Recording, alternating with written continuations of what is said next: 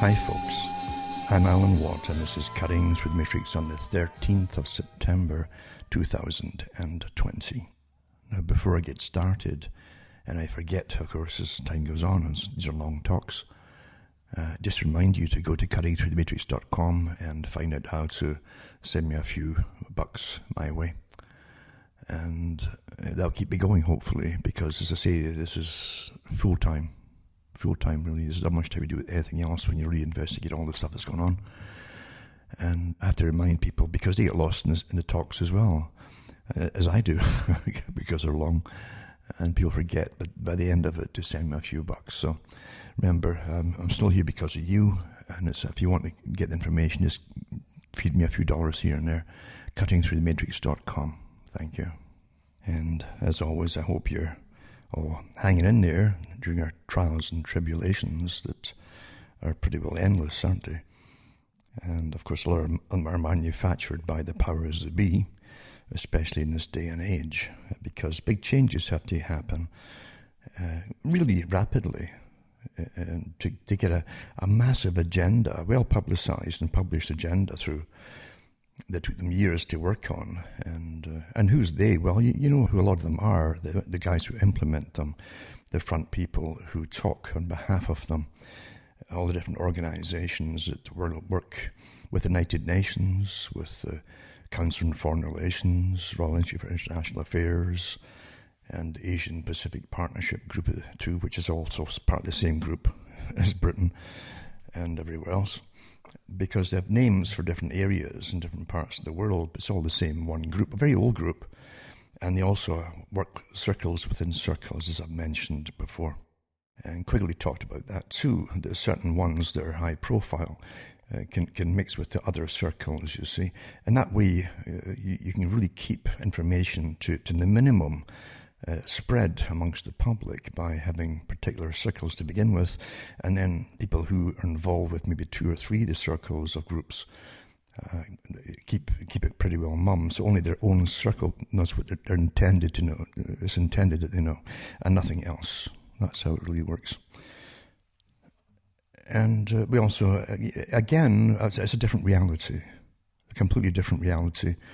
And the more you get into, say, anthropology was hijacked a long time ago. It was actually started up by those that wanted to prove eugenics worked, you see, and they sent people across the whole planet to measure folks' skulls and their bodies and study them, and they go into little tribes and watch what they did here and there and all the rest of it.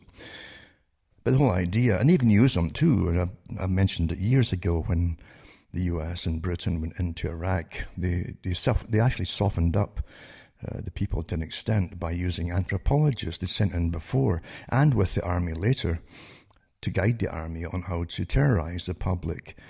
Because each culture has particular terrors, you know. And so they knew what to do to torture them, the things that were really, really taboo, that would frighten them. And they used them in Iraq, of course. You saw a lot of that coming out from the prison camps that they had there. So, these were all, they were helped by, again, professional people are awfully good at earning lots of money and working against the general population and the welfare of the planet. That's a problem with across the board, isn't it? And we're going to an agenda, as I say, that has to be completed. A good part of it has to be completed this century, and preferably in the first half of the century that they're working on right now.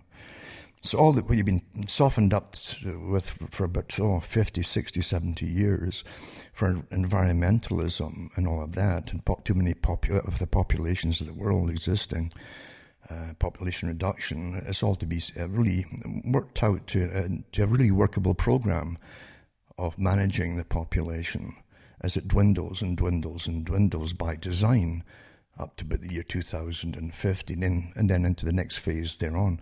The elite have us almost farmed. I've always said this, like Charles Fortis said it too, because we're bred up when they need big amounts of people for wars, major wars. And these weren't just wars of countries saber-rattling against other countries. These wars had other intentions. You never get the real truth to do with any war, ever.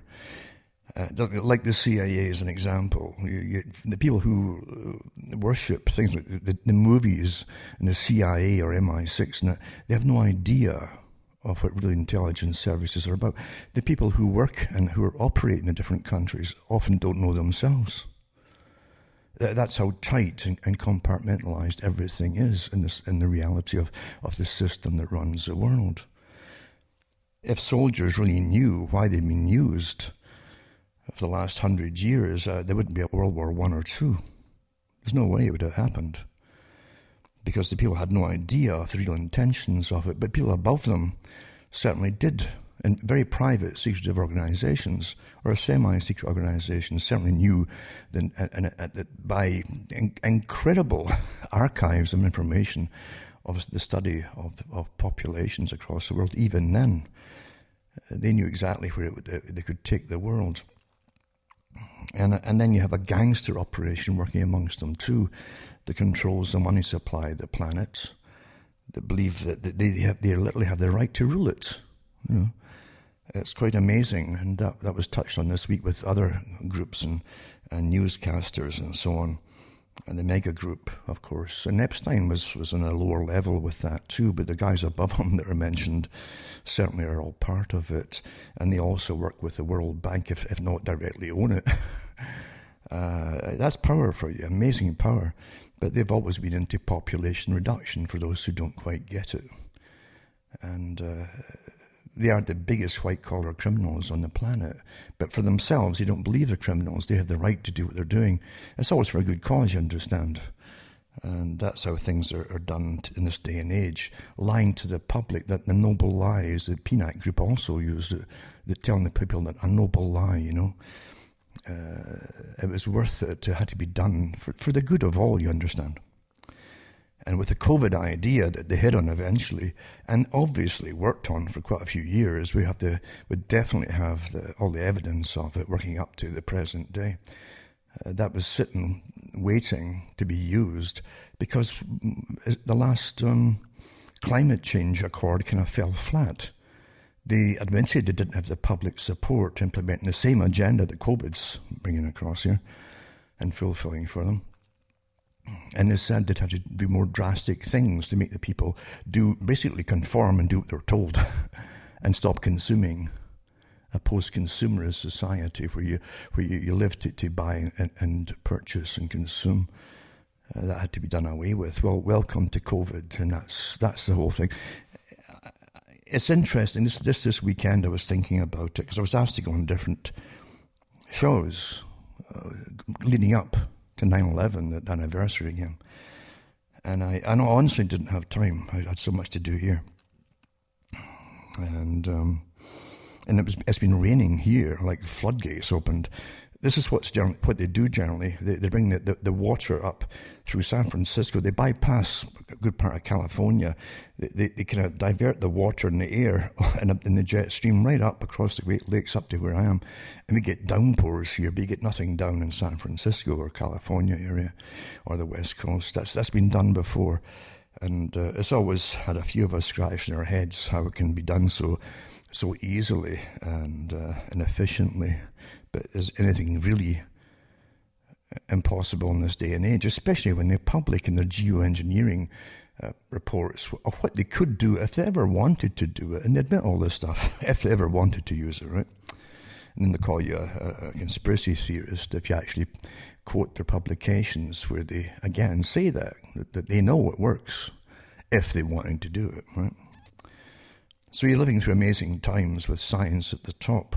And science is the big magician, of course. That's the closest thing, as Arthur C. Clarke once said. He said that primitive people.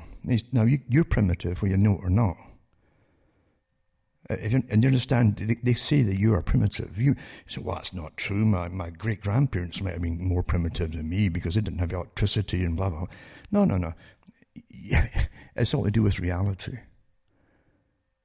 And Bertrand Russell said it, as I've mentioned many times before, in his Impact of Science and Society and other books on science. And he said, eventually the elite with particular specialized, authorized breeding programs, which they've been into for an awful long time, will become a separate species from the rest of the population. But their children, you see, would be raised in reality of who runs the world, why they run it this way, what wars are for, what was meant to be accomplished, and how you must always lie to the public, and even train the public to be naive, to believe the system that you have given them is all real. This is all admitted to. And you're living through the greatest examples of it that's ever existed. It's just right out in your face now. And the same, again, back to 9/11 too, I didn't have time to go on these shows, and it's a shame because I went through 9/11, the whole period of it, watching intensely and studying it and so on. And I knew before it was going to happen that something was going to happen. A lot of us did.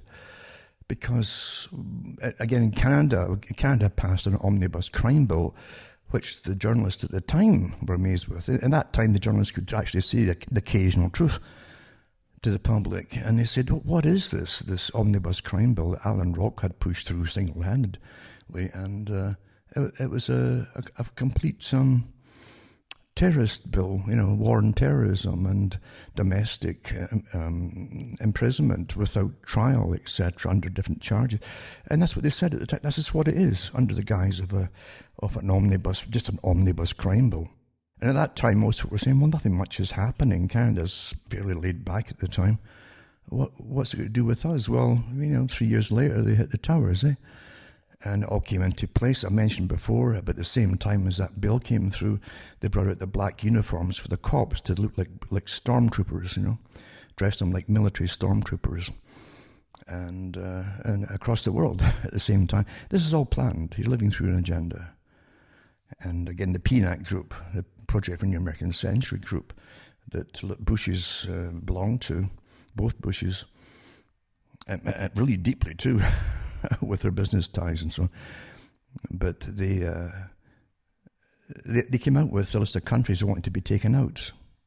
And then when the Bush Jr. got into office, then bingo, they got their little wish, the Pearl Harbor event, which they said they would need to get the American public on board and give them support for a war across the world, mainly across the Middle East and Asia. So, and even into the Med eventually, by the way. Quite a list that they published, and they've accomplished quite a lot of it. So you're living through amazing agendas with the richest folk in the world behind it. I really think the most folk today in any capacity at all of authority over the public on a high level are all on the payroll, from the same group, dedicated to serving it. You see it with lots of them in the US military. I'm sure every other military is the same. They grease their palms and they're brought in and elevated up into other areas of prosperity and so on. And they're willing to go along with it all because this is the culture that we're in today. It doesn't have a unified culture of belonging to a nation anymore, except for the general population and what's left of it. They're generally confused themselves. Well, what is their country now? That's all intentional, because you've been under attack for a long, long time psychologically, and you don't even know it. The children today are in the streets rioting because they've been trained to hate you by the teachers, and the teachers are all on board with it because they get their palms greased too at the top. And it's the same with university professors. The professors who are out there, by the way, in the streets advocating murder, basically, it's known who they all are. This is not accidental. And you'll see the leaders of them, it's mainly white kids. Some of them aren't just kids, some of them are in their 20s up to 30. Some of them are mercenaries. Some have been over storming Syria for quite a few years. The really older ones have been mercenaries when they were attacking Iraq and then up into Libya. The intelligence agencies are organizing. It's the same. You saw them going through the Middle East and into Asia and into Syria, and they've been burning cities. Same strategies, taking down religious monuments and destroying them, and destroying churches. Same thing. This isn't accidental. For those who don't quite get it, you're meant to be focused on your immediate surroundings to stop seeing the big picture. And it is a big picture.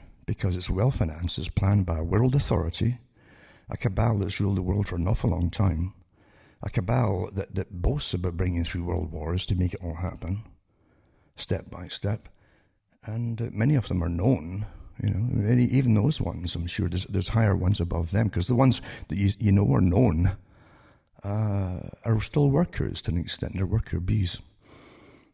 And the ones at the top don't do work. They just suggest here and there, and big panels and committees just jump into action to make it so, as they say. And that's how the world's been run for a long time. But so we live now in such a corrupt system, and that the neuroscientists, the psychologists, everybody's on board with this of manipulating the public's mentality physically in many, many different ways. Right down to the art of creating your opinions is such a precise, perfected art. It's very efficient, very quick and simple now, the way it's put across. And I might touch on some of that tonight if there's time.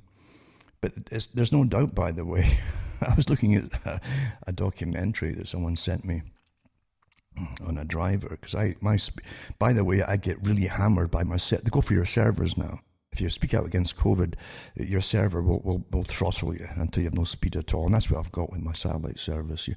Even though they're taking money from the government as well, by the way. and I'm paying through the nose for it too. They're throttling me. The only time I can get any speed at all is the middle of the nights for maybe 2 or 3 hours, and that's it. But this is all deliberate, and of course it's all done with plausible deniability. Well, it could be equipment. No, I've been through all that for years with them before, and I'm going around all the circles and spend hours and hours and hours on the phone just wasting my time. This is what they do, but right now the pressure's really on, because dial-up speed would be a bit faster actually than what I'm getting for satellite, $110, $120 a month. That's what they do, folks. You're not living in a decent, above-board world. It's a disgusting system you live under, and the same system that does dirty tricks like that in other countries, they just kill people. I hope you understand. The same groups, right? That's what really happens. And your own countries at the moment, they've got to play it. They don't want everybody, really, they don't want the rioters eventually seeing the real people they should be targeting. They must keep you just doing the communist burning and torching crusade right now, because that's part of the Communist Manifesto. That's their techniques, is burn. Wherever you see burn the clenched fist, it's the same groups.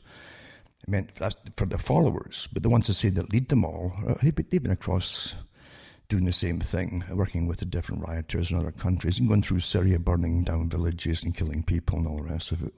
They have the same leaders. They're well versed in what they're doing, and they travel from country to where they're told to go.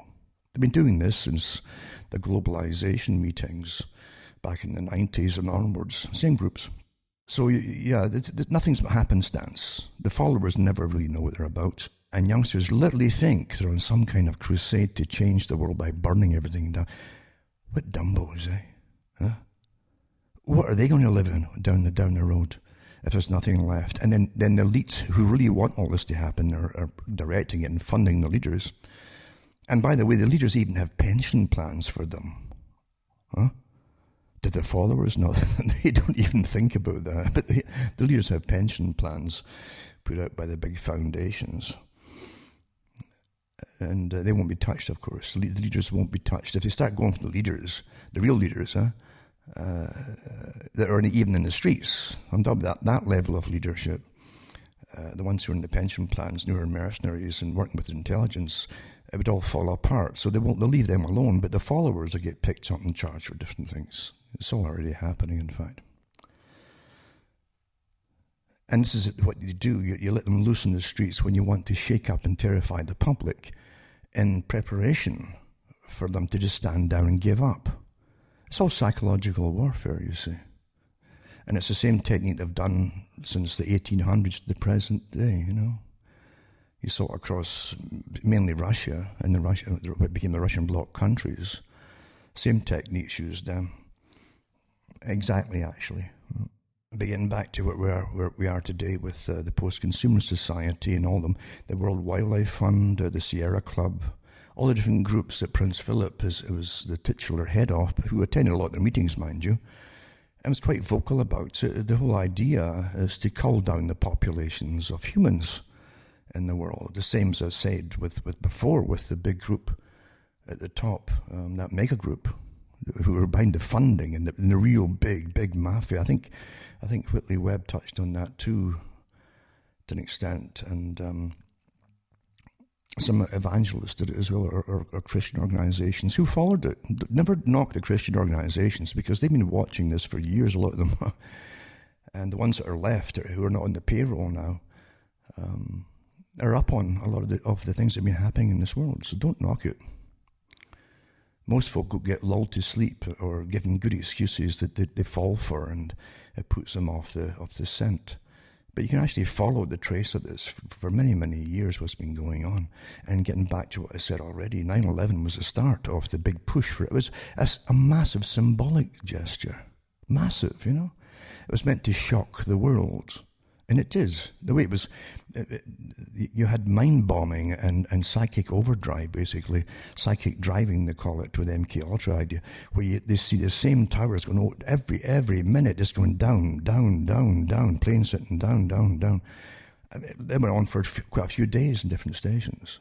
That's pure psychic driving, imprinting in the brains that the actual event, to overwhelm any rational thinking of who really could have done this. That was the point of it. And it's quite extraordinary too, because at the time after, maybe the same week, I did a talk that night, but in the same week I did another talk when it came out from, I think it was Canada, one of the news companies in Canada, when they had a little bit of honesty back then, a little bit, not much, but they did mention, they could give you a bit of honesty when there's another country involved and it wasn't them, but they did admit that George Bush Sr.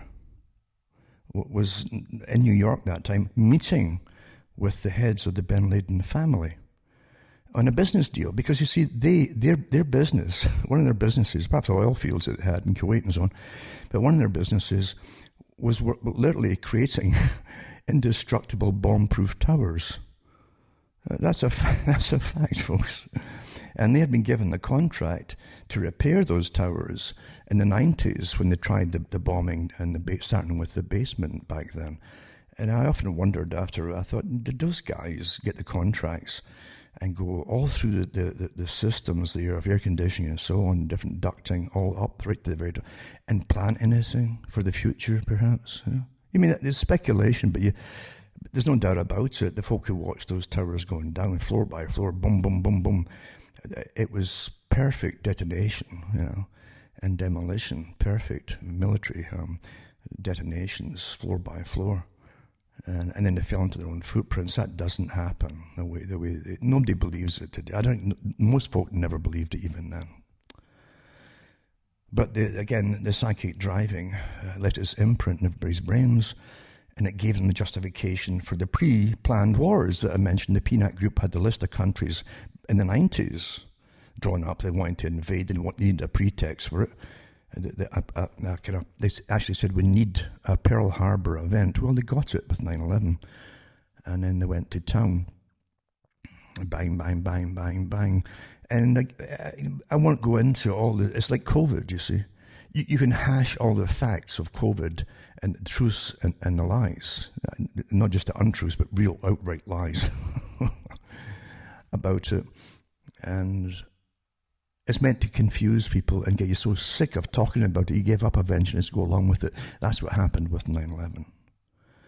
It's a psychological techniques they use in psychological warfare. And with 9/11, everybody saw what happened. You had the different dancing folk on, it's well documented, by the way, in other countries as well, who were there to watch the event of the towers getting hit. And they were let go out of the country to their own country afterwards, and all these things were happening, and caught with explosives in the van and things like that, blah, blah, blah, blah, blah.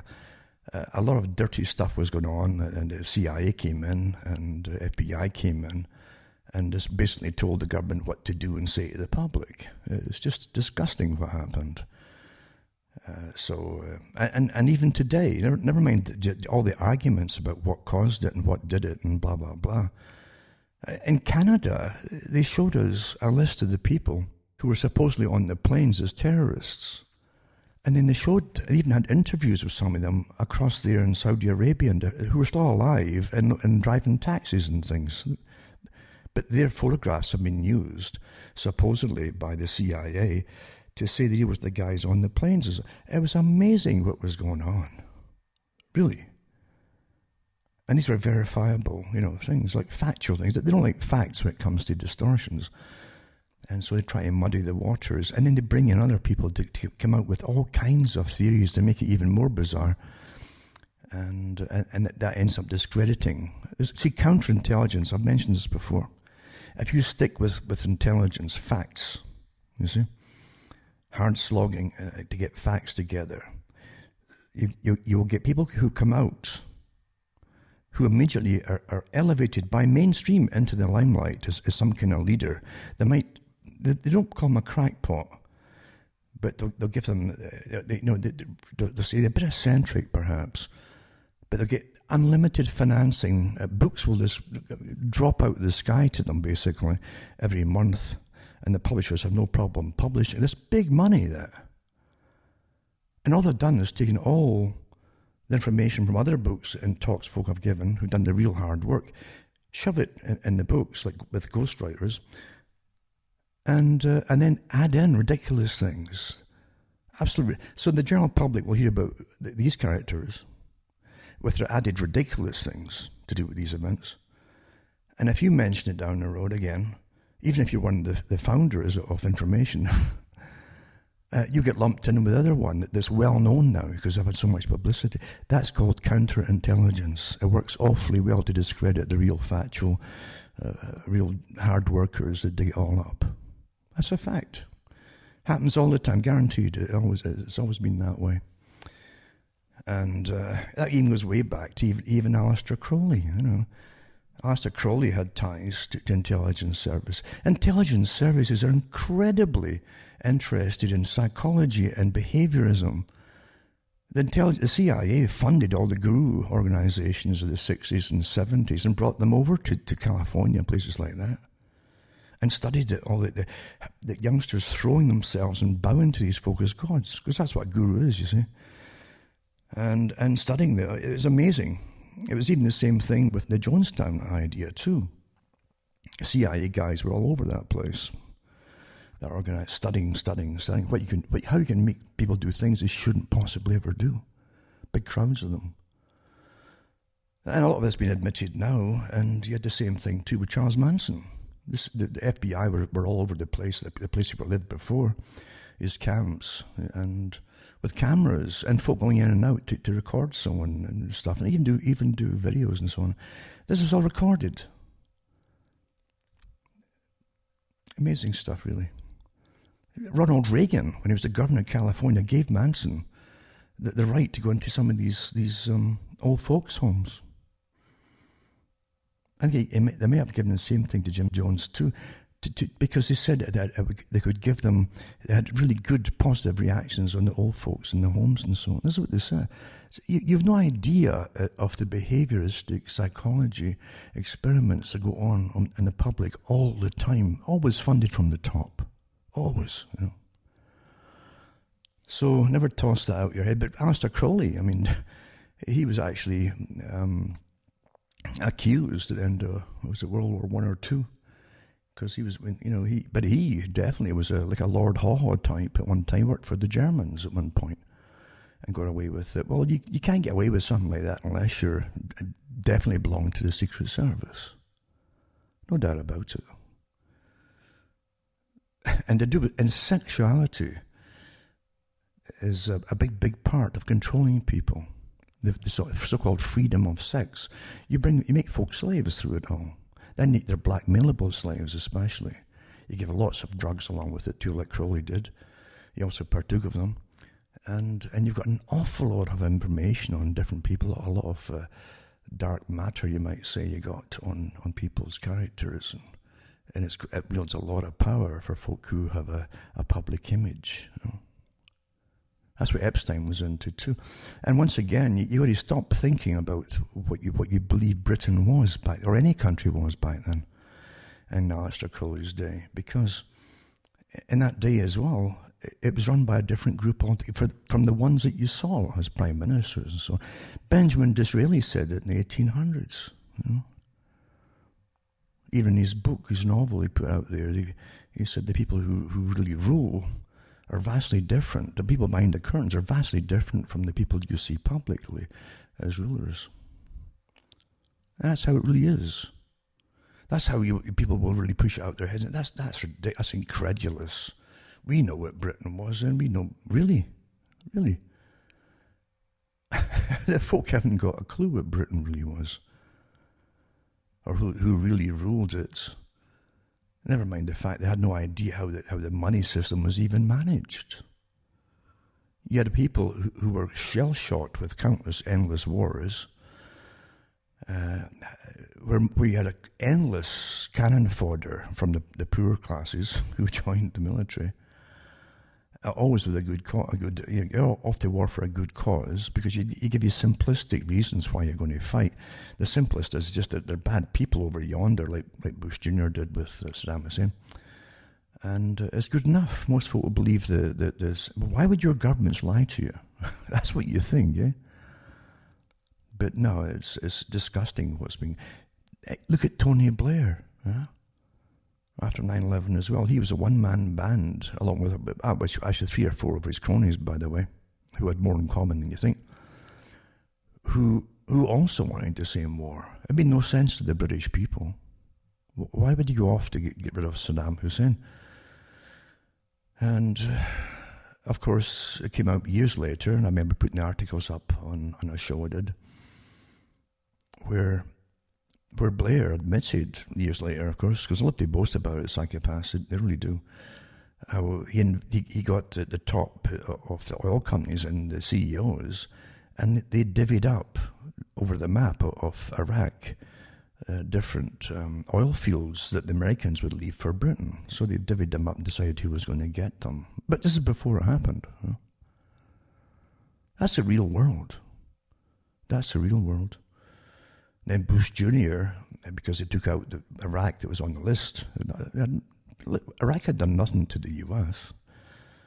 And Bush Jr., during the inquiry, you can see it probably still today, but still up there, he said, "Oh, no, I never said that Saddam Hussein had anything to do with 9/11, which was a lie, because the media was constantly trying to infer that after Afghanistan. Well, it's probably a Saddam. But he says, no, I never said there's anything to do with it. He was just a bad man, and the world's better off without him. So that's your justification for killing about 1 million people? A bad man, get rid of a bad... Saddam Hussein didn't kill that many. But truth doesn't matter, facts don't matter, right?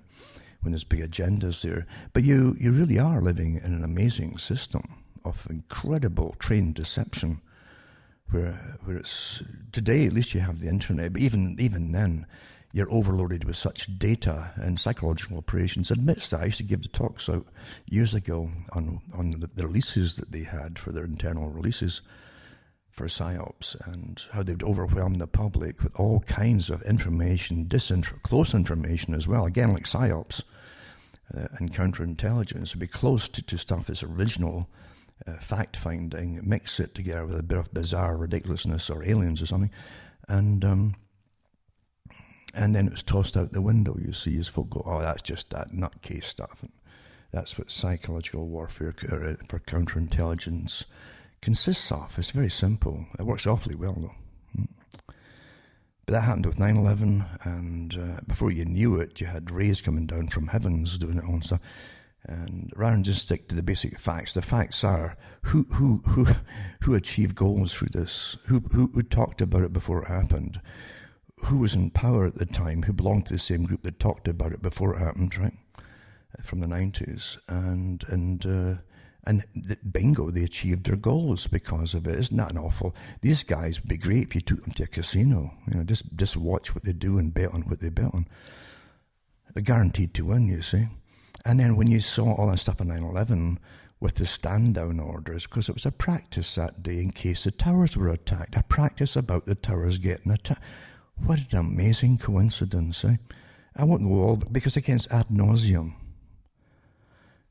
And folk can't believe there's that many facts involved, but the facts are documented, and you had Cheney and Wolfowitz and all the rest, Wolfowitz and you had Rumsfeld all in charge. In charge, mind you, they put themselves in charge over the military and the Air Force and so that day, and they told them to stand down when there was reported incoming aircraft, you know.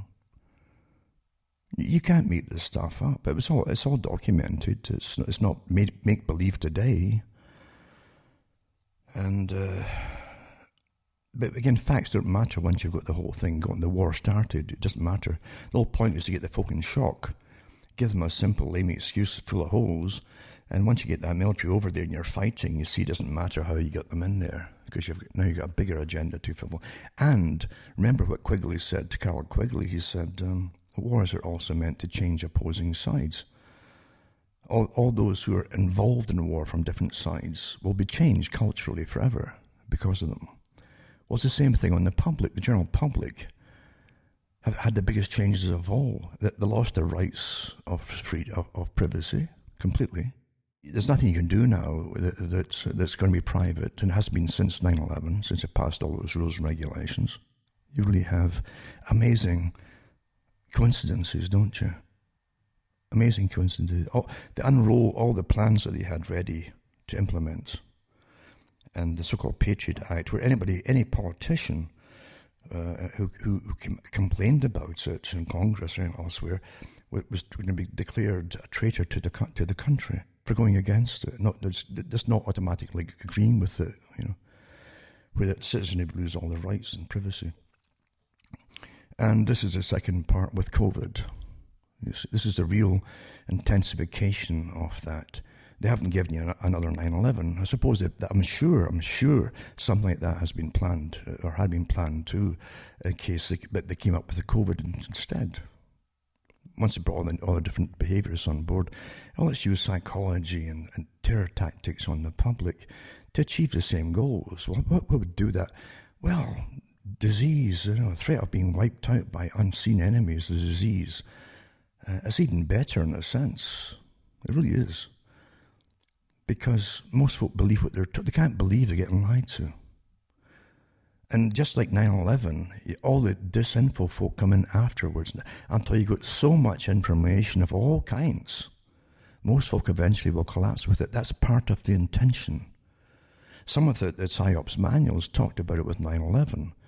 How you'd have to bring out different people with different points of view, until the folk would crumble with all the different answers that were out there and give up and switch off and just go along with the authorized statement on how it all happened. You see, that's what happens. And that's what's COVID's going as well. I guarantee you.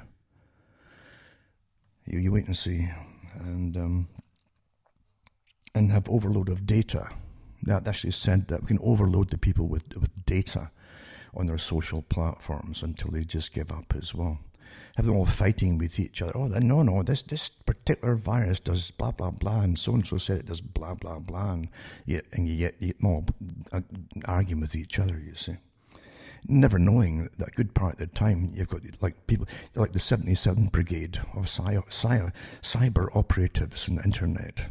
Paid literally like a battalion of cyber warriors who are out there all the time, thousands of them. And I gave the articles out a few months back, and even a few years ago too, about the group that were involved in attacking anybody on the internet, using all kinds of tricks, bots and real people attacking you in cyberspace. And just twisting your time until you ruin your... Don't answer anything. I don't even bother with that kind of stuff like Twitter and all that kind of, because it's pointless.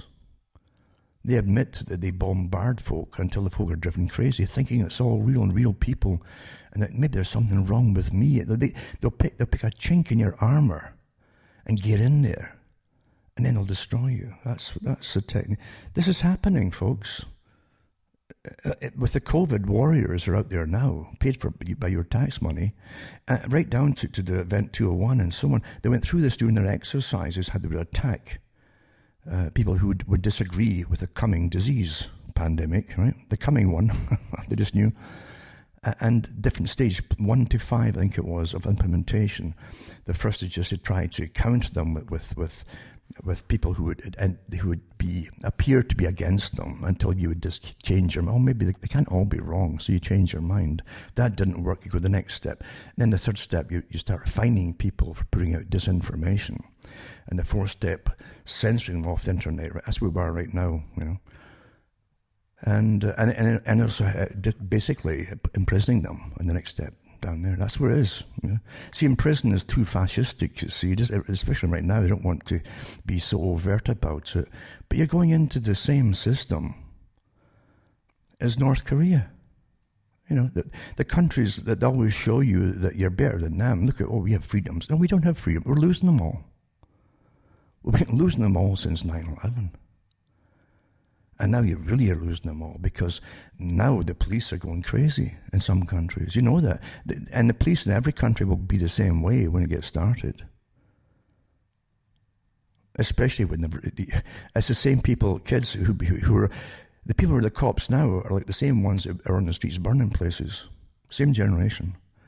And the ones who are cops are the same ones that don't go in the military. A lot of them have been in the military.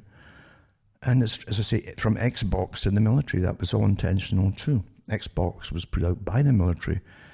And years ago, the companies that did the programs for all these different video games for the children, for war and so on, were actually part of the military-industrial complex from DARPA and so on. And they worked with the Japanese and funded them too. All well-documented stuff, not conspiracy stuff. It was documented, admitted to. Programs that were designed to desensitize troops from killing people, because people don't normally kill folk unless you're a little nutcase, you know. But people, sort of decent folk, and most folk go into the military are generally the working class people, most of them, and decent people. And they found out, going back to the Civil War studies, it shows you how we're studied through everything, eh? But the Civil War, an American Civil War, they found out that maybe for every person who actually shot enemy troops, actually shot them to kill, there'd be 15 to even 30 and alongside them who wouldn't. They'd fire in the air a bit higher or whatever, because it's not natural to just shoot, especially when you don't know them, you know. I mean, they've done nothing to you, generally. And so from then on, they've had all these different techniques being instilled in troops to make them more deadly and efficient, because their job is to kill people. And so they came out with these Pavlovian techniques of just instinctive shooting to kill. And video games have been the most successful of them all. And they admit that through all the studies, they're very successful. Because the children don't see the characters as real living humans, but close enough so that if they're given a gun in their hands, they will shoot the same way, you see, at the person, instinctively. There's nothing out there that happened by chance, nothing at all.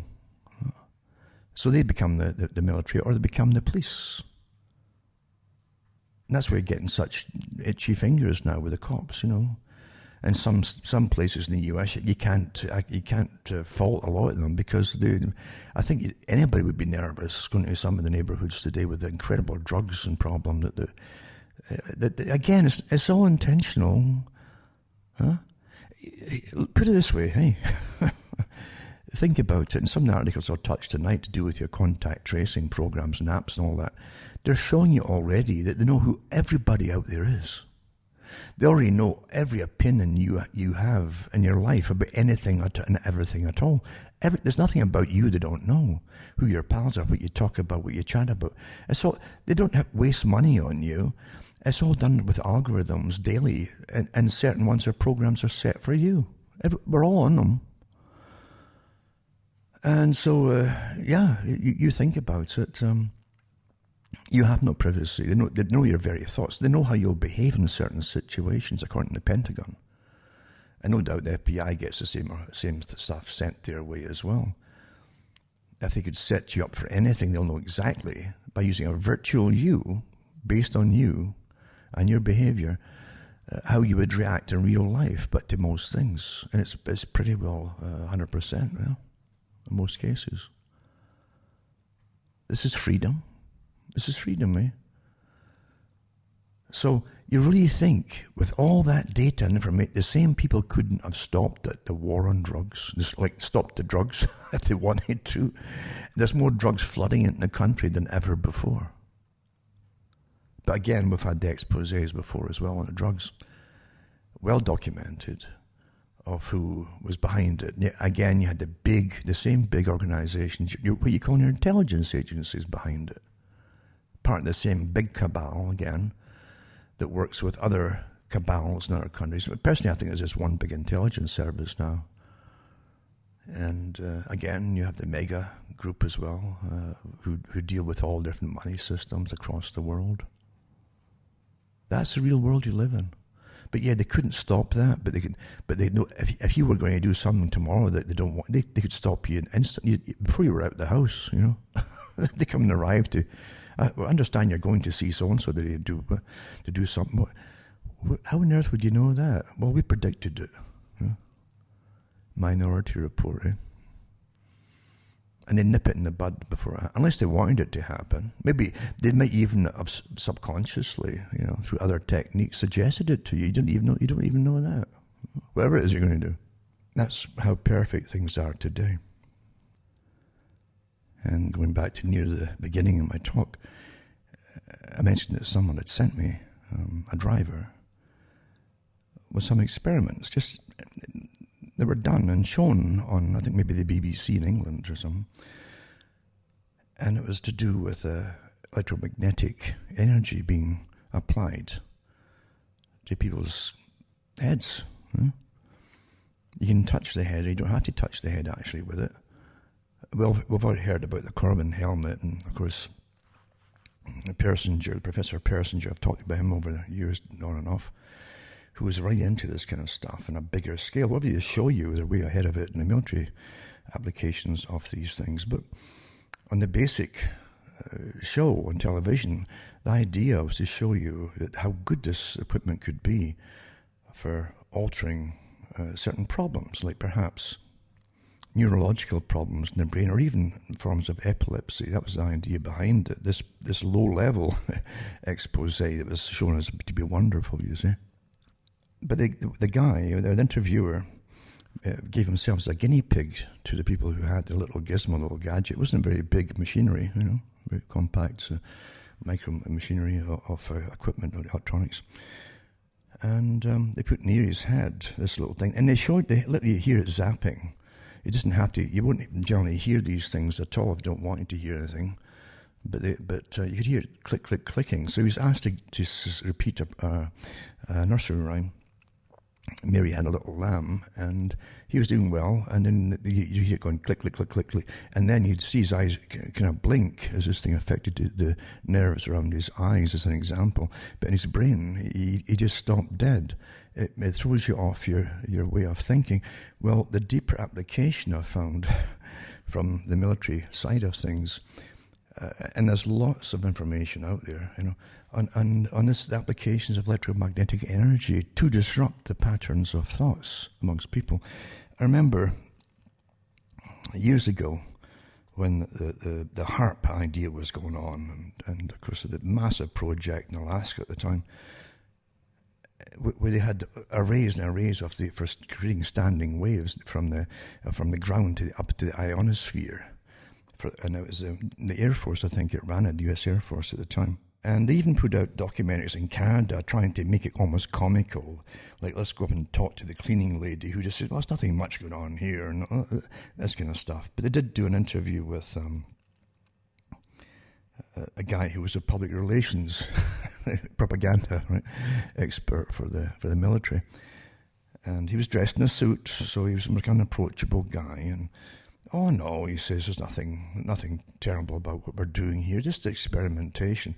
So they spend multi-millions, maybe billions, on this big array, this complex, and a few acres of ground, where they could create incredible standing waves that could give you the northern lights if they want to, because it hits the ionosphere. But they can also use this to superheat parts of the atmosphere as a weapon if they want to. But on a secondary carrier wave, they could actually interfere with the human thinking. And this has all been documented, this information. But That's part of it too. It was thought that they used this technology when they first went into Iraq, or they bombarded Iraqis with it during Operation Desert Storm, when you saw all these Iraqis coming out of their dug-in trenches, utterly dazed as could be. And this was in the newspapers at the time, when they're allowed to talk about things like that. Newspapers have always lied to you, but occasionally they'd let you know a little bit when it was in another country, So you saw these folk coming out of the trenches and had little clips on TV years ago. Just utterly confused and dazed, but they hadn't been under intense physical bombardment, But they were definitely confused and they couldn't understand. Even their interpreters, they're speaking their own language. They couldn't understand for a while. They were very confused. And this was thought to be HARP. It was standing waves they've been testing out then. And then they did the same thing again with Operation Iraqi Freedom, to give some democracy. Like we've got it here, And so anyway, that's when they use these technologies as in warfare. That's an open field then, because no one's going to poo-poo it or say you shouldn't be using that on people when they're designated as an enemy, and all the propaganda's in full force. So they were doing all that kind of thing back then. So anyway, you take it from there and you say, oh, this is all too fantastic for me, I'll switch off now. But go back to Brzezinski's, but most folk don't read now, And Zygmunt Brzezinski in the 1970s, in his own book, he said that between two ages, he says, we can now, in a Technotronic era chapter, he says, we can now, if we want to, bathe the whole continent in particular frequencies or alter the behavior of every person in that area, or the whole country. Well, take that back to where you are now with the standing waves, and you don't need Alaska for it. They've got portable ones all over. They've got an array of them, by the way. If you've been looking to the HARP projects, that an array of them. It's built up in different universities across the US now. They can actually get together on certain nights and beam these standing waves up collectively, meeting in certain parts of the sky, causing standing waves, and also bouncing off the atmosphere. And they can just like a mirror, they can actually direct it to where they want it to come down and hit. And they even use this technology now to see under the ground for hideouts and dugouts, and even using it for pipelines and things. It's amazing what they can do with it. But again, don't forget, there's a whole wide frequency range involved there, and part of it can be set quite easily, and they've tried it within the human brainwave patterns. So getting back to this little demonstration of the wonderful little portable thing that they had, that was meant to help people in the medicine. This is what they said.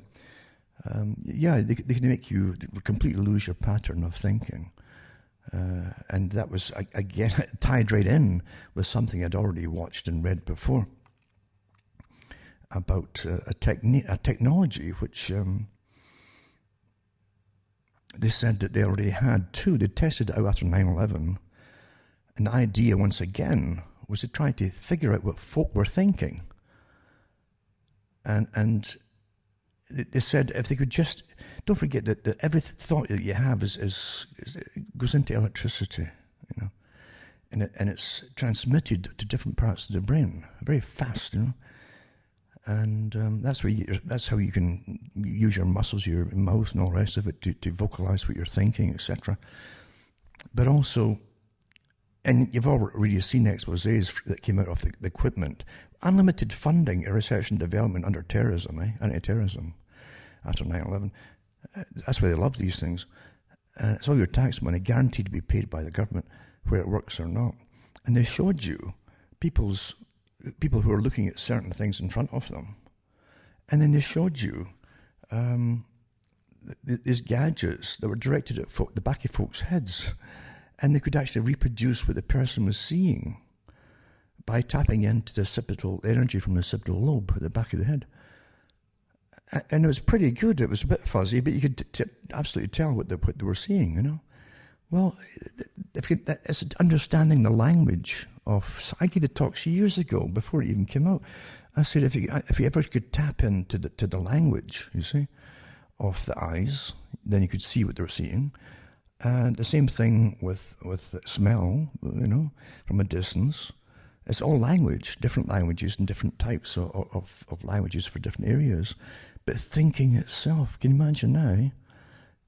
And then the idea was when a person was thinking about something, and a computer was set up, would be reading this in real time, what you were thinking, at a distance. If it didn't agree, if it's already programmed to attack and change certain thoughts on certain topics, it would catch your thoughts basically in midair and transmit them back to you with alterations until you'd say something and you'd say, "Oh, I didn't mean to say that," but you say it anyway. These techniques are out. They're out there. These gadgets are out there. Huh? Absolutely.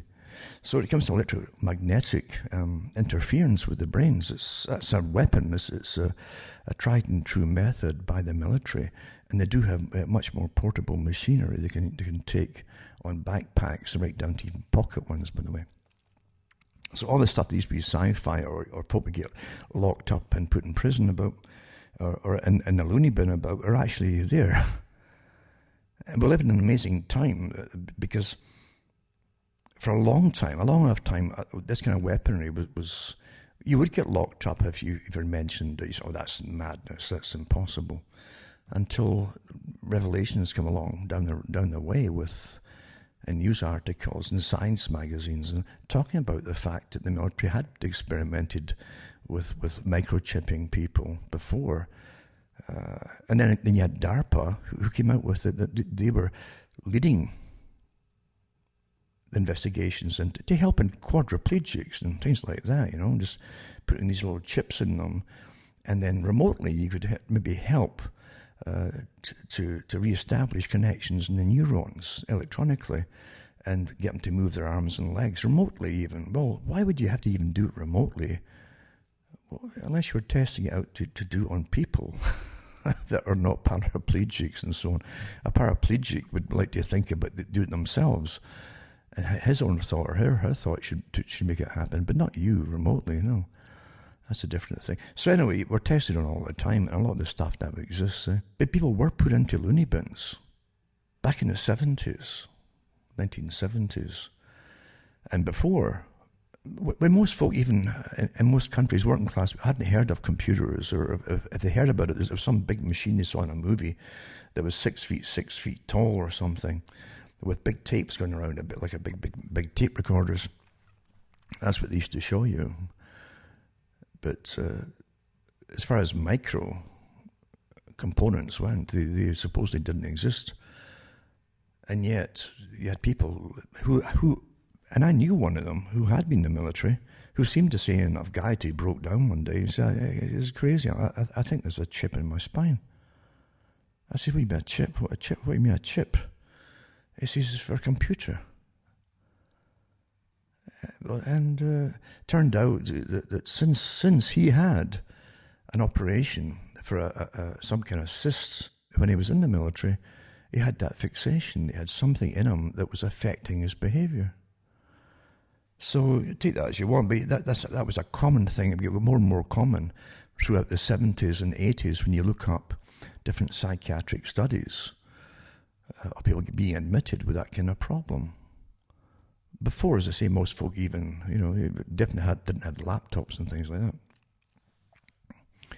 So things are always tested out years and years in advance before the public ever hear them. You look at the old technology that was used in World War II for communication and for even not just night vision like infrared and so on, but you find that the Germans, they still use for sniping, or they did anyway, sniping and camouflage for NATO troops. German, old German training movies made for the military before and into World War II. They had the most advanced. They hadn't really improved upon it. and how all the different kinds of terrain and how to perfectly camouflage yourself and how to lie doggo, as they say, for hours on end. That's what SAS are trained in, and you'd lie dead still for hours to need be. And literally, if you there was ways to relieve yourself without even moving, without even peeing yourself. There's ways that were taught, but they did inch forward a little bit and a little bit at a time. And to the eye, watching them, you wouldn't really notice it. But eventually, after a few hours, they could be on top of you. And that's the sort of thing they were. Well, all that stuff was developed by the Germans. And you see them with these little gadgets that they look like foldable umbrellas, maybe a foot and a half long. And they could literally detect the body motion and heat from a distance with infrared. So we take the Germans to use microwave communications in certain spots. Very effective. And you, again, microwave, you can actually direct it with a pinpoint energy to someone, as long as it's in line of sight. And it can go miles and miles if you're in a high spot, like a hill. And no one would intercept it, you see, because they're not in the way of it. It's a line of sight straight. These things were used then, during World War II, and yet the public never knew about these things till years and years later. The microwave for cooking all came from that era, really, that technology. And you get it given from the military, from their uses. Eventually, they'll water it down to some other use, and because we live in a commercial age, and then they sell it to you for a different purpose. Well, it's the same with all the different technologies that were kept fairly quiet. The technological or technotronic warfare type things that Persinger talked about, they kept it fairly quiet all those years. Remember, that book was written in the 70s, and he said that they really tried it, and they knew it worked by then for altering your behavior and your mood, etc. And with different frequencies, they can make you very depressed, like a whole town, city, or the continent. He said you could travel across the entire continent if they wanted to do it, and or make you excited or sleepless, insomnia, or just dead beats and irritable. So it was all tested out, different frequencies, to see what it did, and it was very effective. No one disputes that. There was on all this different testing in other countries as well. So that's what you're living in today. Now, just this week I was looking into, again, something to do with that kind of technology, and it took me back to what I'd already knew, but also into what they're working on now. And I mentioned last week about disclosures that came from Pentagon at one point, where they even talked about a killer virus. People thought it was an actual virus that would kill the computers and so on. And I read it on the air at the time years ago. But actually, they did mention they could disable people by, again, getting into the language that works your eye.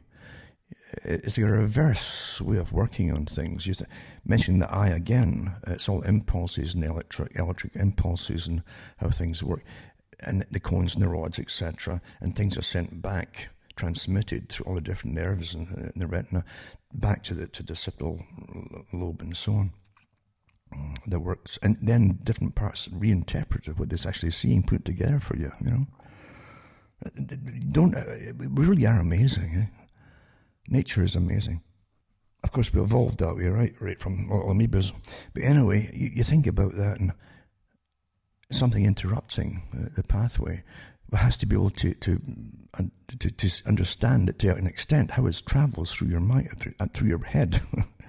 Or anything through your body, for instance, all the information from different body parts, from the sensory parts and the sympathetic part of the sympathetic nervous system and so on. All this has been dissected. All of this information has been dissected for years. But you're taxing again, because the military gets it first. They're behind it always first. Any spin-offs that might go to the medicine down the road and surgery and things like that to help victims of diseases or accidents or whatever. But and it means most of this stuff is meant literally to be very effective weaponry. And so I was going through all this old stuff again and thinking about it too, and I thought about Yeah, when the Pentagon admitted the killer virus. The killer virus wasn't a virus to destroy computers. They've got plenty of viruses that will do that. The one that we're talking about, the Pentagon, was and I mentioned it last week, it was a way of inserting the stuff to a particular target. It could be one person or a group of people or even thousands of people at the same time. And altering the pixels and the pixel patterns and rates, because they know how light affects you through your eyes, and how the light itself will also act like a language, and it can technically, now in a sense, kind of reprogram you. Huh? You understand where it's all going? And they had done something and tested it out, and they had something that could, through the eyes, that's about it really, through the eyes, and maybe through electromagnetic fields, which they can push across the computer. Every computer screen is an electrical field. If you get an AM radio and put it around any one of these, you'll hear it starting to go psh and howl eventually, Very powerful, in fact. Or if you've got any of the meters that read the voltage and the different, the atmospheric systems in the air itself, it'll definitely start howling if you go near a computer screen. Well, so there you have your electromagnetic weaponry, you might say, if you wanted to, right? And you're so close to it, you've been trained to be close to it. And then if they put these certain patterns and the pixel rates and patterns there, which you won't recognize or even probably won't even notice, but this language can go through your head. And they said they had effectively stopped certain people's hearts from beating. They programmed it so it would stop your heart from beating. Yeah? And that was from the Pentagon at the time. I don't know if it's still out there, all that stuff. I had a lot of stuff from it. And I thought, my God, it's a scary world. And we buy the stuff that is offered to us. With the computer, you give away your privacy. With the computer, you gave away any right to privacy. You agree to it all, Okay, I'll go for sure. If you agree, just click here and blah, away it goes. And then you get addicted to it, you see. They make it from a little toy initially, where you see two little dots pinging a little electronic ball across a field. That was how they started it, all the way up to high definition movies and so on they can put on it too, if you get the speed that I don't. But all along the way, the Pentagon and the different establishments like DARPA are way ahead of all the other uses it can have, especially to do with altering and managing people's minds, not just through persuasion. I went through this with the articles, and I won't put all of them up to this week for sure. But it really got me thinking about how we have so little thoughts of our own nowadays.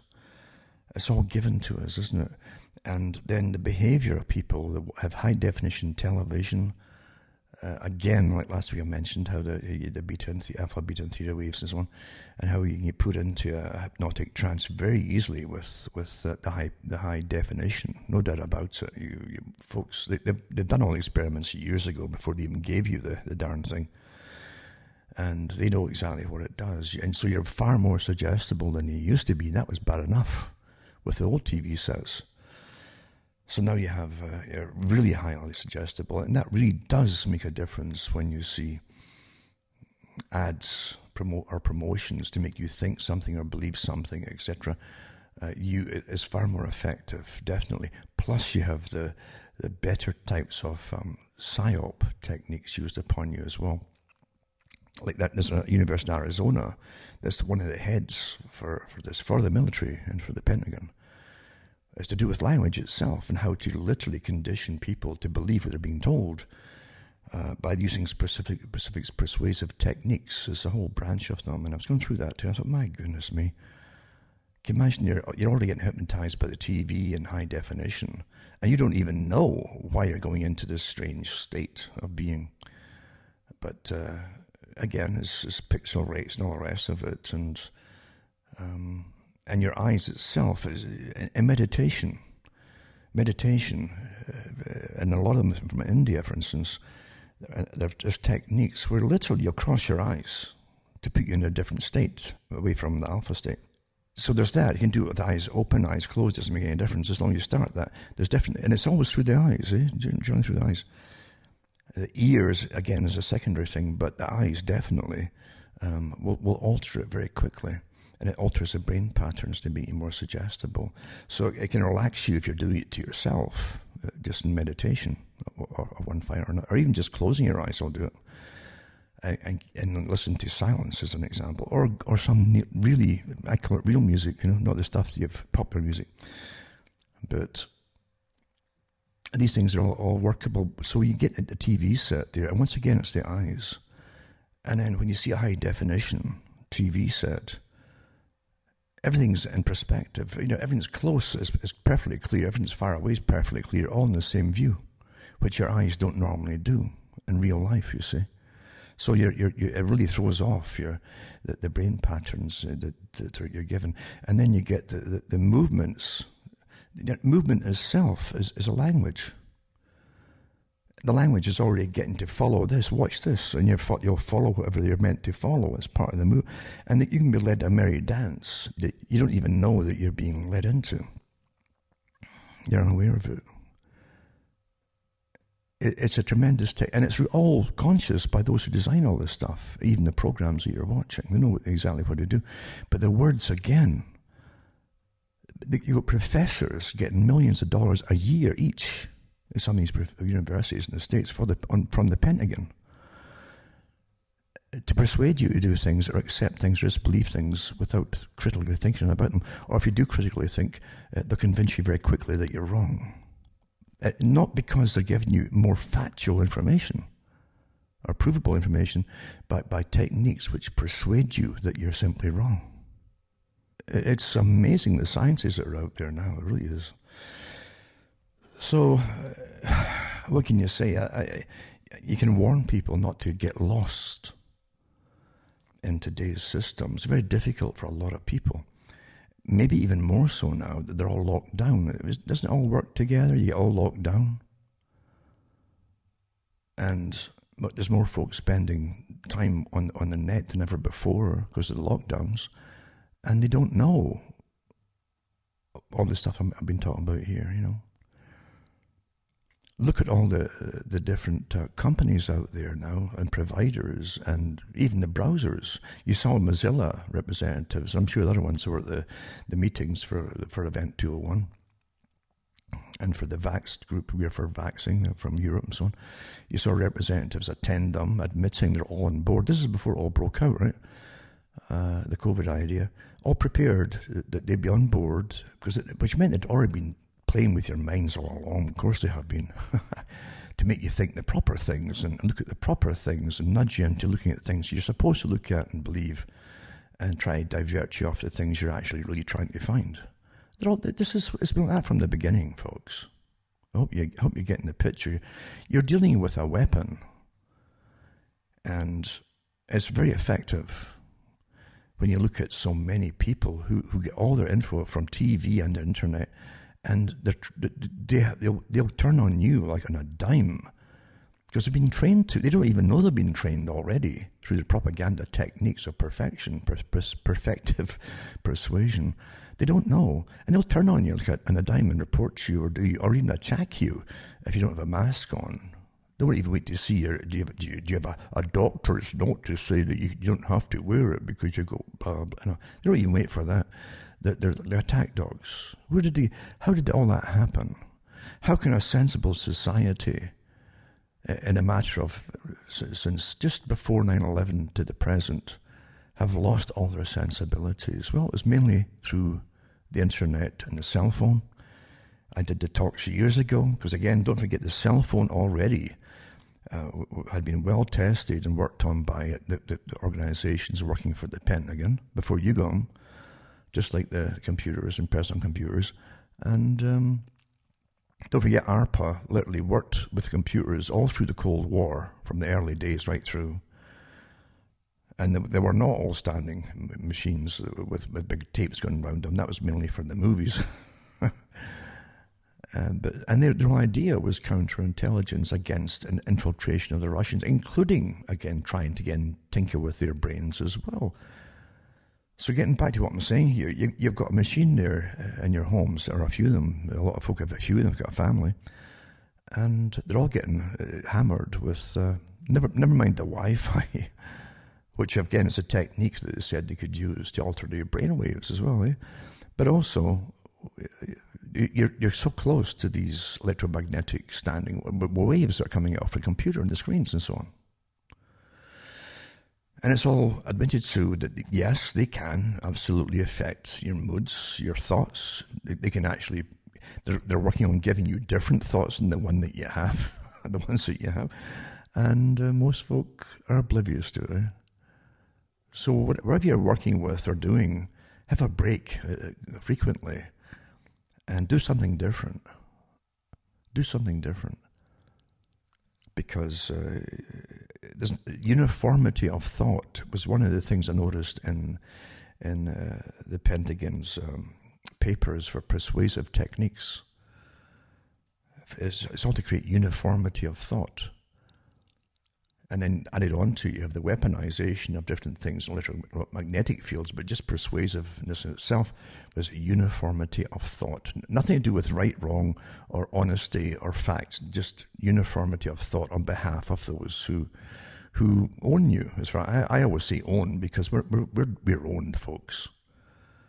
We're owned. I mean, if you think you're independent, go and try to start a big garden somewhere. If you even have a bit of land, go and try to plough it up and see what you'll get a visit quickly from some agricultural authority who say, "Have you got permission? Are you going to start growing vegetables and selling them, or you need a license for this and blah blah blah?" You don't have freedoms at all.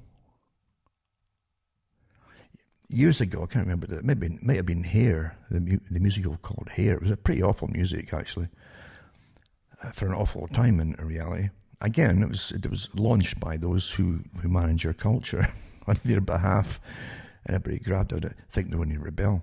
But the movie, I think it was called Hair, but one of the songs in it was signs, sign, everywhere a sign. Like, keep off the grass and don't do this and blah, blah, blah. Everything is signs.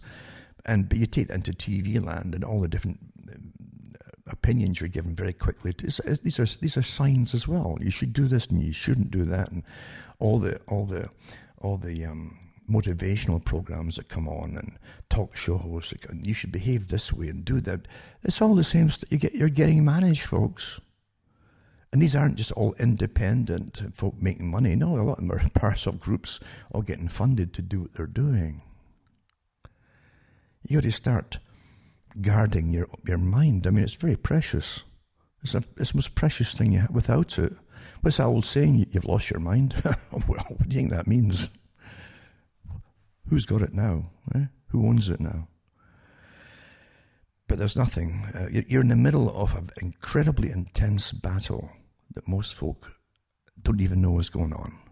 They get caught up in the minutiae of argument, and with all the counterintelligence mixed in with the arguments to muddy the field and give you different reasons and different answers to everything until you give up. That's how it's done. It's very simple. But it's very, very effective in how it works. Stick to your thoughts. Don't be sitting staring at the computer all the time. If you've got one, try to keep as far back from the darn thing as possible. And it shocks me, it really shocks me how... And I remember giving a talk years ago, many years ago, with an elderly woman who didn't have all this gadgetry, but she said, we're talking about convenience, and I'd said, but give up everything for convenience. Again, you studied the human. What is a human, or what does a human do? What does it don't like to do? And the same with a monkey, by the way. It's unfortunately true. Some of the same traits there from the monkey, but and so much overstudied. You can't believe the countless billion-dollar studies on us all. We're very important to the masters who own us, for control purposes and to be used by them. Which again is very much like the Matrix. You're a battery in a sense. It's your energy that they use because our energy makes everything in the world. You see, we make things. The folk at the top don't. They just own it all. But we're talking about giving it up for convenience, and I can remember many years ago when they came out with the gadgetry for putting light switches on and off, by clapping the hands. That was back in, I don't know, maybe the 80s or 90s. And how folk would initially get it to show off with, you see. And that's how a lot of folk, it's a kind of snob appeal. Oh, I've got the latest, yada yada. You can go back even further with garages. And the people who had garages they're easy bait, basically. We're given easy bait of, don't you want something, or a remote thing that would open up your garage for you, your neighbour. And that's how the ads were. And your neighbours would see this thing opening up, and you didn't even get out your car, and you just drove into it, and it closed behind you. Again, so convenience is really predicated on snob appeal. That's how all these sneakers and all these things are sold, and brand names, Snob appeal. Well, I've got the latest blah, blah, blah. So you can count on that to work at any time with so much, in fact. And the same thing's been used even at the COVID, when it's to be launched with the vaccinations. You're going to get these folk with extra perks that they're given too, because you always get little perks because you're just a little mouse or something in a maze, right? And they give you little added things for doing the right thing. And you'll be promoted as a superior being in the community. That's how the ads will run. Oh, so-and-so's got it, and his family's got it. And they're all smiling, their teeth are shining, glistening, boom. And they have little halos above their heads, and the rest of the people are dull and dirty and ill-looking. And that's how he promotes things through propaganda and shame. Shame, of course, comes into it as well. Aren't you ashamed of having... It's the same thing going back before the Gucci this and the Gap that and all the rest of it.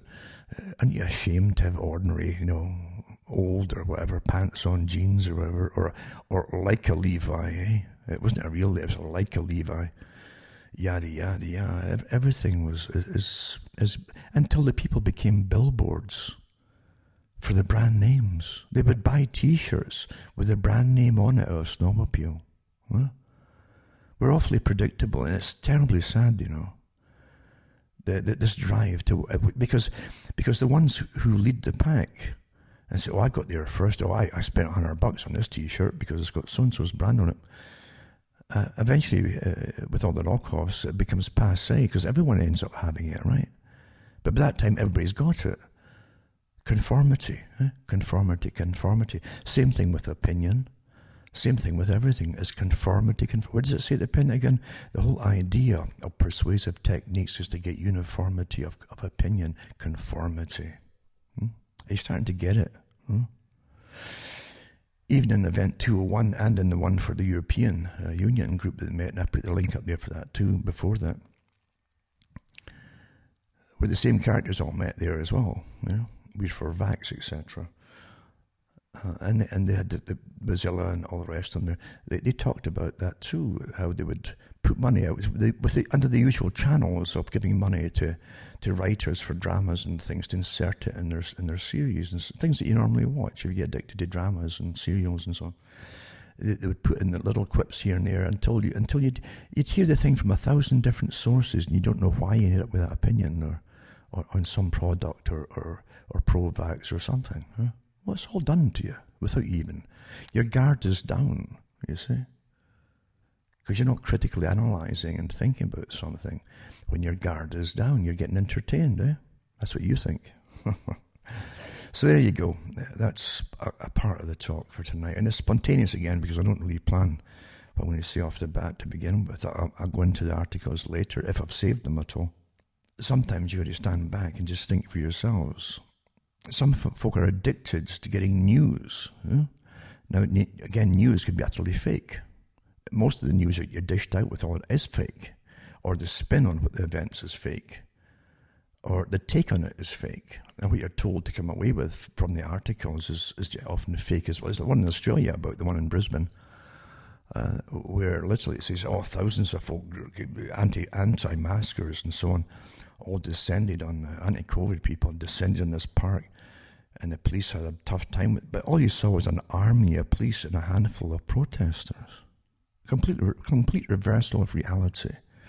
We've seen it uniformly across a fantastic demonstration that's still going on, where you see in the States the fires behind the commentators on the different TV programs. I get sent this mainly again by USB drives and things, because I can't get the speed. I'm under an amazing attack here, and I'm used to it,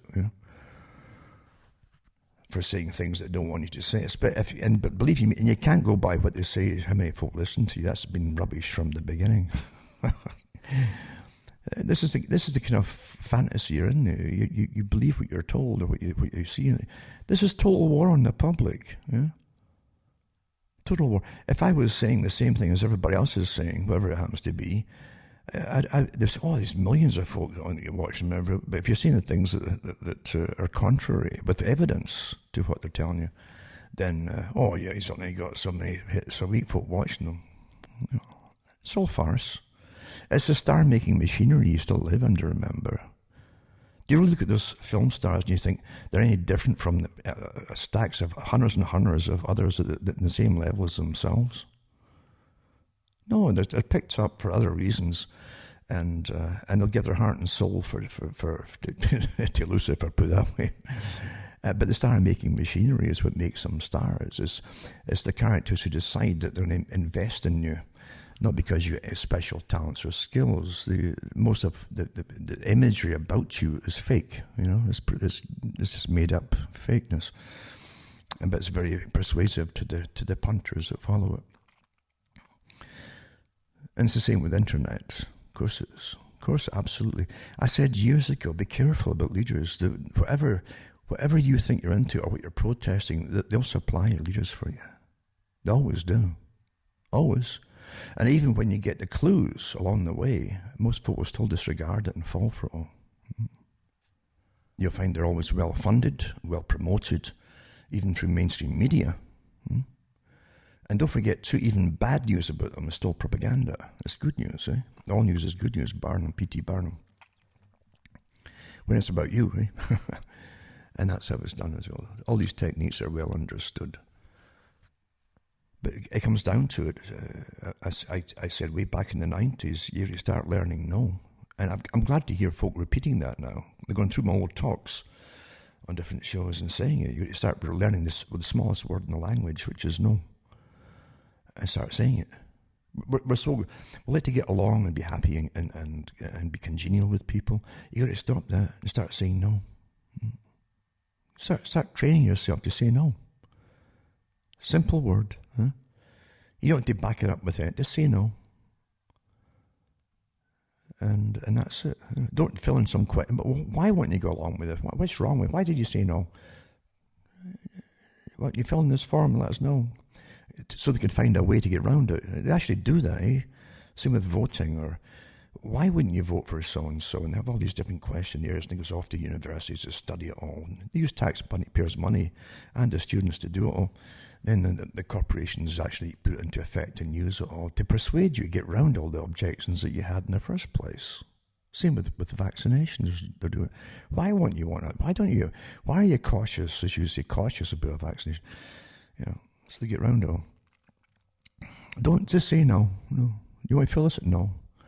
Don't do the clicking on all the different stuff on the internet, because that's how they're sussing you out. What you're for, what you're against, why when you go for this, blah, blah, blah. They got you all pegged. It's just amazing how folk will do it. Getting back to convenience, so, from a light switch. I remember as a doctor, was it a Professor Warwick, I think his name was, or was it Warwick University, I can't remember. But he did shows years again. They brought the star-making machinery through. They make him a star, you see. They always give you these guys that they want you to follow. Oh, he's clever, so I'll follow him. And so this guy eventually had his followers after a few years. He said, I'm putting a chip in my arm, and I won't have to press a button to open my garage door, he says. I can just, what do you think, or something. I can't remember what he said, how he did it all.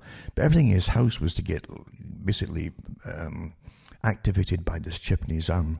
So the locks in his house and the windows would open. Everything was controlled by this silly chip, eh?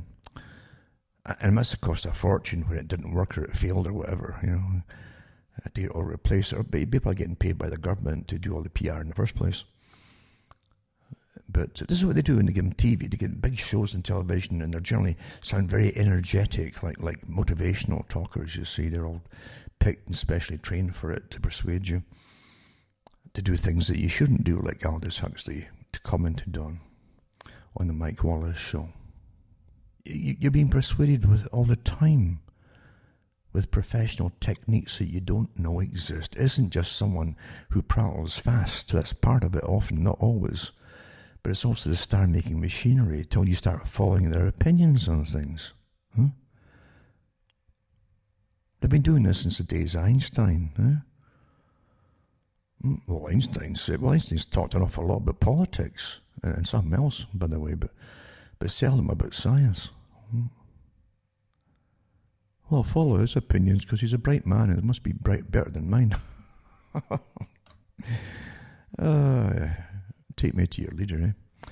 So you're living in an amazing morass today of warfare. Most of the warfare is to do with your thoughts and against your thoughts, to persuade you to do other things and to conform with things which perhaps you shouldn't. Perhaps you shouldn't. And now they're going to convince you to take a shot. And people will eventually, most will go for it. I know this. They know it because they've terrorized the public so much. And the folk who tune in every night to get terrorized. I mentioned this. This is well understood with horror movies. Even the most awful horror movie, if there's nothing else on, a lot of folk will sit and watch it at night, And even though it's rotten in a horror movie, it's pretty bad script, and it's like a repetition of so many other scripts, If someone's getting chased, as an example, look at how many movies they made through the 90s and afterwards. 4 students get in a car for the weekend off to the country for camping, and horrible things happen. They're chased by a monster or a crazy person or something. It's just so repetitious. Or a supernatural thing. It never even has an ending as to why the supernatural thing existed in the first place. They don't even need that anymore. It's just a lot running through the woods and getting bumped off one by one and blood and guts and screaming. But most folk won't turn that way because it's wired into your brain, this fight or flight syndrome. And even though it's an awful thing, a rotten movie, and maybe even cheaply made or whatever, and it's a rotten movie, when a person's getting cheated, you generally won't look away because you identify subconsciously with the person in the movie. It doesn't matter. So the woman will identify with the woman generally, right? And the guy with the guy generally, and they run through the forest. Well, that could be you. And if you turn away for a second, something might happen. So you lose your train of thought, and the thing's going to eat you. It's going to get you and eat you or something like that. So you'll stay and watch it to the bitter end, and then at the end you're saying, what on earth did I watch that for? Right? It's because it's nature. It's nature. That's why you do it. So it's well understood. Well, these techniques too are used every day now on television for folk that watch the news. They tune in for their daily dose of terror. And it's called terror by the ones who give it to you, by the way, who make it up. It's to create incredible anxiety to me. Conformity, uniformity. And so you'll go along with the flow. With each nudge you get to conform along the way, along the path. And that's why it's done. And if you don't tune in, you might miss something, just like the horror movie, that'll save your life. That's what it's all predicated on. You're well understood. I hope you understand. And the evil characters who are paid using, again, your tax money to terrify you is disgusting. Absolutely disgusting.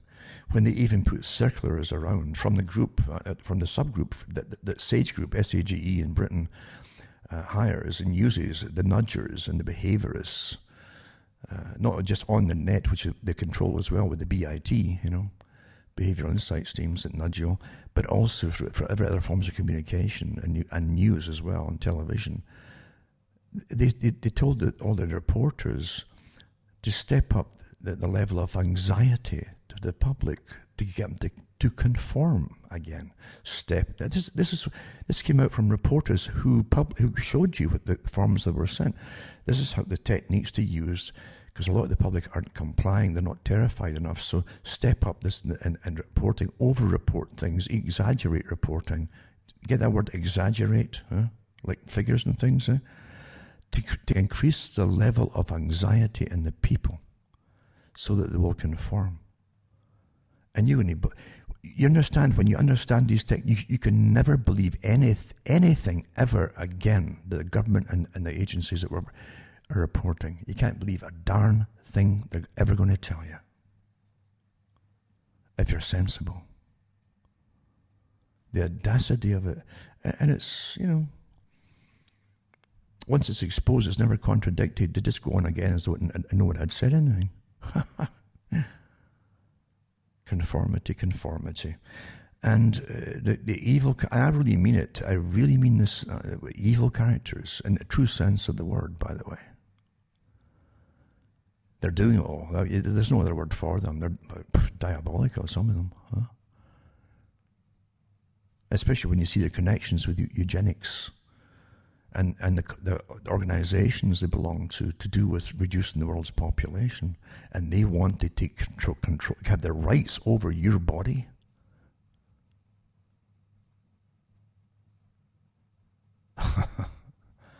This is a horror show, folks. This is the horror show.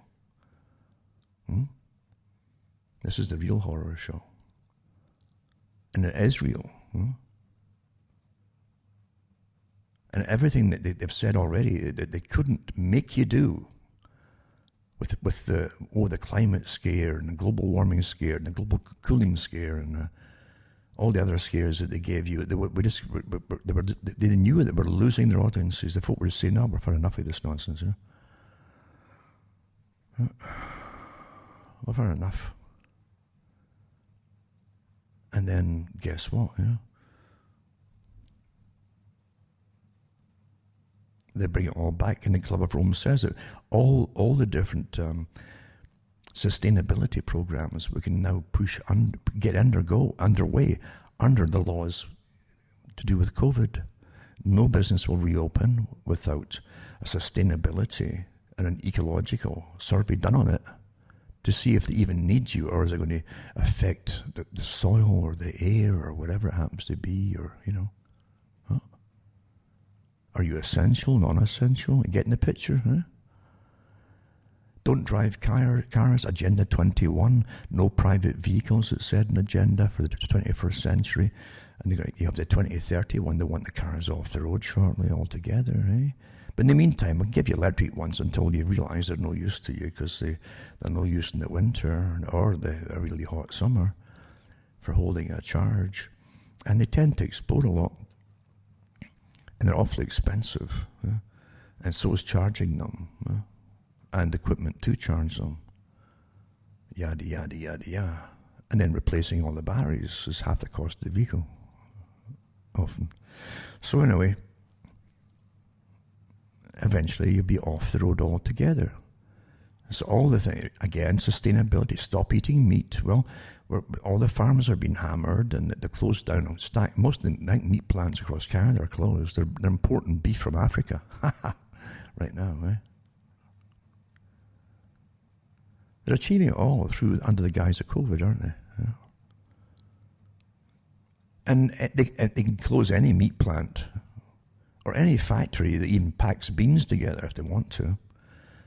I'll say, let's do a test in the factory workers. They're guaranteed most of them will come. I'll say they've got COVID, because COVIDs are fragments. They're fragments of DNA, of dissolute, fragmented old cells that have died off. You get them all the time. All the time, folks. Of coronaviruses.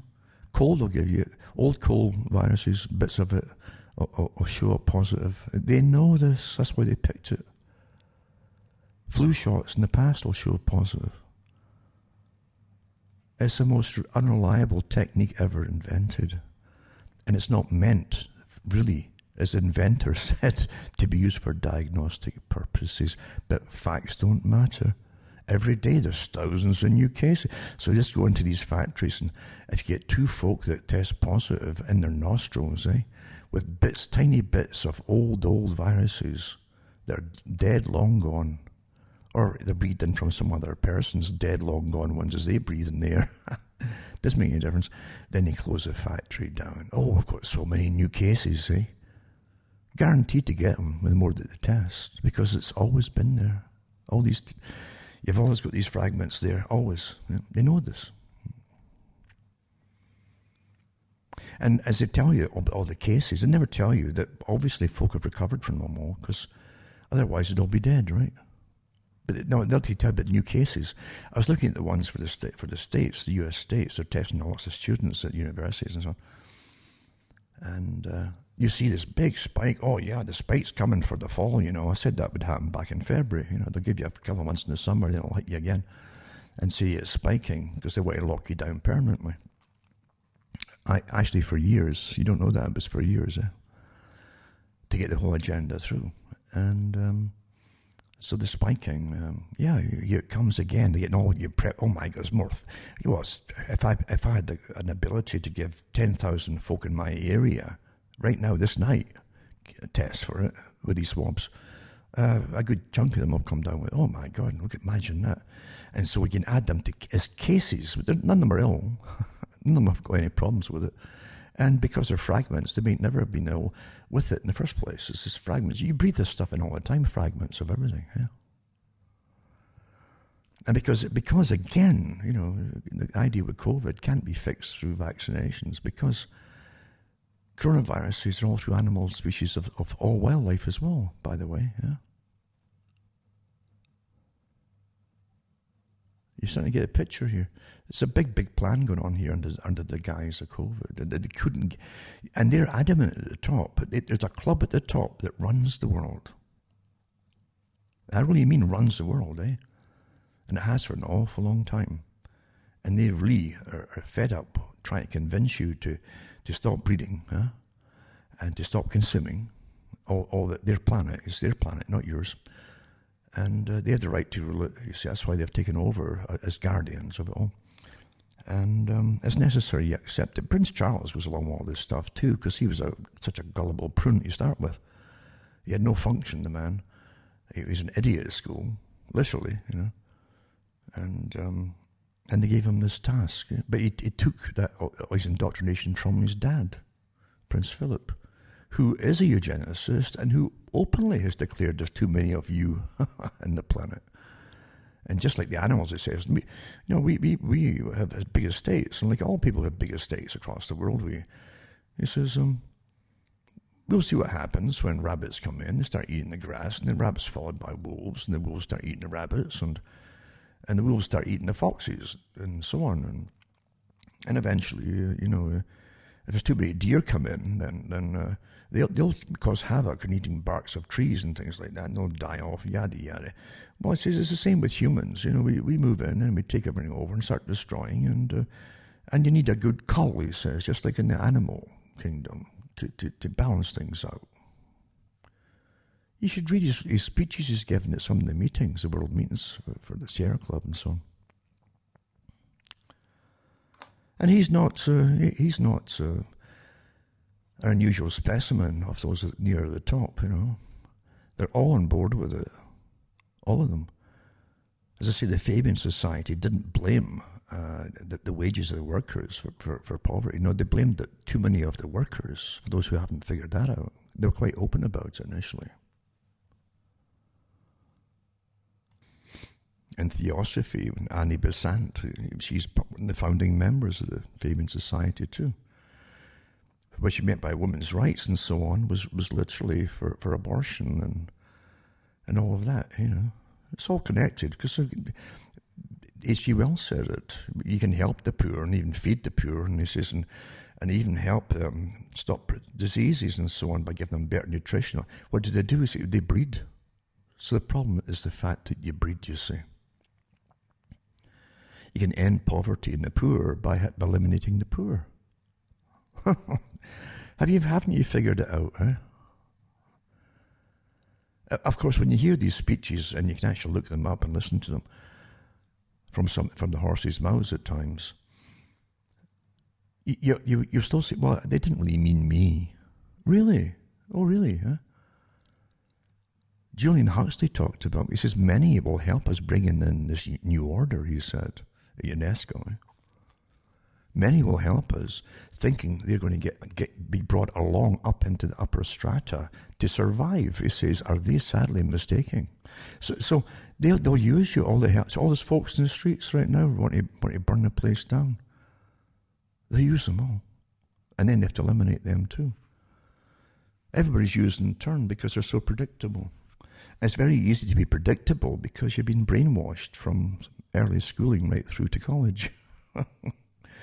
Into a function that you didn't even know you had until they let you loose. But they've trained you for it. Stalin talked about this technique too. Stalin used to kill thousands of the POWs, Russian POWs at the end of World War II. And imprison stacks of them and put them off to the camps. They had thousands of camps, literally thousands of camps, in the most inhospitable places in the country. And he said, we can't bring them all in. He says even, here's something that is true and it's horrible at the same time. The communists got rid of people who they knew, and they knew in advance, because they had spies all through the systems, working in government and civil service. They only employed, once they get in, they only bring in each other, you see. The different spies and so on. And they knew who was who and who believed what and all the rest of it. And that's how they already had lists when they moved into countries like Poland. They knew who to go for and who to send for and who bring in and kill them. Thousands of people. Eventually into millions across the whole Soviet Empire. And it was an empire, right? But Stalin voiced it. He said, same with the POWs, he says, well, you see, this is why. If you can't, you won't be able to rehabilitate them back into your way of thinking, what you want them to think, as a good Soviet citizen. Because they've been contaminated with ideas from the West, even from prison guards, he said. And even from meeting other POWs in Germany or elsewhere, or by the German, from other nations that were prisoners as well, but they'd be sharing values and experiences. Just knowing things alters you. Just having conversations with people outside your own brainwashed clique will influence you. So they called it contamination. And they would not allow contamination to be brought back into the Soviet system. And so they killed them. They killed them.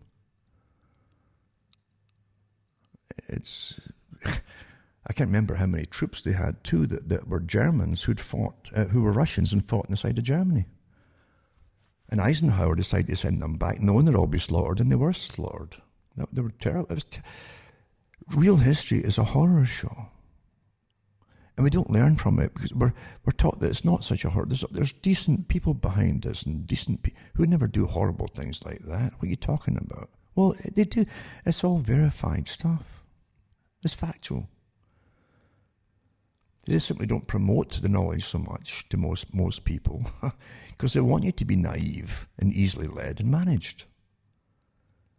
And what they've done in the past, they can always repeat. The same characters that were born in every generation that they use to be henchmen and torturers and so on.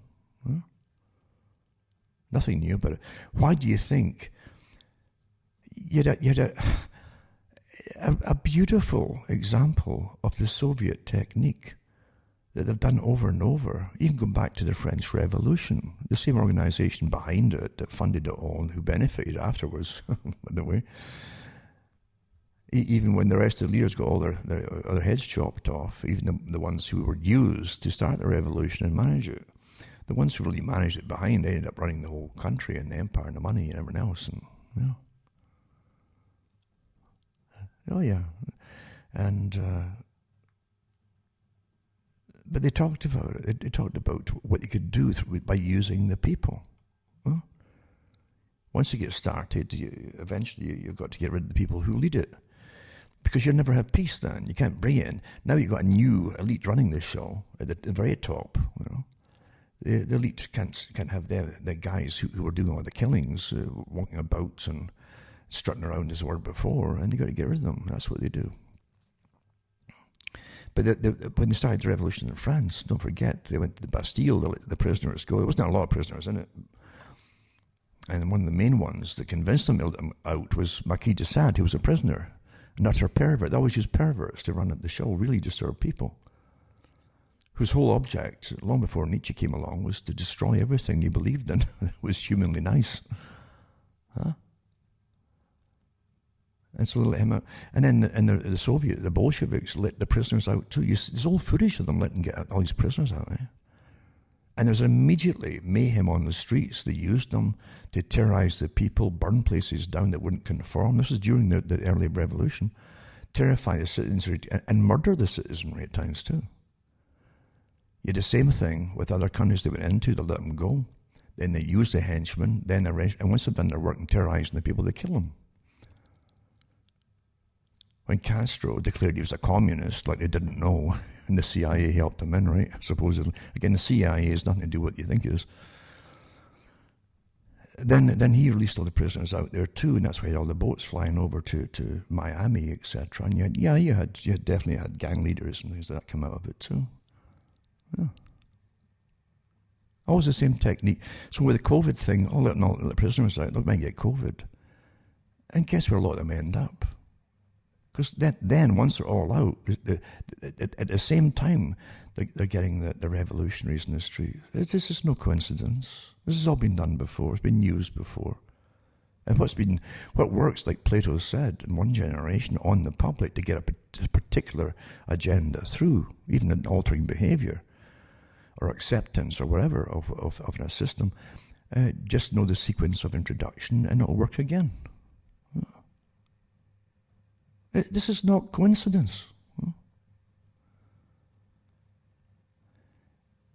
It's not coincidence. Have you seen the stipulations that Trump has given to other countries that want aid? It didn't start with Trump. I mean, Hillary Clinton was in too when she was in the State Department. It had a little bit to do with the dishing of funds across the world to different countries in Africa. And you should see the things of cultural change which they didn't want in Africa. I've talked about them before. And they couldn't believe that this was these particular demands were being attached to the loans. Well, the World Bank is fully fledged doing the same thing, but so is Donald Trump. A big champion of things that used to be thought of rather awful in a lot of cultures. Big champion, eh? Everybody's a player, aren't they, in this game? And they give you leaders for all sides. They really do. Right now, but what I've been reading recently, in fact, to do with the World Bank, this is the whole agenda for sustainability under the guise of COVID, as I've said. The Club of Rome admitted that to put articles up a few months ago. Even the leaders actually saying that. There's little clips and videos of them actually talking about it that way, in this fashion. And here you are. You're watching it all being brought forth and put into action. But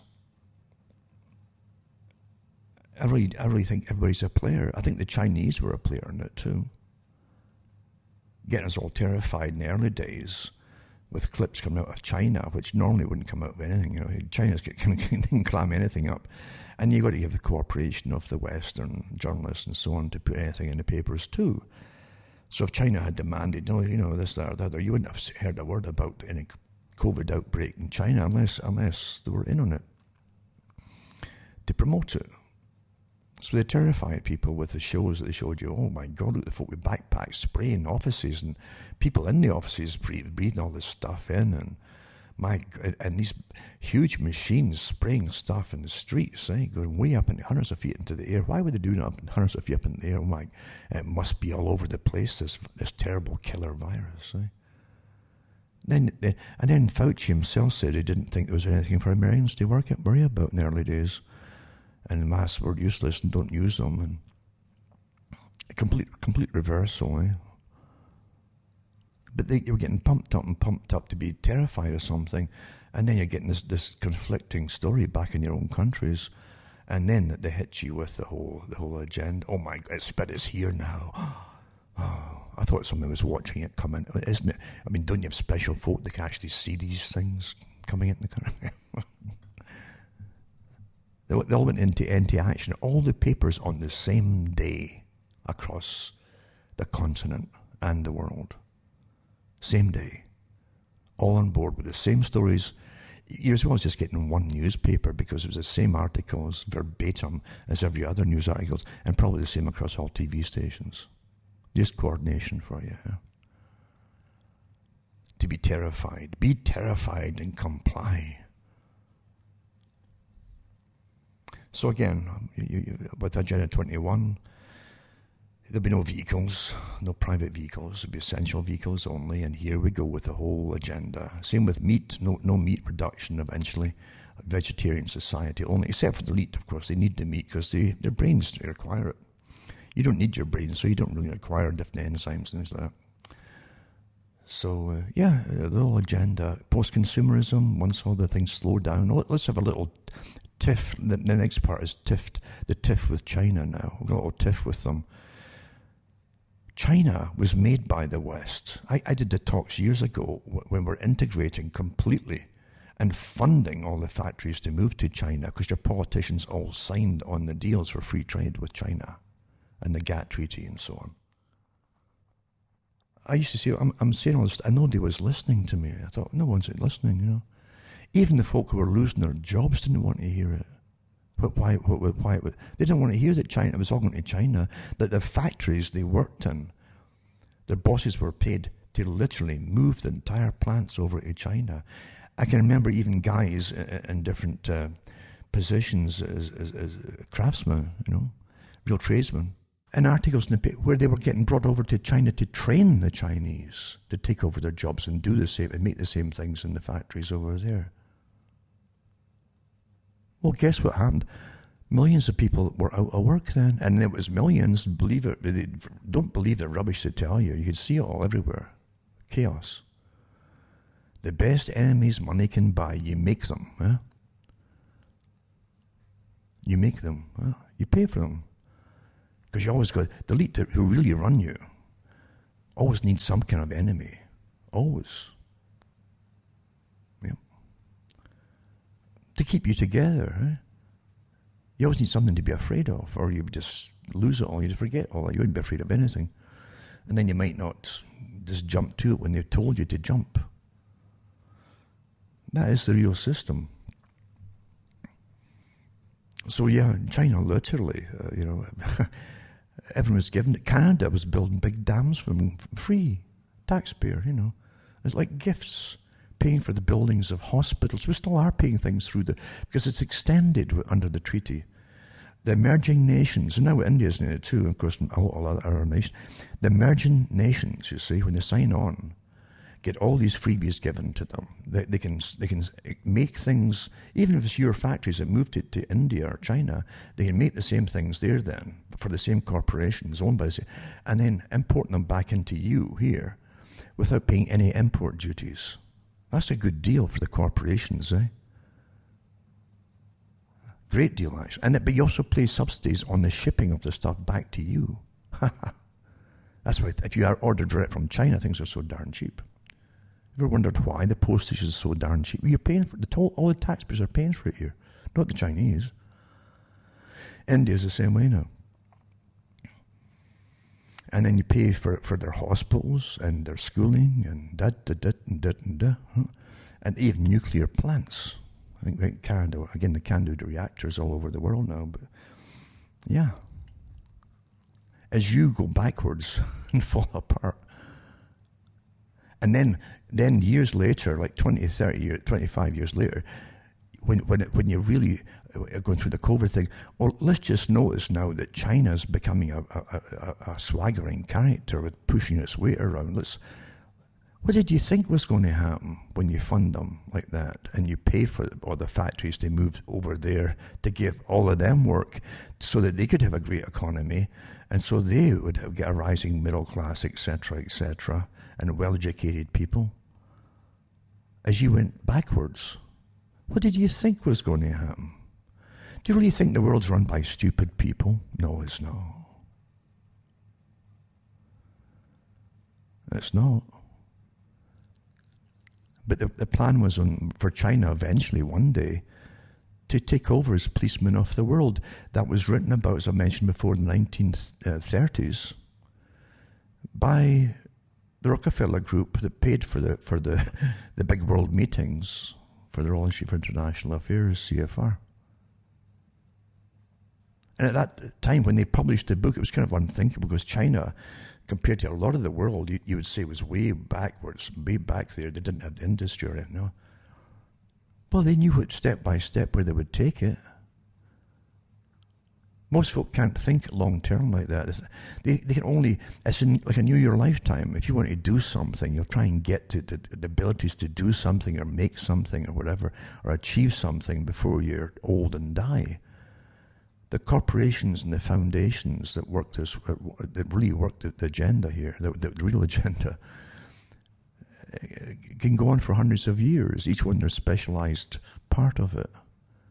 Hiring and training and retiring and hiring into generations of people to get what they want. Long-term planning, So anyway, that's what we were living through, as a massive agenda. Most folk haven't got a clue. You can't blame people. You're so wrapped up trying to survive. Most folk grow up like that. In the UK, it was a great example. If you had something that gave you that start, that spark to see things, the knowledge was there and lots of books, good libraries at the time. Not from the television. The TV was a massive brainwashing apparatus and time waster. As I say, most of your indoctrination comes through fiction. It's all embedded within the fiction. But the UK is supposedly the victor of world wars and so on, supposedly, totally, utterly bankrupt. But with most of the folk in some kind of rationing or poverty or whatever.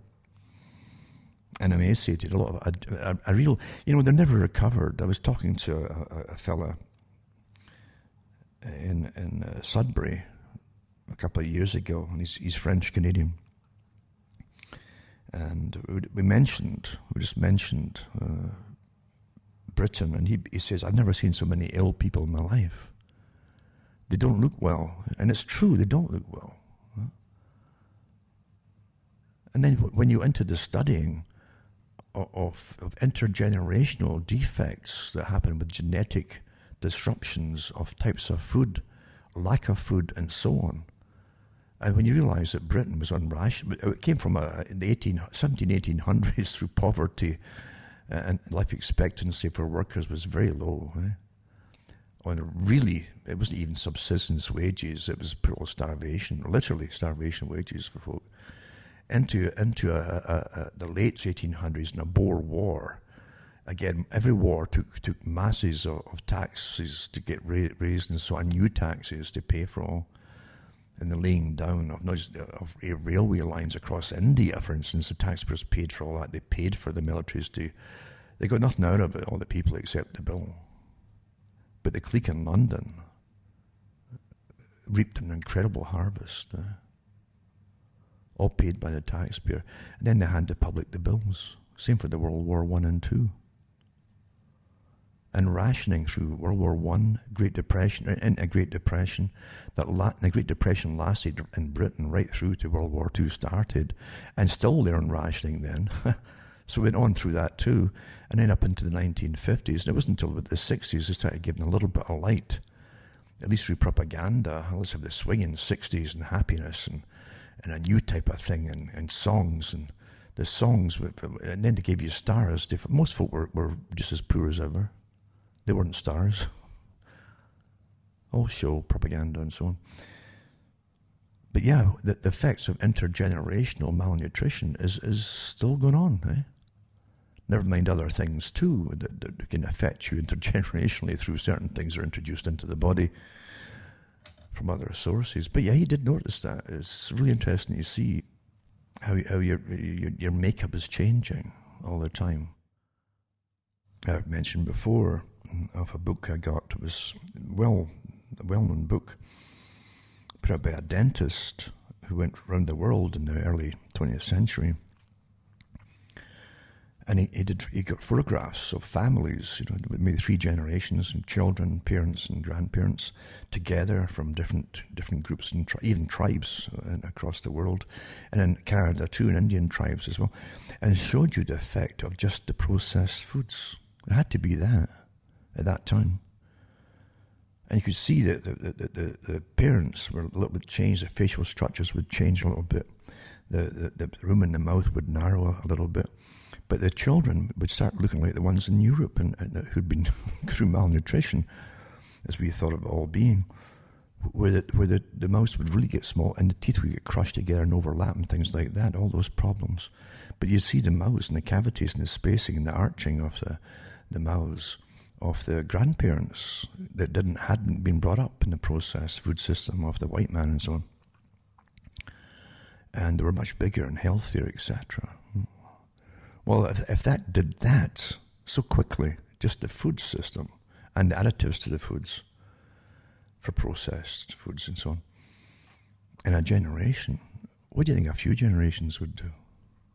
What else is happening? Well, any basic detective story starts off and you follow up. When did it start? What happened before it started? What changed in the system before it started to get? That's just how you follow clues. And now, of course, it's all taboo to look at certain areas, eh?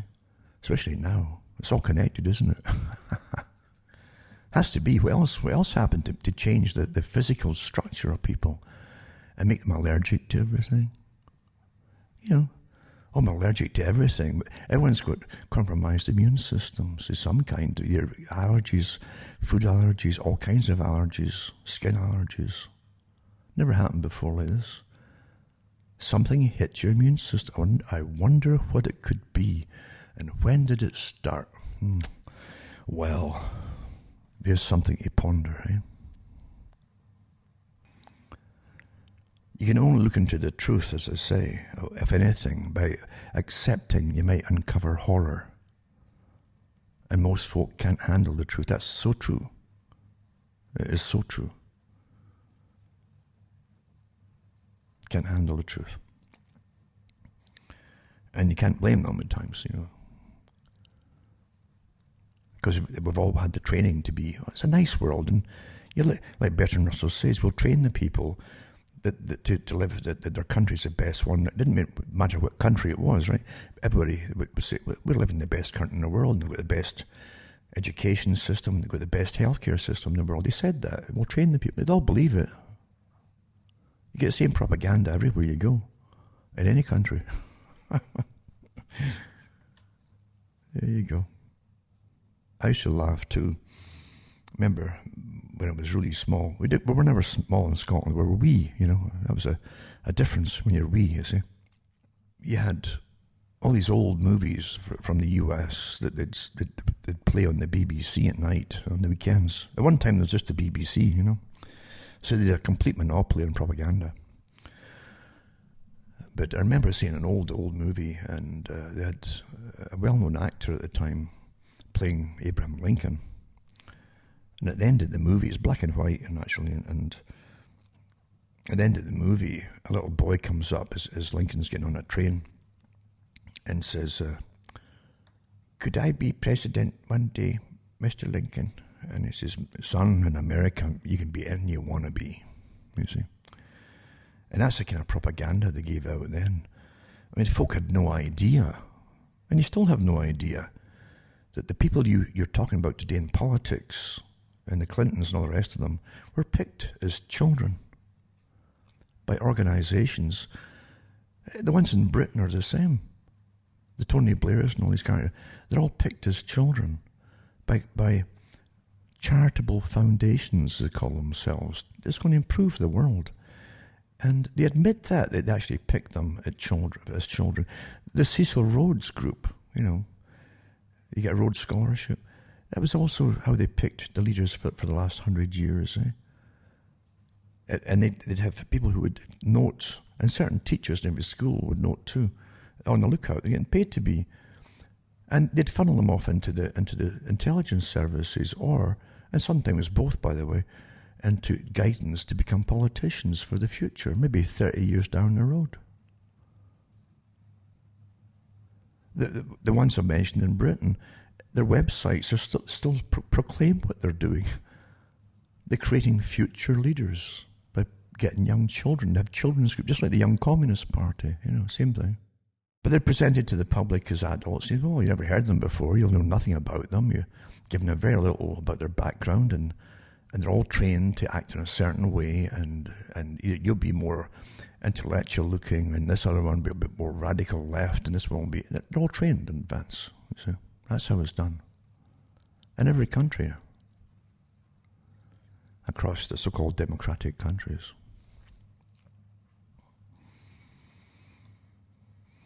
Now, I think I had one person... Occasionally you'll get a complaint about whoever you talk about. Because you're not here to, and I'm not here to please everybody anyway. And I'm also conscious occasionally that you get someone who'll kick back, because the part of the psyops that they do too in counterintelligence, as I said before, is to attack you either with bots, you see. If you're into social chat, you get nothing but like Twitters, etc., cavalcades or escalades of complaints, all fake, and bots put out there, or they'll put a chunk of people as an order of the day, attack so-and-so, and I'll say this about the same person until I would just ignore that if you're getting that kind of thing. But occasionally I'll get one that gives me a little glimpse into something, or they'll try to steer you off in a different way of thinking or talking or whatever. But I got one that said, you're repeating the same stuff over and over. But no, I'm not. I'm not repeating the same stuff over and over. But if you've got a certain agenda, you must repeat it over and over. The agenda, for sure, because there's 1,000 things out there to distract you from the agenda. The plethora of data that they said they'd hump on you, the last few years ago. They said they would give you stacks of data that would overwhelm people and have them off in all kinds of areas, or they're chasing aliens. Well, it's not people that are doing it, it's got to be the aliens. Yada, yada, yada, And you can see that happening all over the place too. Stick to the basic facts and the agenda. Because underneath all this swamp and layers of swamp, you'll get the truth. And the truth often has always been staring you in the face. And even then you might not like it, because you've been trained to feel horrible about even thinking it.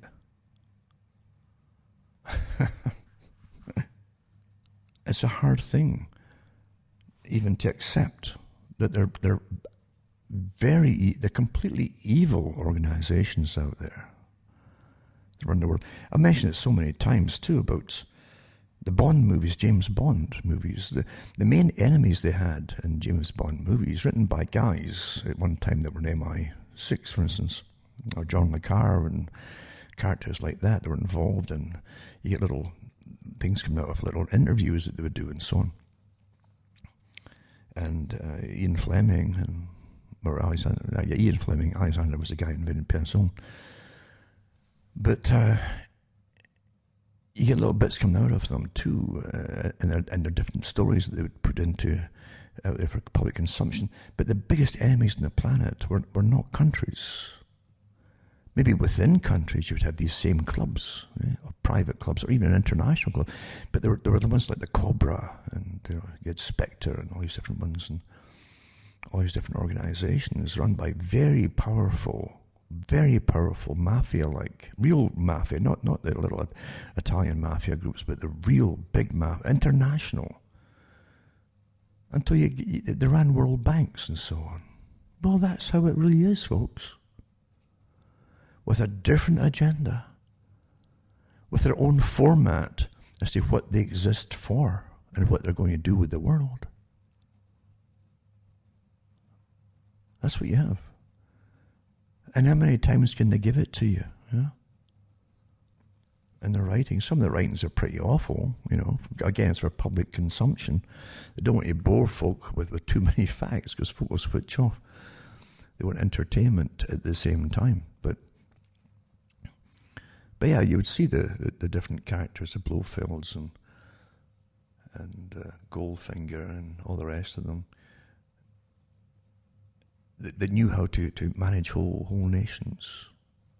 Right down to the one where you have, I've mentioned it before too, I think that one's called Tomorrow Never Dies, where the media, the world, global media mogul, creates the news. He makes things happen because he's a multi-billionaire with a huge enterprise, and he can buy off countries and works with different countries too. The kind of Spectre type character. So he makes tomorrow's news and publishes it in advance, tomorrow's news today. A man who controls the world's media with high tech, it's all super speed satellite systems. It's really well done, that part of it.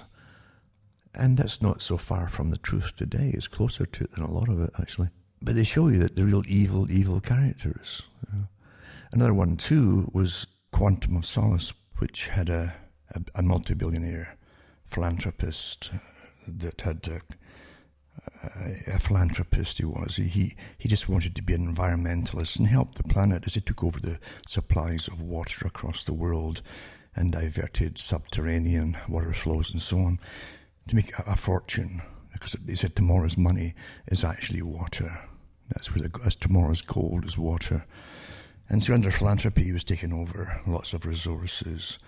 Very factual in many ways. And Quantum, too, is an interesting name because you can look up and see who owns the Quantum Corporation.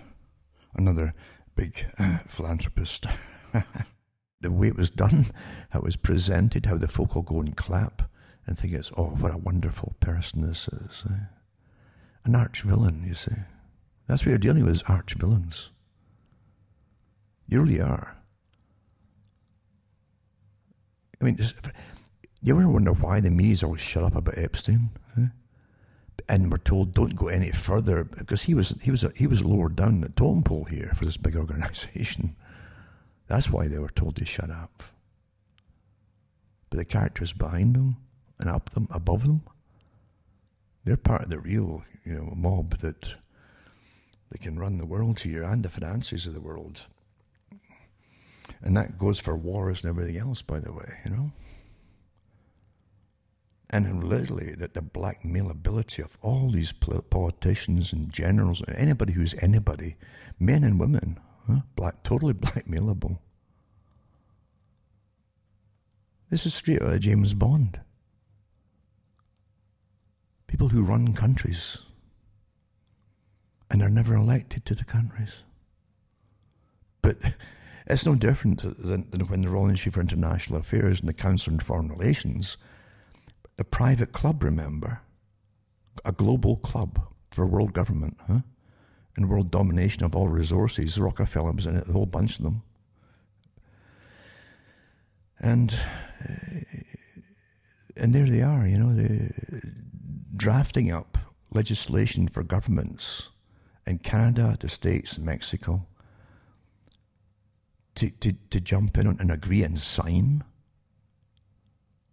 for unification and for so-called free trade, which is integration. Yes, how Europe went with let's have a rough association of countries, economic association, then legislation would go step by step, planned that way, to integrate them all until you lose your sovereignty. That was the whole point of it. Same group did it. They drafted one up for Europe years ago. They did it for the Canada, the States, and Mexico. I put out it was actually from a videotape. I taped it at the time years ago, back in the 90s, late 90s.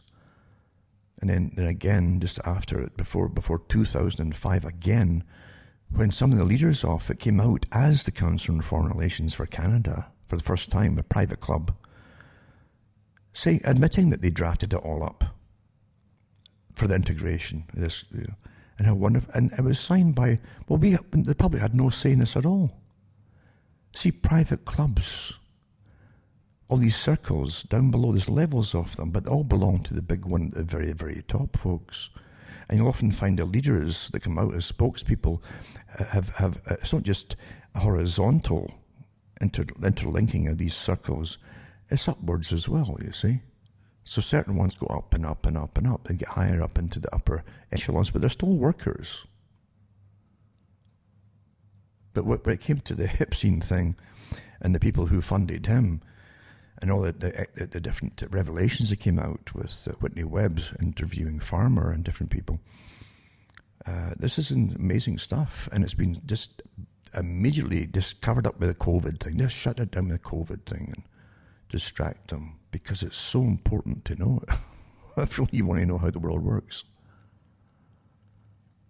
Way more to it than, it wasn't some horny guy, with his horny mistress that recruited young. No, it's way, way, way, way bigger than that. And that's the lower totem of it, totem pole. Way up there, they didn't want to touch the next ones up. Who financed it all? The kind of overseer, the major domo for certain parts of the nation in the States, or the international ones above them. Just astonishing. That's the real world. That's the real world. Private organisation, straight out of James Bond. Straight out of James Bond.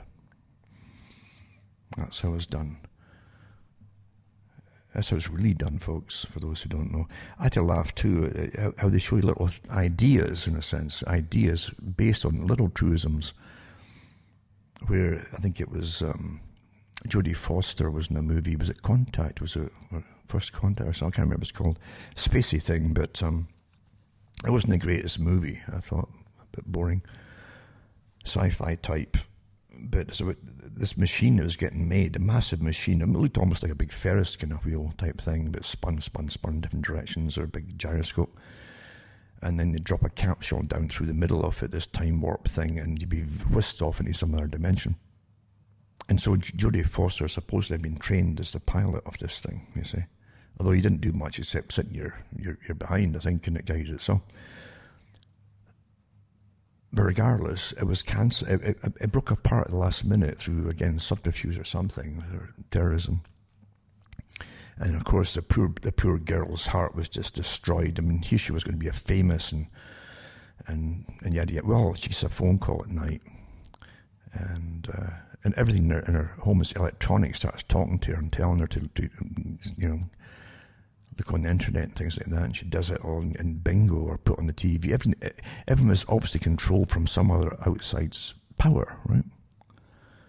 And eventually she hears this guy talking. She knew who he was. And he's a kind of a Rockefeller type character, a man who's so well known for financing and massive projects to do with resources and military and God knows what else. And he says, "Why are you worried about things? You know." Turns out he's in his own space station, going around the world, is he? He says, "Well," he says, "yeah, we have these little perks." Like he says, after our companies get put in charge of creating these things and designing them and so on, he says, and then getting financed to do it, he says, research and development. Well, it's only right that we make copies for our own private use and things. Well, that's closer to the truth of how things really work. It really is. Do you really think that the characters who work for the military-industrial complex, for instance, get fans? It's all separate and so compartmentalized. They don't know what their part fits into. Nor somebody knows who designed the whole darn thing, folks. And they got paid by the taxpayer to do it. Anyway, that's how the world really works, and it's done by horizontal and vertical systems of interlocking rings. Maybe 90% of the folk in each ring don't know the real higher agenda of their part in it. It's all based on faith, and their palms are well greased, you see. And so they're very quite content to say nothing, not ask questions. That's how most of the system works. I've mentioned this before. Same in Freemasonry.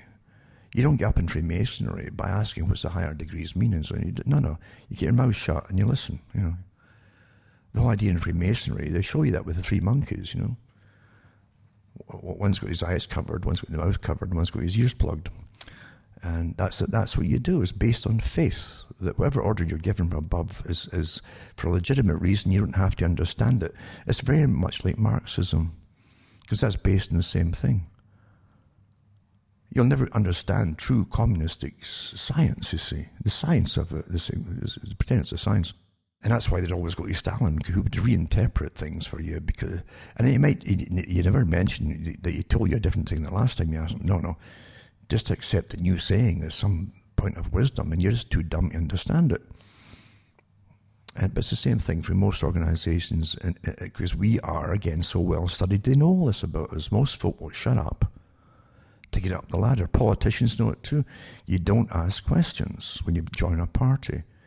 You wait to be told something, and it's volunteered to you, you know. That's how it's done. And that's how you're picked and chosen to be used, even from school.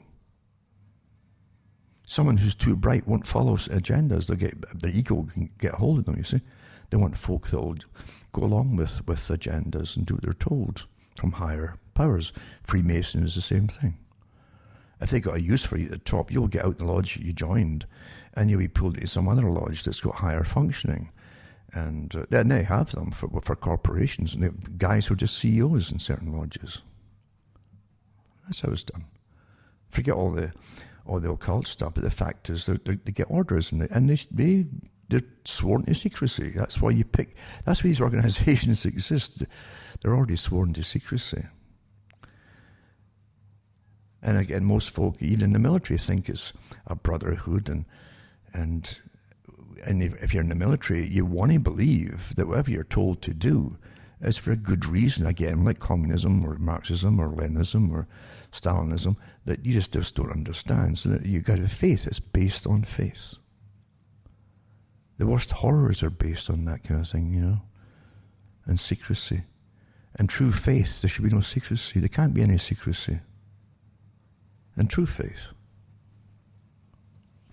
There's no need for secrecy in true faith if you're telling the honest truth of everything. Before I forget again, folks, I should really mention that you can send a few bucks my way, cuttingthroughthematrix.com. And as always, I start off by telling you to make a note of all the other sites that I've got up there. Because if anything happens to the comm site, hopefully if I go quiet and you just know what's happened, and you can't get through in the comm site, look into the other sites listed at cuttingthroughthematrix.com. These are my official sites. These are mine, you see. And hopefully you can get the information that you're looking for and listen to the latest shows or talks. I won't say listen to the latest talks, because we're going through history, as I've said before, and I've been going through history for my whole life, I think, really. And it's important to understand, for those that really want to understand it, the folk who can handle truth without cracking up or becoming nasty or disheartened and so on. Truth actually helps you and get through things. It gives you strength. Doesn't mean you go around like a crazy person trying to convert people like a real, you know, conversion thing in a religion. You've got to be very careful what you say to people, especially these days. There's so many spies around there in society. They'll turn you in. And I've mentioned that this is just like the horror leading up to Bolshevism and after Bolshevism, the Soviet system. Because folk will turn you in thinking that they're doing the state a favor. You're a bad person. It's all in the programming from the SAGE group, the subgroup that they employed, behavioral insights teams and so on. They admitted that they're going to make you feel all guilty and have the ones turn on everybody else. Use the crowd against individuals that will go along with something. That's what you do. Use the crowd. Huh? It works awfully well. Because they really will believe that you're a bad person. They'll believe it. And you see them attacking folk that are trying to talk to them and say, look, this is all nonsense that's happening. It's for a different reason. They'll say, who are you? You're not the person on TV I'm watching every night, you know, some famous newscaster or whatever, you know. And that's sadly true. That's how it works. It's very easy to turn people against the rest, you see. information warfare, you see. It works. It's well understood, the techniques on terrifying people into compliance and terrifying them into attacking people who won't comply. That's how the horrors happened down through history, by organized groups running the show at the top. It works awfully well, and it's the same with the folk in the streets. A lot of the followers are deranged. You can see that, the ones who are deranged and they're terrified, and they've been taught that all folk are, especially the white folk, or their parents even, are evil. Evil is all their fault what's happened to the world. They believe the world's falling apart. And they've heard that since childhood, through schooling and through high school and through college. And they believe it. They've totally indoctrinated. Their purposes that they used to live for have been totally destroyed through war. A war which they didn't even know or their parents knew was happening on them. They thought everything was happening by itself. The system you live in any era is there generally to serve those who rule it, you know. And when they suddenly give you revolutions like sexual revolution and then musical revolutions, and gender, I mean, the whole, you know, rock glam thing went rock glam or glam rock, where you end up with guys spending more money on their hairdos eventually than the women were doing, and wearing tight glistening pants and things. That was all part of it too. They have no idea. All this was planned long before you even heard the first twang from the guitar. That's how you do things. They're not called revolutions for nothing. Most revolutions, as said so many times, are not violent. They're cultural. Like Bezmenov said years later, they're cultural. That's how you change society. Gramsci said it too. Don't hit them head on with ideological debates and arguments. This is, go in and you become them quietly. Then you gradually start changing the culture. It might take a generation, 2 generations, but eventually you'll achieve all the ends because you have altered gradually the culture. That's how it's been done. But with mass communication, television and so on, it was far easier to do it with the rocks, you know, and drugs and rock and roll and sex and all the rest of it.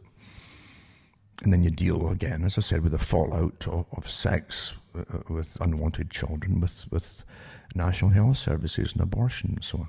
That's how you do it. That's what it's all planned in advance. People sat at the top and thought about all this before they gave any of it to you.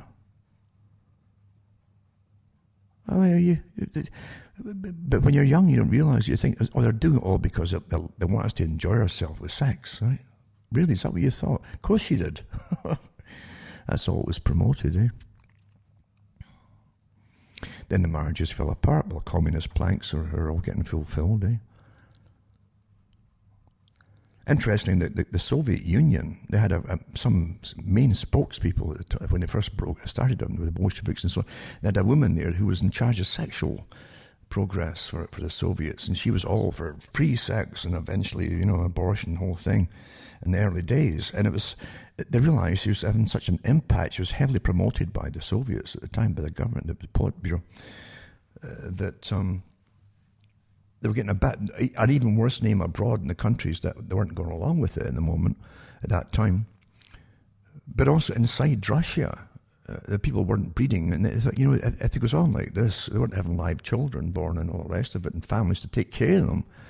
That said, with all the crises and shortages of food and all the rest of it in the Soviet system, they wouldn't be the state wouldn't be able to afford to feed the whole country if they were having children without having the parents. You see,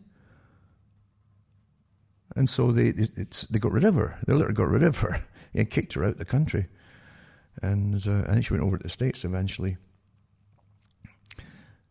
and became a governess or something like that. But anyway, it's a long story. Who cares? The fact is that they needed parents, so they started to push the value of marriage again, and as they were using the same technique to destroy the West, with a lot of the help from the folk in America already that were well. Actually, I think Bezmenov said something awfully true. He said that when he came over to eventually North America, he came to Canada, and he got a job in the CBC, which is like the Canadians' version of the BBC. And we call it the Communist Broadcasting Corporation in Canada, you know. not Canadian, but he said when he came over, he got a job there, and he says he met more true communists inside the CBC than he ever knew in Russia. And he wasn't being facetious, So there's lots of help all through. Their plants were all there, and all through America too.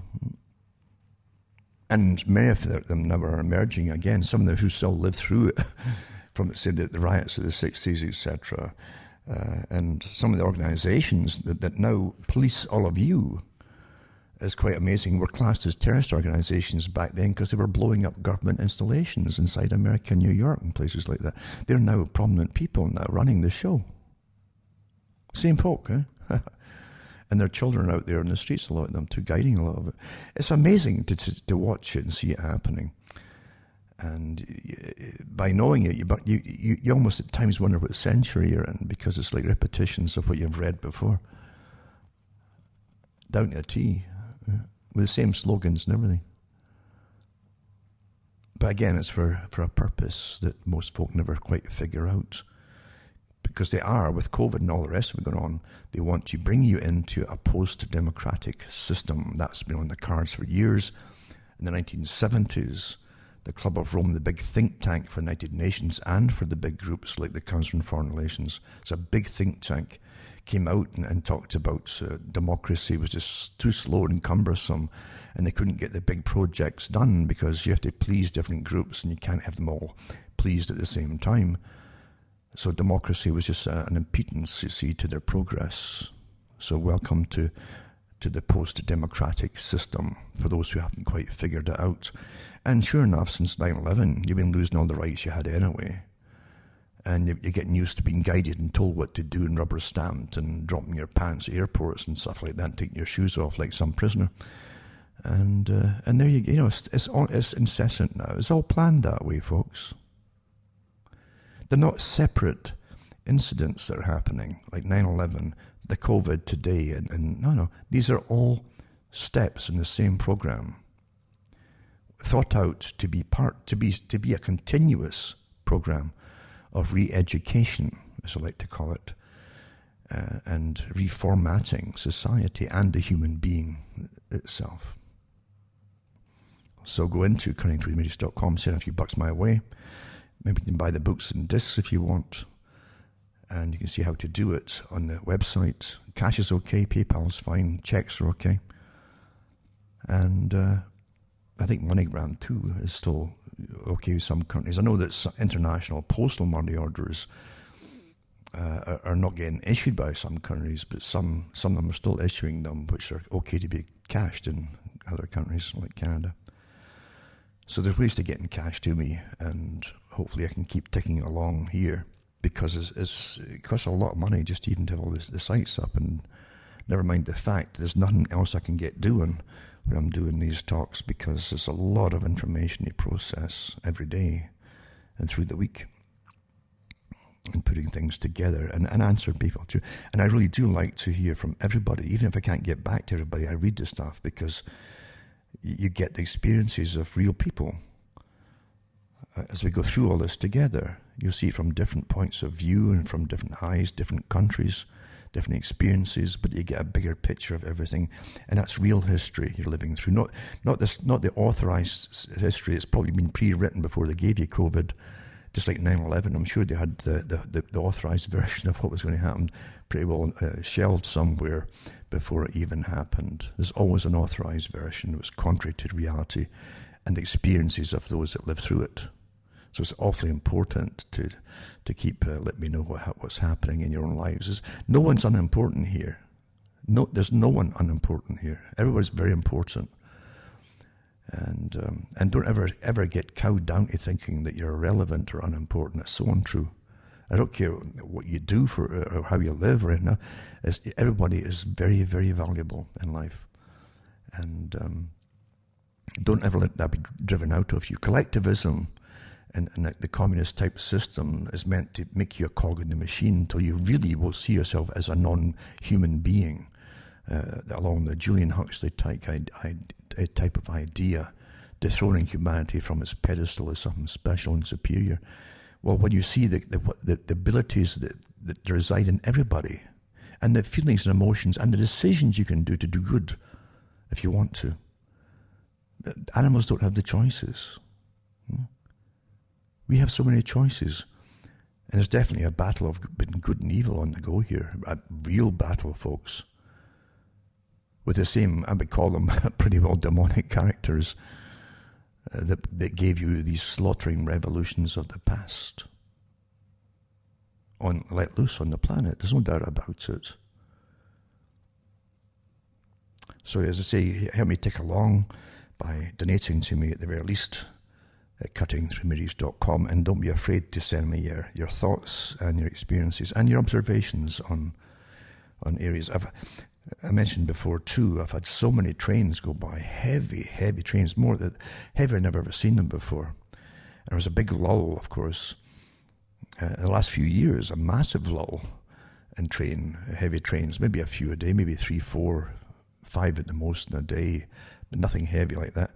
And then my house shakes with a heavy cargo and miles long trains, and maybe 20 or more a day per day, yeah, and all night long. Sometimes 10 minutes apart. Where are they all going? Because when you look at the map north of me, there's not a lot there.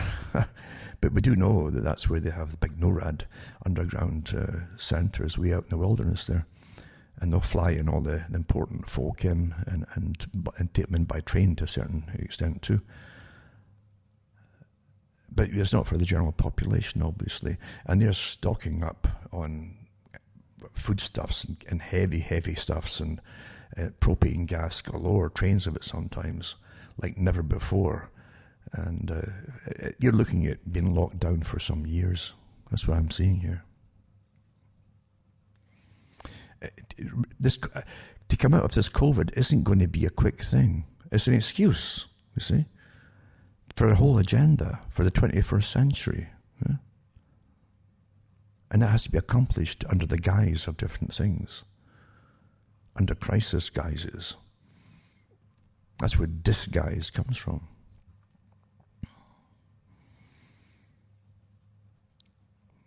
And that's what they're planned on.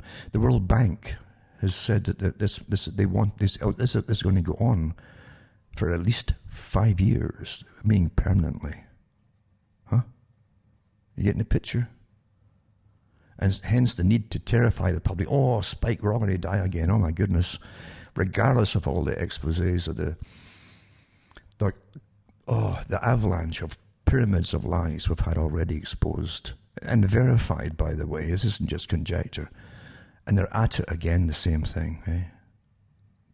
Testing and finding fragments of something, a dead virus, is not something that's killing you.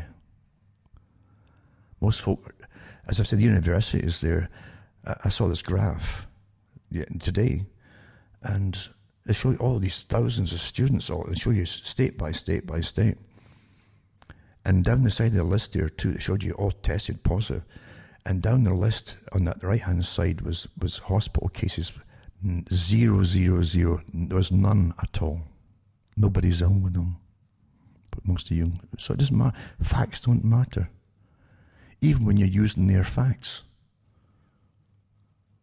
Because it's a massive agenda here. Massive agenda. So much is pinned on this.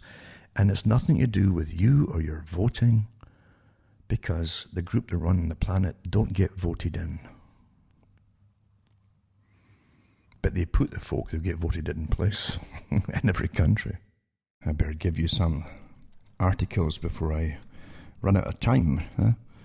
Because I am running out of time. It just goes on and on.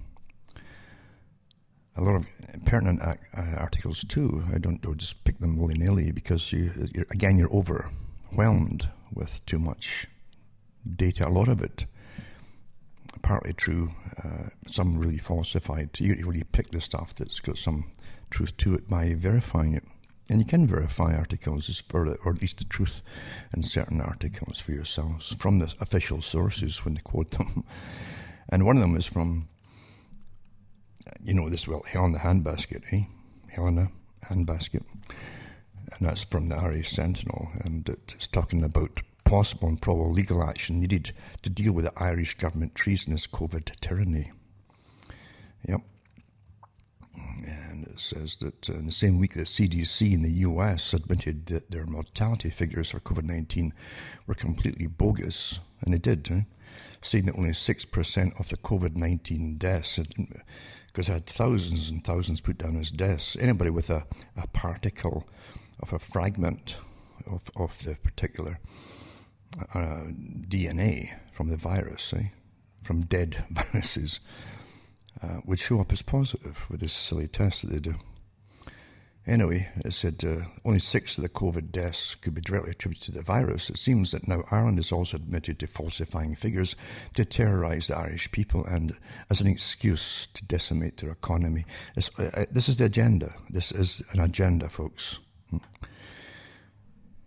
Always remember that, prime and foremost. Don't get into this arguments with things. It's an agenda.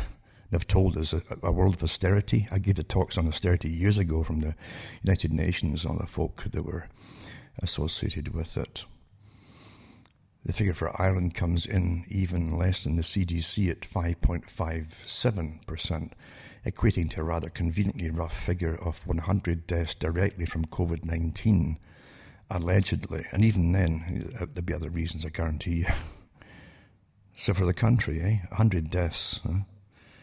Says, in fact, there seems to be no evidence that whatsoever that anyone has died directly from COVID-19 in the document below. And they give you the document and the coronavirus from the government sites in Ireland. And the daily epidemiology report is there as well to show you he's got the stuff to back up what he's saying here. If we look at page 11 of the documents, we can clearly see that 1,777 deaths have been listed as related to COVID-19, but in the following lines we can again clearly see that there appears to be a contradiction in the fact that 99 cases are probable, with 159 cases being at least possible. That's not scientific, you see, probable or possible. And it states that of the 1,777 COVID deaths confirmed, 1,677, right? 1,677 out of 1,777 had already been suffering from underlying health conditions. As such, COVID-19 was not the prime or even the possible related to the cause of death at all. When we look at the median age of the deaths attributed to COVID-19, we can see that it's 84 years old. That's the rough age, you see, the average. But the average age of death of longevity in Ireland today is 82 years old. So it's clear that the so-called COVID-19 deaths could just as easily be attributed to old age, considering the average age of the deceased is 2 years longer than the national life expectancy. The conclusion it takes from this official government document is that there's no evidence presented in the report to confirm in any way that a single person has died directly from COVID-19.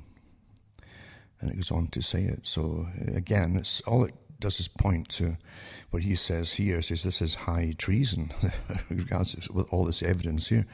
The ramifications of the brutal lockdown of society, excess deaths due to the withdrawal of critical medical interventions such as emergency procedures, cancer screening, etc., school closures, business closures, mass unemployment, increased suicides, alcohol and drug abuse, domestic violence, etc., will be felt for decades to come. And that's what it's meant to do. They knew all this before they locked you down. Surveillance technology being deployed to track and trace every individual stupid enough to comply with it will destroy any illusion of perceived democracy and freedom. Politburo diktats on mass testing vaccines. The swift move to a cashless society will end freedom permanently and leave Ireland in a state of permanent tyranny. COVID-19 fraud is not a short-term problem for Ireland or any other part of the world which has fallen victim to this cabal. It's a new way of life for us all, and it will not be pleasant. Well, that's the agenda, folks. This is the whole agenda. You see that they couldn't rush through and persuade you to just follow with sustainability and the climate change. You're all causing the climate to change. It's all your fault. There's too many people. So this is it here, you see. Yeah, you're going to get rationing and all the rest of it. It's a hell on earth they're bringing in. And this is what they know. It's all planned years ago, this whole thing. There's not any stage here at all to do with COVID lockdown before you even heard of COVID that wasn't discussed in think tanks step by step by step. What would the effects be here? What would the effects be there? What would yada yada? What did they want? What do we bring in austerity? Well, how do you do that? Shortages, create shortages. How do you do that? Put everybody out of work, lock them down. Yada yada yada. It's all planned long time ago, including the fallout from depressions and so on. They knew all that would come. I've got articles here from the 90s about it, by the way. They said if they ever locked down the country for any particular thing like pandemics, these are the things that would happen. It's all happening. Also, this other article here came out just the other day too. Flu and pneumonia killed 10 times as many Brits as COVID last week, the stats reveal. And illnesses such as influenza and pneumonia are killing more people. And this is recent, this is new stuff, information. Of deaths registered in the week ending August 28th in the UK, just 101 mentioned this coronavirus. It says the ONS, that's Office of National Statistics, states that 12.6% of the deaths were caused by flu and pneumonia against 1.1% that were caused by COVID-19. Well, even COVID-19, you can't believe anything they tell you now. They've been caught so many times lying and fudging the figure, even paying the doctors to put in their death certificate. And the hospitals, by the way, there's one case that got attention because a man got a notification from the hospital that his mother was diagnosed with coronavirus. Well, she was buried 6 months ago. And what I realised they were doing is they're back the hospitals, because they're getting paid an extra 40 to 50 grand if they put down a patient as being coronavirus positive, especially if they can get them on ventilators, they get all that extra cash. And more have to die of it. Well, I thought, well, they're going back through the death certificates to try to fudge and put up the numbers for the hospital. That's what they're doing, How amazing, So anyway, I'll put these articles up, including the last one I just mentioned. And this one too, with, again, the flu killing more folk, etc. Another article too, this is agenda for the 21st century, remember? With 2015, 2030, all these different parts of it being parts of to be implemented and fulfilled by the time the next one rolls along. You see different parts of it's all split up through the century for the meetings that they have. And when they meet in 2025 or 2030, they'll have their meetings and they'll say, this is what we've accomplished, we're on target with this, and we're a bit behind here, and here, and so on. That's how it's worked. It's micromanaged, folks, our lives. It says, the road to madness, how eco-obsessed councils under cover of COVID have spent millions of your money to shut roads down across Britain. I mentioned this before. It says the Club of Rome said that they're so happy and all the agendas that they couldn't get you to fulfill through sustainability and climate change can be done under COVID, they said, right? And they won't allow, and all these articles out from look at their websites, they boast about it and they're dancing with glee about it. Mind you, they get huge money as well, all these prostitutes that literally sell out their countries and their peoples, and they prosper as they do you in deliberately for an ugly, ugly cause. But the Club of Rome said that they were going to force governments not to allow anything to open up that was, unless they had sustainability assessments, meaning necessary assessments for sustainability, eco-friendly, etc., right? But they mentioned the Club of Rome before, that, isn't the air so wonderfully clean now, right? Isn't that wonderful, etc.? Well, there's no traffic on the road, you see. And so here's the next step. The roadmap is how eco-obsessed councils under cover of COVID have spent millions of your money to shut roads down across Britain. That's only one article of many, actually. And then he gives the example, Marylebone Road in London, 7:30 a.m. is even more congested than usual. Seemingly endless lines of cars, taxis, lorries and vans stretch back for at least a couple of miles. Ever since it was built in the 18th century to catch spillover traffic from busy Oxford Street to the south, this road has been one of the capital's thoroughfares, a major east-west arterial route, yada yada yada. Until recently it was a 6-lane highway, essential for the huge quantity of vehicles, 80,000 every day, that use it. then some years ago went down to 4 lanes for private vehicles after a bus lane was installed on either side. And now in some stretches it's down to a single lane each way for cars, vans and lorries. Hence the gridlock, it says. And there's hardly any cyclists actually using the new lanes in the Marylebone Road. Bad people, they're not using the bicycle lanes. And it says, why just 2 lanes? Because London's Mayor Sadiq Khan has taken advantage of emergency government powers introduced this spring as a result of the pandemic to install cycle lanes financed by the taxpayers. It's amazing. These are tax money, so you get plundered that way. And a lot of folk obviously can't use bicycles. It writes off other elderly folk too, or even middle-aged folk with different problems too. It just writes them all off from participating in life and travel. But that's the price you pay for sustainability, isn't it? So Transport for London says it's a temporary measure and under review, but many believe this change is likely to be permanent, and the capital's drivers, businesses and local residents are furious, saying the measures are crippling trade and ruining the neighbourhood.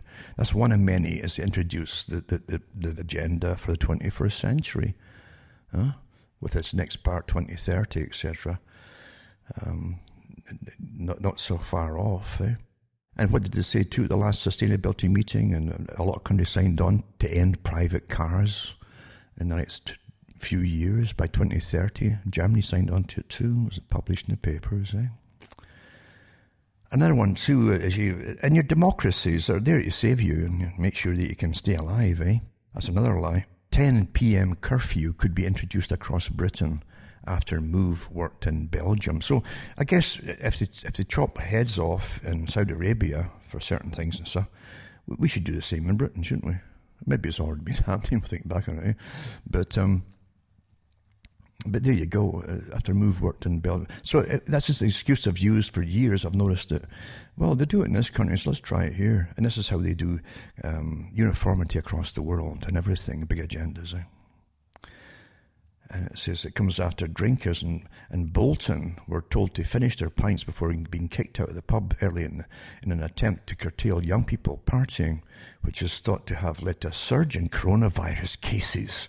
I wonder who thought that, Could they give us any evidence for their thoughts? So the government's going to use that too to cut down. And says, had 120 cases per 100,000 people. So I guess they just tasted a whole bunch of folk, and you're guaranteed to get a certain percentage with some old decaying dead virus particles in their nostrils from any kind of coronavirus, actually, even the common cold.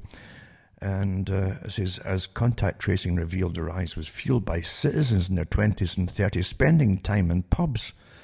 Well, that's a British pastime, that. I mean, it always was. Mind you, folk used to converse in pubs, and that's where you learned real things, and often from points of view, because you've got a standard point of view in the BBC that always lied to you. So folk communicated in bars. That was your meeting place for information. And that's where eventually they put in TVs there and sports to drown out conversation, folks. It was all deliberate years ago.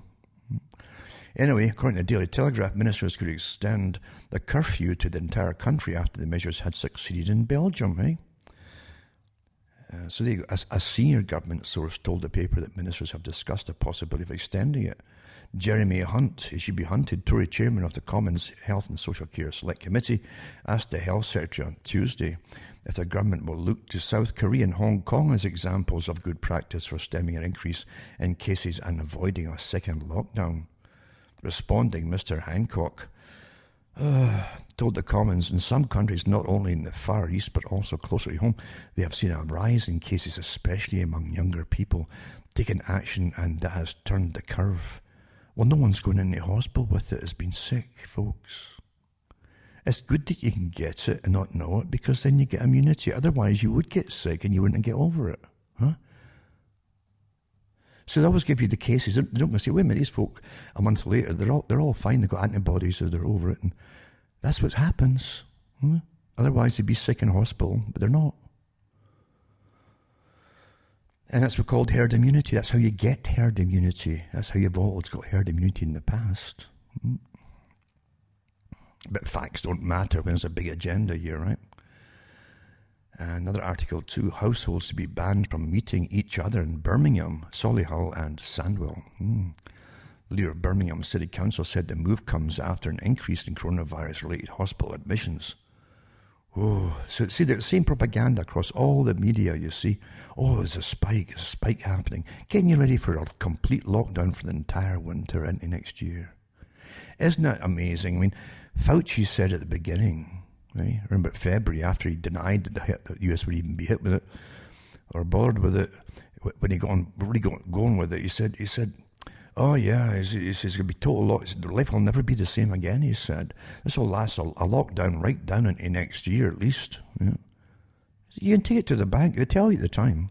And I says, no, they'll probably give you a month or two in the summer, because if they feel there's a kickback from the public, if they're taking back on it, and so they'll give you a little break, then they'll say, oh, it's spiking again. And it's exactly what the formula they're following. Yeah. So, Department of Health order was announced at a news conference in the West Midlands Combined Authority. So the COVID-19 infections in Birmingham have been increasing. The testing's been increasing. Guaranteed.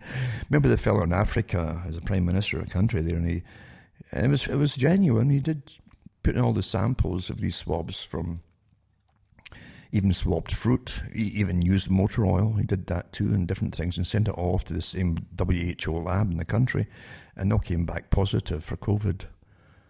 So there you go. He just threw the WHO group testing labs out the country. It's such bogus nonsense. When his agenda's there, what do you think these labs are getting paid to do, folks? Big money, please your masters, Oh, positive. So anyway, it means that the city will not be able to mix with any households, indoors or private gardens, except for those in a support bubble from Tuesday. Oh. According to the National Health Service digital data, the latest 7-day rate for Birmingham to 8 September showed 78.2 cases per 100,000, with 892 cases over the period, among the highest in the city, but nobody's in hospital, is it? Oh, is it? Or they tell you, they're just cases.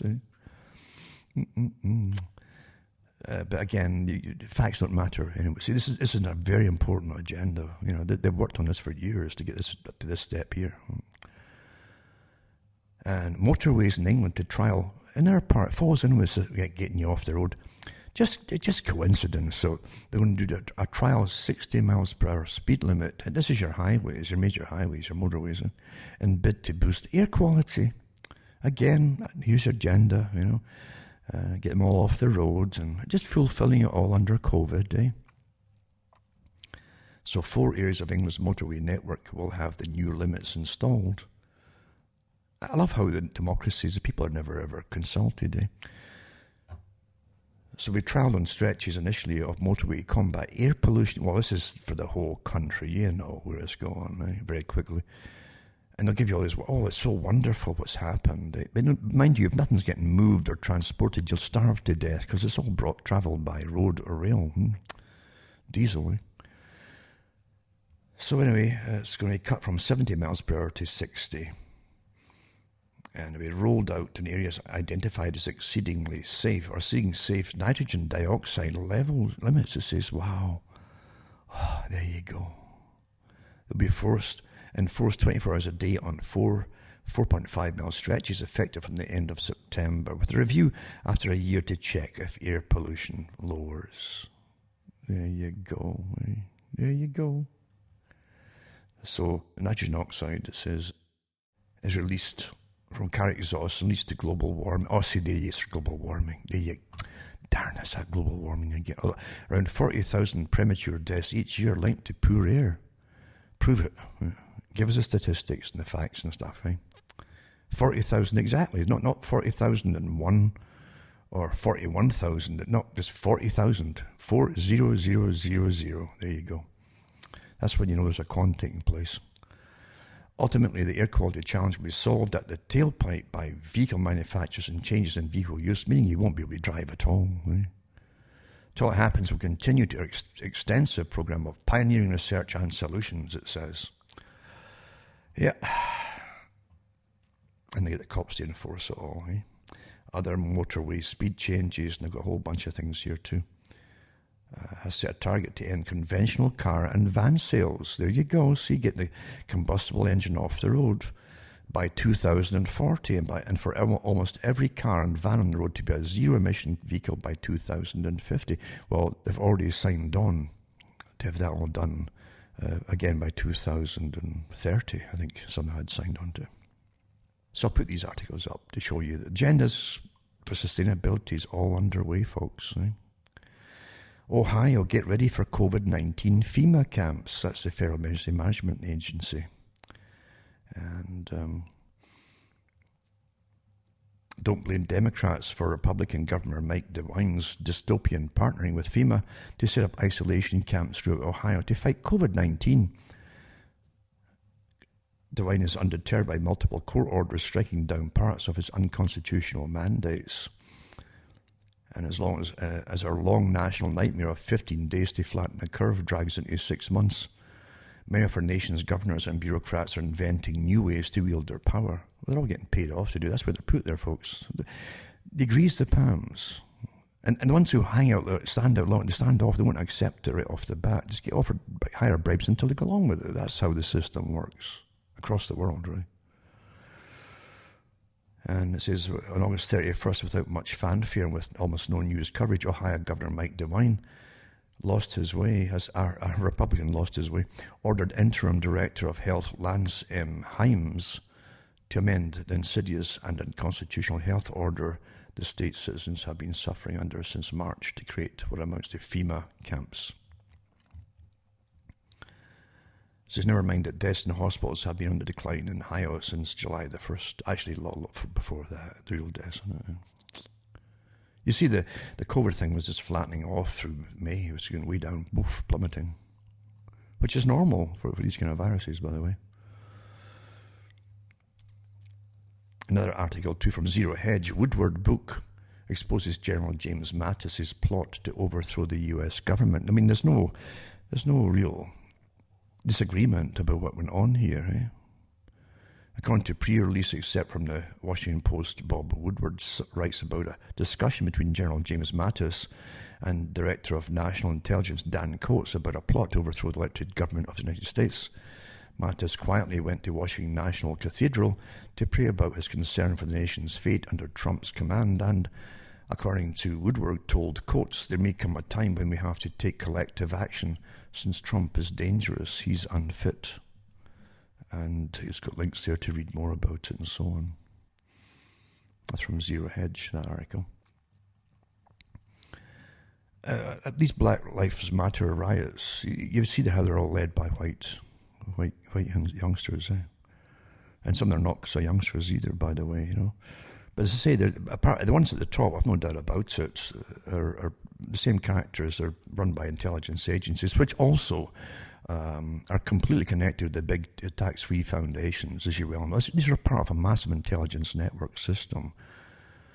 And all these big foundations under charitable causes and so on, the huge ones, like the Rockefeller and Ford Carnegie and many others, they're all connected. They're one big system of intelligence systems, and they fund the changes across the world. They fund armies to change things in different directions and systems and so on for their own good. Again, part of the big mega group, I think I'm pretty certain of all of them are.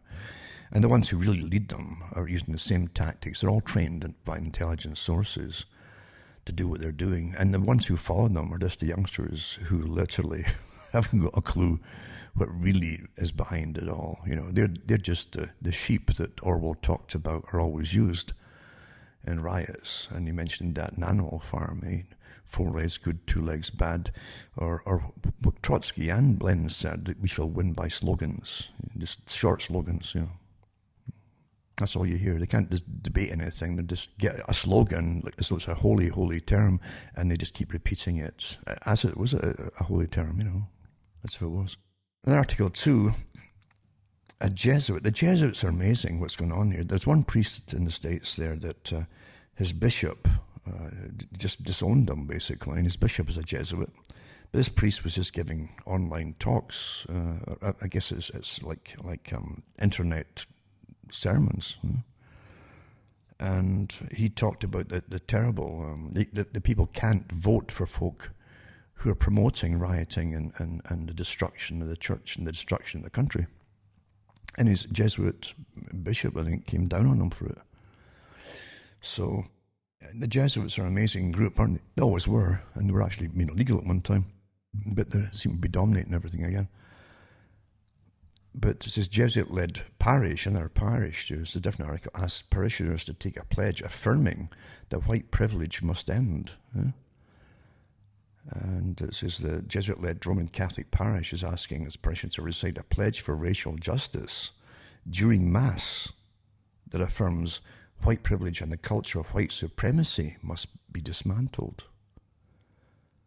And so the Reverend Kenneth Bowler, Society of Jesus, pastor of the Church of St. Francis Xavier, asked parishioners to recite the pledge for racial justice after communion. This is disgusting what's going on in churches. What's that going to do with churches?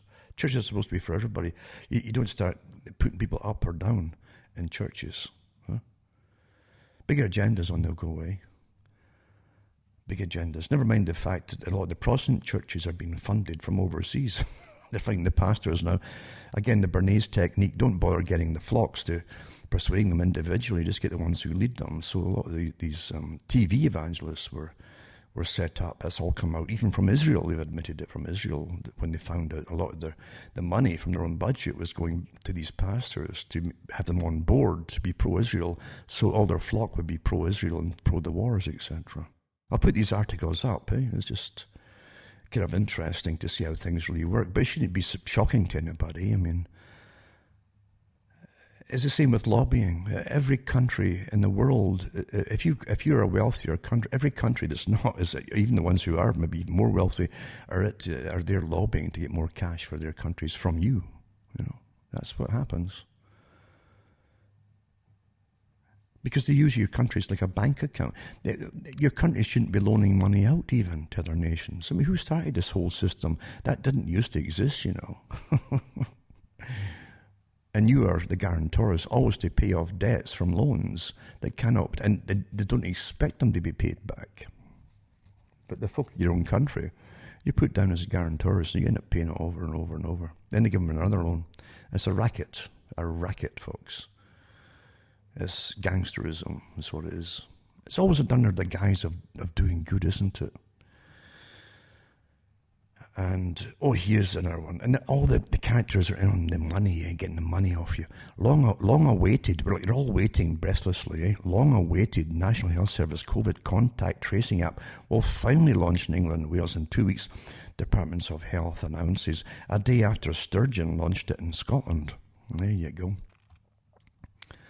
So they go to England, Scotland, and Wales, apparently.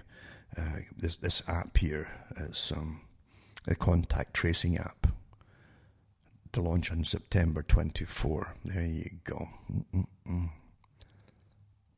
It's a game changer. All these promotional things you'll see in advertising for all the other products that use the same term. It's a game changer, right? Be ready by me, but its rollout was repeatedly delayed because the software struggled to pass trials on the Isle of Wight. They always use islands and stuff for these trials, don't they?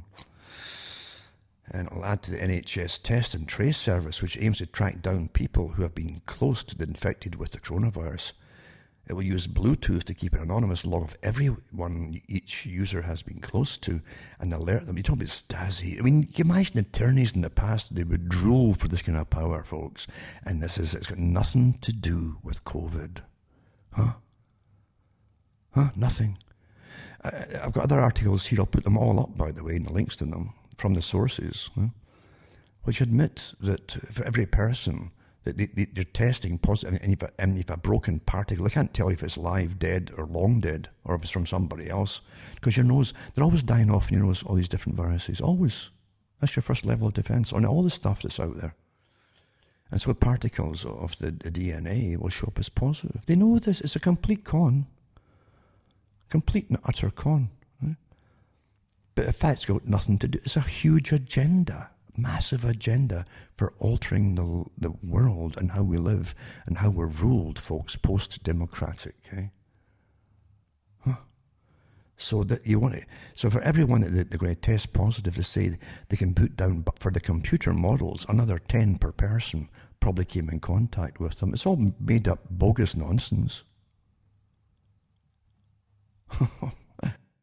Coronavirus Oxford vaccine trial facing challenge as volunteers suffer suspected serious adverse reaction.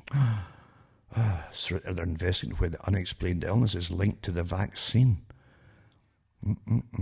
Isn't that amazing, eh? By the way, some of them at Oxford that they're in with the big grants also worked at Wuhan. Just coincidence, though, eh? The Oxford coronavirus vaccine trial is facing a challenge. The health sector has put on hold due to a suspected serious adverse reaction in one of its. By the way, when you look at all the different studies, 80% of the public are getting bad reactions to all different degrees. You see, well, that wasn't as bad. He only collapsed once, and he broke out in a sweat. He mumbled a bit of nonsense, and but he's okay now, maybe. But here's this one here anyway. They voluntarily paused vaccination until a review of safety data. It was a routine action speeding up the investigation to minimise any potential impact on the trial's timeline. Eh? All this stuff is untested. It takes 10 years minimum to test, but they're going to rush it all through in 1 year and give it to you anyway. So, but here anyway, it's back on track. I tell you what, I bet you anything, they got the poor sod that ended up with a bad reaction. And they probably started off saying, maybe it was something you ate. What do you think? Oh, no, didn't you? We can give you a few more bucks, here, and they offer us some, and they'll say, well, it probably was something you ate or something, eh? Well, no, and double the price, blah, blah. And eventually you get to the right sum. Okay, that's probably something I ate. You think this doesn't go on? What happens all the time with these kind of things, eh? When you have millions and billions of taxpayers' money riding on private enterprise for big corporations, this is what happens. Eh? They won't tell you what the reaction was, by the way. That's so interesting. That's pretty standard. And but again, other ones too, even the Moderna, they had reactions and different people. Remember the other guy ended up in hospital too in the States with something similar, probably similar symptoms. And that one was willing to go and do it again. He must have offered an awful lot of money or he's desperate. The World Bank, eh? This is not supposed to be out there, I believe. But it was initially for internal use, but they admit on it that it says after consideration it's publicly available, but it's not widely publicly available, I suppose. And this goes into, it's quite interesting when you read it, a strategic preparedness and response program by the World Bank, and it's got all the different guidelines and abbreviations and acronyms there, which are interesting themselves because they don't want you to understand what they're prattling on about. But I'll just mention here, before I go any further, what it contains within it. PDF from the World Bank. It talks about all the countries, from all the money they're getting from other countries to supply the third world countries through this whole COVID idea. It runs into billions and billions and billions of dollars. You say that you're going to pay back, but a lot of them really haven't had much problem with COVID. However, that's got nothing to do with it. That's always a way of it, isn't it? It's a great excuse regardless. But it does say, I think it's on page 6, they say that this agenda for preparedness for COVID and the emergency and so on is going to last up to 2025. And it can be renewed, of course, at the end of it. That's what they always do with these sunset clauses, etc. So you're looking at 5 years of this minimum. Yeah? A completely different world at the end of it, obviously, because everything's going to change under this whole world system. And that's the point of it. That's the purpose of it, with the present loans and so on that they're getting from other countries to give to other countries. But they're preparing for up to 2025 before it changes to any other system. So you can pretty well take it to the bank, literally, the World Bank, that this COVID idea is to last at least to 2025. Remember, the world is never to be the same again, according to to Fauci and many others that are in on the big gang at the top that are all profiting from it. And are all part of it, actually, a big bit in more ways than you'd ever imagine.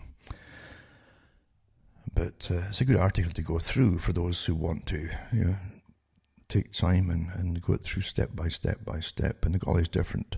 See, the World Bank is a strange organisation. It's privately owned, but it uses other countries' money, which is it's not really that foreign an idea, is it? We can look into other ones that started up like that. And they've got other countries who sign on for all these grants and loans that they dish out to other countries after skimming a lot off it. Because it's a private organisation, like most things are. Like the Bank for International Settlements is really private, just like the US Federal Reserve is private as well. There you go. I'll put it up for those who want to go through it. It's interesting, but it does give you more idea. This is meant to last for quite a few years for the agenda, the whole agenda. Sustainability, they mention sustainability and things like that in it as well. Because all the guys in the know are even that wasn't supposed to be given to the public initially. They had to go through different trials. Say, well, yeah, I guess we've censored enough stuff out of it, we can dish it out now to the public. Which tells you you're always getting lied to, right? There's not a single institution out there that's going to tell you any truth. Getting back to 9/11, it was the same thing there, I thought about the time, the head for the time in Britain of the GCHQ, who's also in charge of really the MI6 groups as well. And on all the other, they're under an umbrella in Britain and have been since the time of Victor Rothschild, who was the head of it all then. He was in charge, he eventually became in charge of all the intelligence agencies in Britain. But it's still the same today. But the head of it came out after 9/11 because the US was saying, oh, why didn't anybody tell us? And they came out and said, and I remember that I even recorded it at the time off the radio, but he mentioned it, and it was on a international program. And he said, we did tell you. He says, we told you to watch out what was going to happen, that the towers were a target, yada, yada. And it was dismissed, you see. And that did happen. And other ones did too. People in Israel come out and say the same thing. We all knew this. They said it was impossible in this day and age to keep secrets, electronic secrets from all the chatter. They got collection. You've seen these big, massive golf ball things across Australia and different places. They're putting them now in across the Mediterranean now, as well. Israel's involved with that one as well, in the Mediterranean, an island there. It collects all the data. There's not a single transmission from any source that they can't capture. Yeah? And it's been the same for 2001 as well. That's what they said. It's impossible. They knew all this was going to happen. These folk can't keep quiet about it. They'd have to have no cell phones or communications of any electronic devices at all to get together and plan things. Never mind not getting seen, getting together to even have the planning on camera. Everyone's on camera now. So in this day and age, you can't stop it. So it's the same thing that you're seeing today with the drugs coming in and all. They could stop that if they wanted to. There's no intention to. This is the days of Soma. They legalize certain drugs now, and they want the country stoned. Again, going back to the different articles by the military characters in DARPA and the Pentagon, they talk about this mind-altering techniques that they're using for compliance. And so how do you get compliance? Well, if you drug folk, they're generally pretty compliant, You're going to argue about this? No. You do what we tell you. Oh, sure, okay. Heavy tranquilizers, no problem. And you'll get some, you won't get any really effective work out of them, but you certainly get compliance for doing what they're told or behaving in some way or another, unless they're on the other types, the mix, the cocktail mix of fentanyl and massive amphetamines at the same time, or cocaine, Then it would take 10 folk to hold them down if they even understood where they were. You really think they don't know all about everybody else, including all of you out there that are doing the rioting? Of course they do. And they know who the leaders are, and they won't arrest the leaders because they're all working for the agencies. Have you thought about all the children that Epstein is admitted to? Epstein had thousands of young females went through this group, the selective system, and yet they haven't found many of them, have they? What happened to them? A lot of folk, a lot of these youngsters, if they really wisened up or realised what was going on or whatever, or just said no, they wouldn't be allowed to continue if they could point to individuals who are important, As far as I'm concerned, everyone's important, but these folk, important people. And we know that Epstein said to some of these women, and they get it in testimony, that he kept telling them to realise how powerful these people are, and what would happen if event came out, blah, blah, and just, they're all warned off. It's in California, they're allowing this another step towards having sex with children, legalising it, where they say that if the person who's having, this is a step, you see, it's a step, one of the many steps I've taken over the years, and they said that as long as the person who's having sex with a minor is at least 10 years older than them, not more than 10 years older than the minor, right? This is how they're taking it. Well, then that'll get expanded in 2 years' time. And you know how it's working, because that's the agenda, folks. They said that in 2001, the same year as 9/11 happened, when they had that big meeting with the different groups of for censor control. They wanted to do away with censorship and so on. They had professors from Canada and the States and all attend this world meeting about censorship and anti-censorship and how far they could go pushing the envelope, and many of them were actually censors themselves for organisations that work with government. So they all attend. They're not there. You think they're there to help you or to save you from? No. They're there to decide how much they push the envelope to completely destroy society, a la the Frankfurt School techniques. Everything to be completely destroyed, right down to even when necrophilia in your culture was prevalent. They said that wouldn't be enough, according to Adorno and Horkheimer at the Frankfurt Institute, as they called it. It's just astonishing. And you're living through all that happening, and folk can't recognize it for what it is. So, yeah, well, it goes on and on, Total destruction of everything, even the trace or memory of your society has to be eradicated. And start with statues, you see. Even the folk who are hauling down the statues don't get it yet. They're all getting used for a different agenda. The road to madness, how eco-obsessed councils under COVID guise have spent millions of euro money to shut the roads across Britain. Again, another one on the roads. And because, it's all, be cleaner air, but you can't travel anywhere. You can't even get out of your house for a walk, by the way, unless you can prove where you're going, like Australia. And another one to Dr. Pam Popper on impeaching the governor of Ohio on how Christians are being influenced to take the vaccine. Again, Bernays said, don't go door to door, go to organizations, churches are good, get the preachers, and he'll convince the flock to go along with whatever you want. That's Bernays had never changed the idea. And so the Ohio State Representative John Becker led Republicans in drafting 10 articles of impeachment against Ohio Governor Mike DeWine, citing the governor's actions like implementing a statewide mask mandate, closure of businesses, stay-at-home orders, and more as abuses of power. According to the Ohio Constitution, the House of Representatives has a sole power of impeachment but requires a majority vote. Dr. Popper reported that a group of prominent evangelicals are calling on Christians to follow the advice of public health experts, wear masks, get vaccinated, and correct misinformation and conspiracy theories. Oh, so there you go. Use the churches.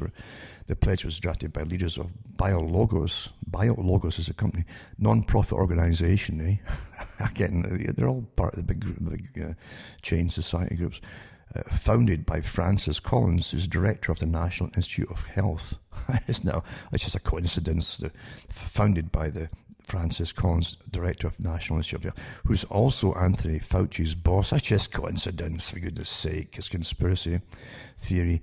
Dr. Popper says that while Christians are being recruited by BioLogos, which claims to represent Christian interests, the founder of the organization has accepted funding from the Templeton Foundation that's involved in depopulation efforts in Africa that were initiated by Bill Gates. This is quite a good little article here, and I'll put that one up too.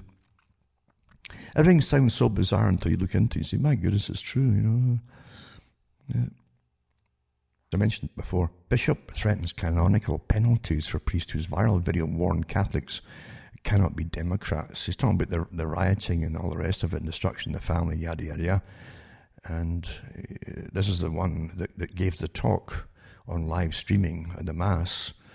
And he said this is probably his last Mass that we would give them live streaming because of the incredible hate mail he's got from all the terrorists in the country, you know. Yeah, there you go. And again, I've mentioned before, it's a Jesuit bishop, I think, above him that kind of disowned this priest for saying it. Behavioural paper supporting the consensus statement on mass testing, TFMS, 27th August 2020. And its behavioural teams are all working on the multidisciplinary task and finishing group on mass testing, TFMS, right? That's the Team Multidisciplinary Task and Finishing Group on Mass Testing. There you go. And it says, if you use assistive technology, blah, blah, no, they say it can't be used for that. This is a background paper and was not considered a SAGE meeting, right? Okay, SAGE meetings. And that's the emergency group that was set up supposedly to colonize and manage it all. It is a supporting paper for the TFMS consensus statement on mass testing, which was considered at SAGE 53 on 27th August 2020. It should be viewed in context. The paper was the best assessment of the evidence at the time of writing. The picture is developing rapidly and as new evidence of data emerges, SAGE updates its advice accordingly. Therefore, some of the information in the paper may have been superseded in the author's opinion or conclusion may since have developed. So they get into some of this documentation here. And these are the groups, mind you, that tell the media how to terrify the public by exaggerating all the different things they're told to give to the public and tell the public, right? So it's, I'll give you this links for those who want to get it, all the data from their own site. It's interesting to go through it. There's all these different groups. These are the same groups that say that told that that gave handouts to all the different journalists and newspaper organizations, telling them to exaggerate things, to terrify and really increase the tension and anxiety amongst the public so that they would conform to all the instructions they were getting. Obedience, eh? Rather than just get the basic... See, you can't get them the basic truth, or we'd all just ignore it because it's just rubbish, you see. So they have to lie to you because it's a huge agenda here. Nothing to do with... COVID is the excuse, right? Operation Moonshot, right? Britain is one of the most bankrupt countries in the world in real time, real financial sums and so on. And it's all bogus money we're living on with anyway by the gang at the top, right? Operation Moonshot, £100 billion, right? Plan could see the entire UK population tested for coronavirus in just a week, it says here. They're throwing their money around like madness, eh? During this whole, and again, it's all to their pals that run the systems and own all the test swabs and the labs and yada, yada, yada, yada, yada. Hey? Endless testing, which is complete bogus nonsense. But that doesn't matter. Remember what the World Bank said, the program that they're running will continue right now with the borrowing and so on, given all these different countries under the COVID crisis to 2025. Huh? You getting the picture? And after that time, you're living in a different world altogether. Not this democratic, post-consumerist and irrationing and all the rest of it, but completely managed by experts in electronics, watching and following your every move, every thought that you have. Bill Gates steered $250 million to mainstream media to control the narrative. That's just coincidence, though. He's a generous guy. And, I mean, the media really need that money right now. If they would take it, no problem.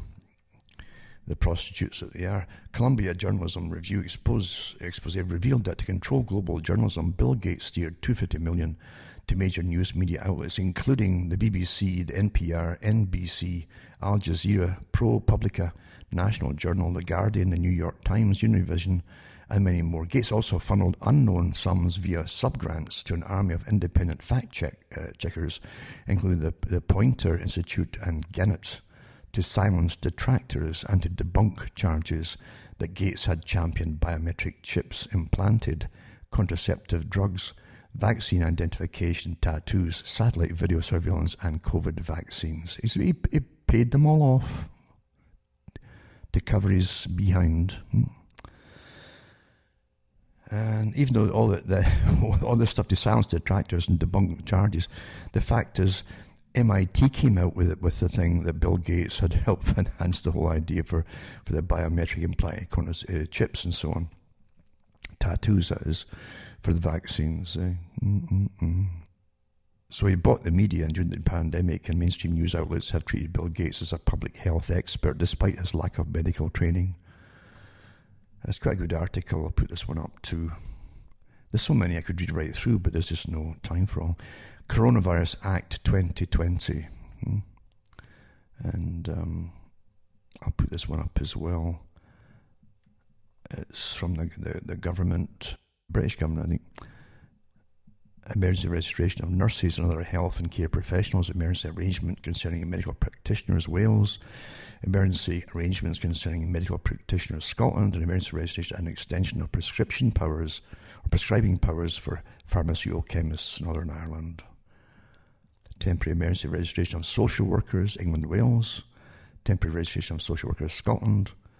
It's all these different. This is an official, one from the government, by the way, to these organisations, and these pharmacists and government departments, medical departments, and so on.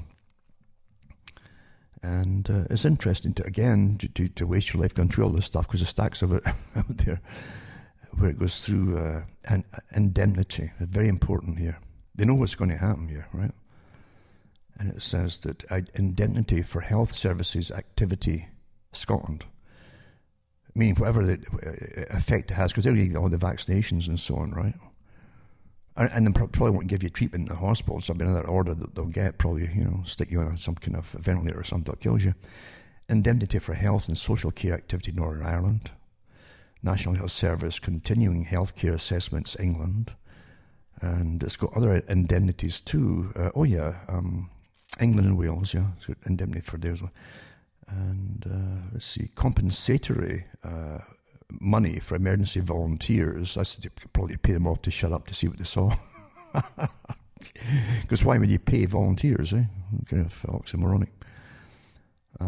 So it's given emergency registration of different groups, as I've said before, where they're going to come. But literally, it's like commandeering for a military service. That's what it's like.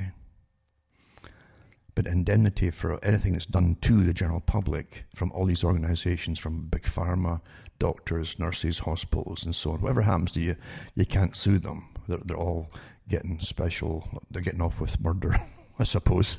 Why else would you do this? And they've got different disclosures here. Disapplication by Welsh ministers, DPS revision, suspension of requirement to hold inquests with jury. Interesting. Suspension of requirement to hold inquests with jury. Northern Ireland, that's England and Wales. Deaths in custody from natural illness is also, they suspend all these inquests. So a lot of are going to die here, obviously. This is official stuff from the government, from the Crown. Schools, temporary closure of educational institutions, childcare premises, temporary continued education, training and childcare. And so different things about statutory sick pay, etc., to all the different people involved.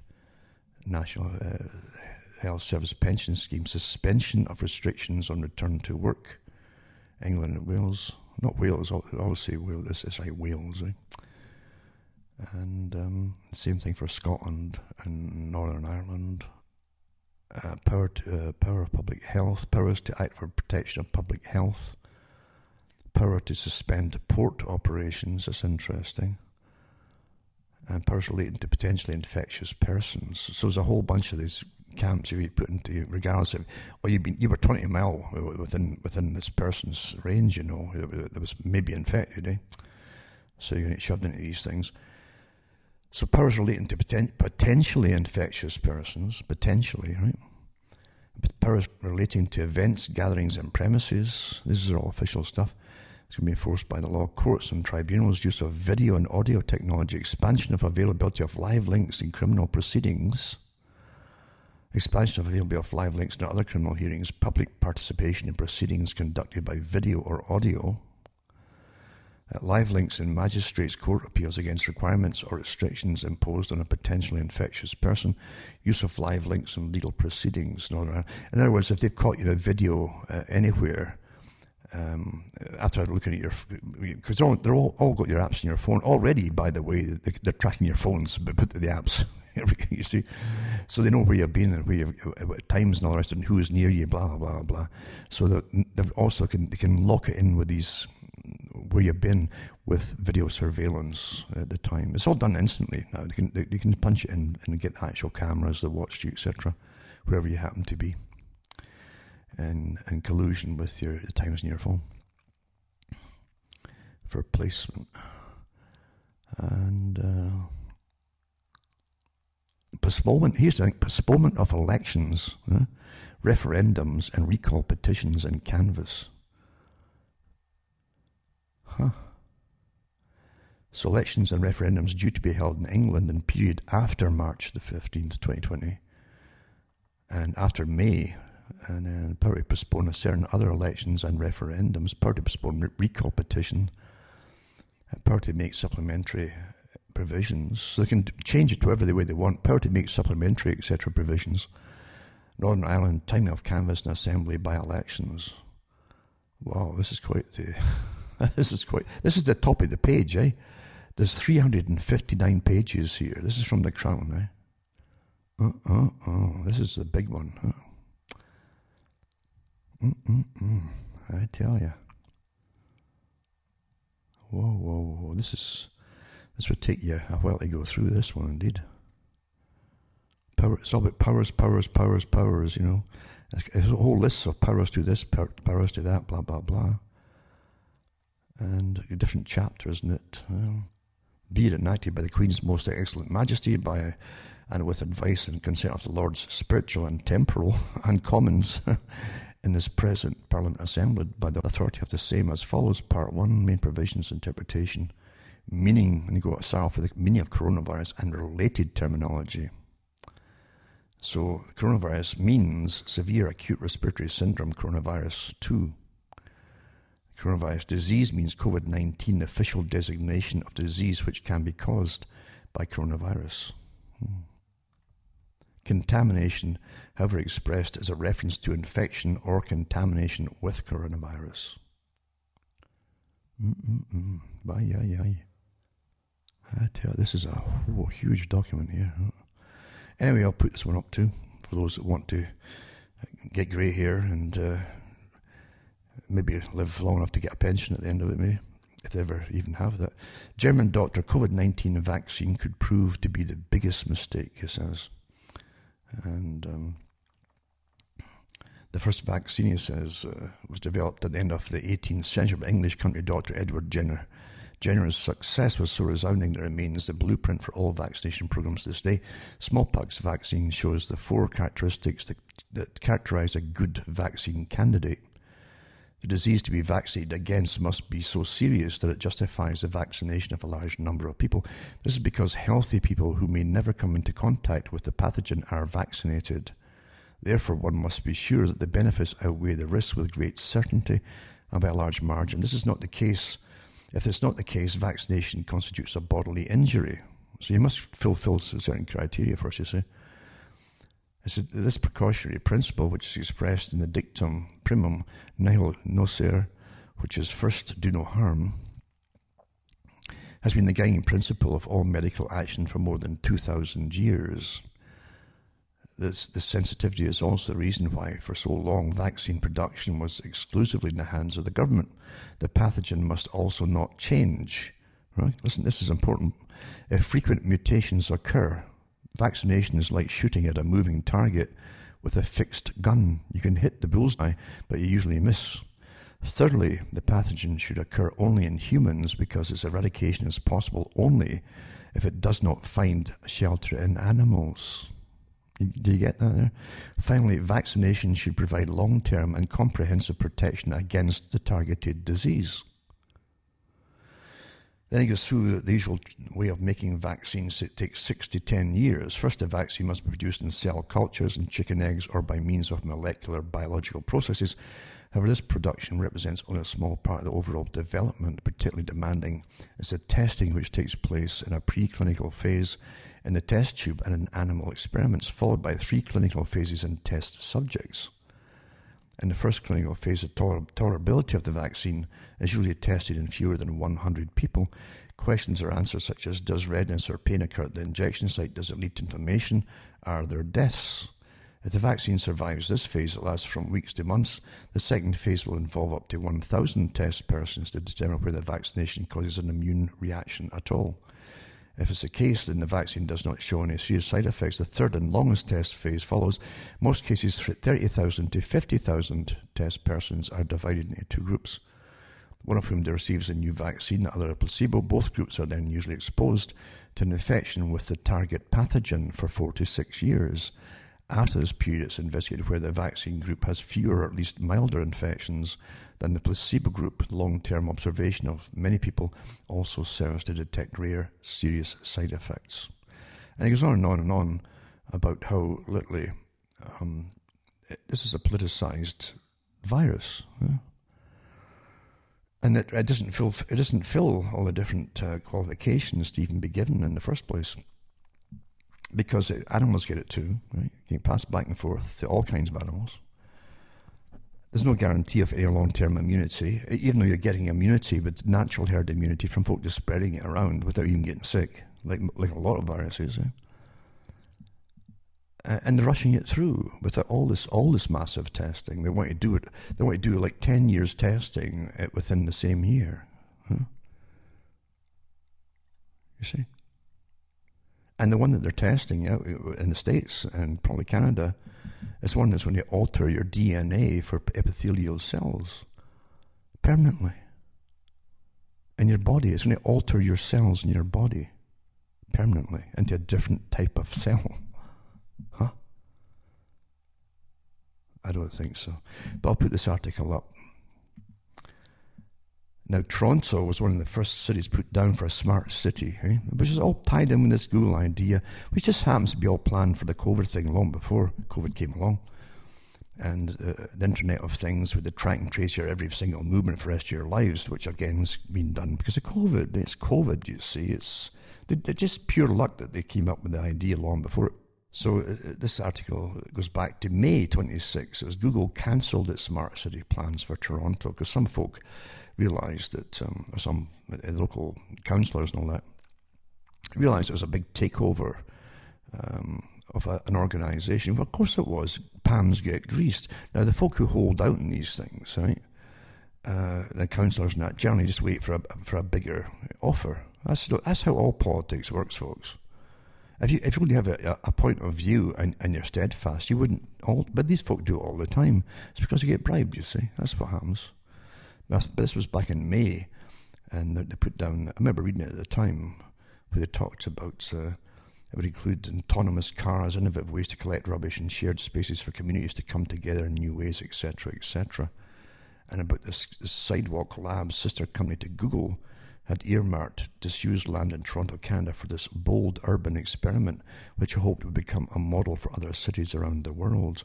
Do you want to be completely owned by the corporate society or the system that you're living under today? Completely owned by them, from birth to death, track, trace, the whole bit. Huh? And again, it all ties in with rationing, doesn't it? Because you're going into rationing whether you like it or not. In a post-cash world, I tell you. Multidisciplinary task and finish group on mass, I mentioned this before, mass testing, behavioural consideration. This is from, again, the same group on SAGE, that in psychological warfare, the department that was subcontracted by them. Effective mass testing for population case detection, SARS-CoV-2 will require high rates of testing and self-isolation, and 90% to achieve equitability in any targeted population. Outlined below are key elements of any mass testing program that could go some way towards achieving this. And this goes on and on. And again, you'd be really old and wrinkled by the time you finish all these things to read, you know. But your government agencies and all these thousands of parasitical agencies that jump on board during any crisis. That's why they love crisis and promote crisis, because the money's just tossed at them like you wouldn't believe they'd come up with this rubbish, Screeds and screeds of rubbish that then they hand to the government politicians. They don't know what to do with them except pass them into law. And you find that the corporations then rule your entire life. And that's already here. But they've got different fines on it too, and how much fines they give you. Self-reported about to self-isolate or quarantine is 3 times lower than those with incomes less than 20,000. They've got it worked out who can afford what to self-isolate and who can't, and how much they fine people by, and blah blah blah if they break their quarantine or whatever it happens to be, even if they're not really infected. Let me see now. Remember to send a few bucks my way, cuttingthroughthematrix.com. Very important to help me tick along here, because I have no axe to grind in politics or other. I state the nasty world as it really is to those that want to know about it. And at least you'll find you don't get depressed with it. You really don't. You only get depressed if you're living in it as a nervous wreck, believing it all and getting terrified by it. If you're not terrified by it, you won't be a nervous wreck. And you can at least make some decisions to help yourself. And hopefully, as I've said before, you've got a few friends, not many, If you have 5 friends in your life, real friends, that you've made a big breakthrough, because most folk don't really get real. You have lots of acquaintances, It's like a cycle psychopaths at parties. You walk in the door and the woman who's holding it, oh hi, as though you're royalty and just walked in. But I mean, she'll say that to every single person, and as soon as she can't use you, that's you. She's out of her head altogether. It's a hysterical psychopath, attention seeker, And that's how most folks, I've got someone. No, they don't have friends at all. They've got acquaintances. Like Plato said, you're lucky to get 4 or 5 friends in your entire life, So if you even have a couple, just promise to help each other out. Just because times are going to get really, really tough. And you've got to make sure you're the right people, folk who won't crack when pressure is applied, because occasionally you might have to break some little stupid rule, and you've got a whole plethora of rules, an avalanche of rules to come on you, in order for basic survival. Yep. An article too about all these safe vaccinations. I've got an article at the beginning about when they met the World Health Organization for Vaccination Month in 2019, and how they're going to promote all the safe vaccinations. And so here's one. World Health Organization says oral vaccine caused the new polio outbreak in Africa. And that's another one, because they did it before, I think, in parts of India, after the Bill Gates Organization went out with the oral vaccine as well, with live. And then now they've got a new type of wild strain of polio that was created in the lab through the vaccines. Huh? There you go. How's that? And take them, they're safe for you. So 2 young children in Sudan, there's 2 of many, I'm sure, are now paralysed after vaccinations. That's acceptable, would say Bill Gates, Organ harvesting means the cause for life is threatened like never before. Good article. And Come On Down was Bob Barker's invitation to contestants in The Price is Right, the most popular game show ever to air on network TV. In many ways, the liberal left today resembles a giant rigged game show, with politicians and mainstream media giving their cronies the right price. The Democrats' 2020 National Convention was a giant pre-taped game show with no substance, no policy, no plans, just platitudes and gaslighting. When Joe Biden said on one day, "We're in a battle for the soul of the nation," he was right. We are in a battle with a party that supports killing, he mentioned, the unborn babies and selling their body parts, encouraging mob action, vilifies and demands to defund the police, and labels many citizens deplorables. The Democrat game show is decades long. In the 1970s, politicians and mainstream media already played to Planned Parenthood, and the liberal left trying to get a fair shake for the babies was harder than selling ice at the North Pole. And it goes through some of the history of it there too. And these are things you've got to look at if you want to know. How could you possibly come to any moral conclusion about humanity in itself, or what's going to be done to you, when you've already given up? Huh?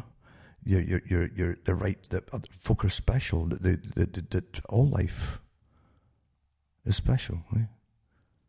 When you've been trained that you're just another lowly animal. In fact, you're lower down the totem pole than most animals. How you been trained? Look at the youngsters today that literally are out rioting and screaming, and it's really despair you're hearing. Because they've had that brainwashing them from school to the present time, till they hate themselves and everything else around them. Total despair. I've said before, suicide is despair and anger turned inwards. Murder is when you turn outwards. Now another one too. The R number and growth rate in the UK. And this one here is to do with this is how they work it out for their statistics. An R number between 1 and 1.2 means that on average every 10 people infected will infect between 10 and 12 other people. That's how they pump up all the numbers. I tell you. And again, the same mantra. Coronavirus cases soar by 3,487 in the UK and the highest Saturday rise in 4 months, as the sage advisor warns nation is on the brink of losing control of the outbreak. Oh my God, I'm breathless just reading it there. Oh wow, it's scary stuff, eh?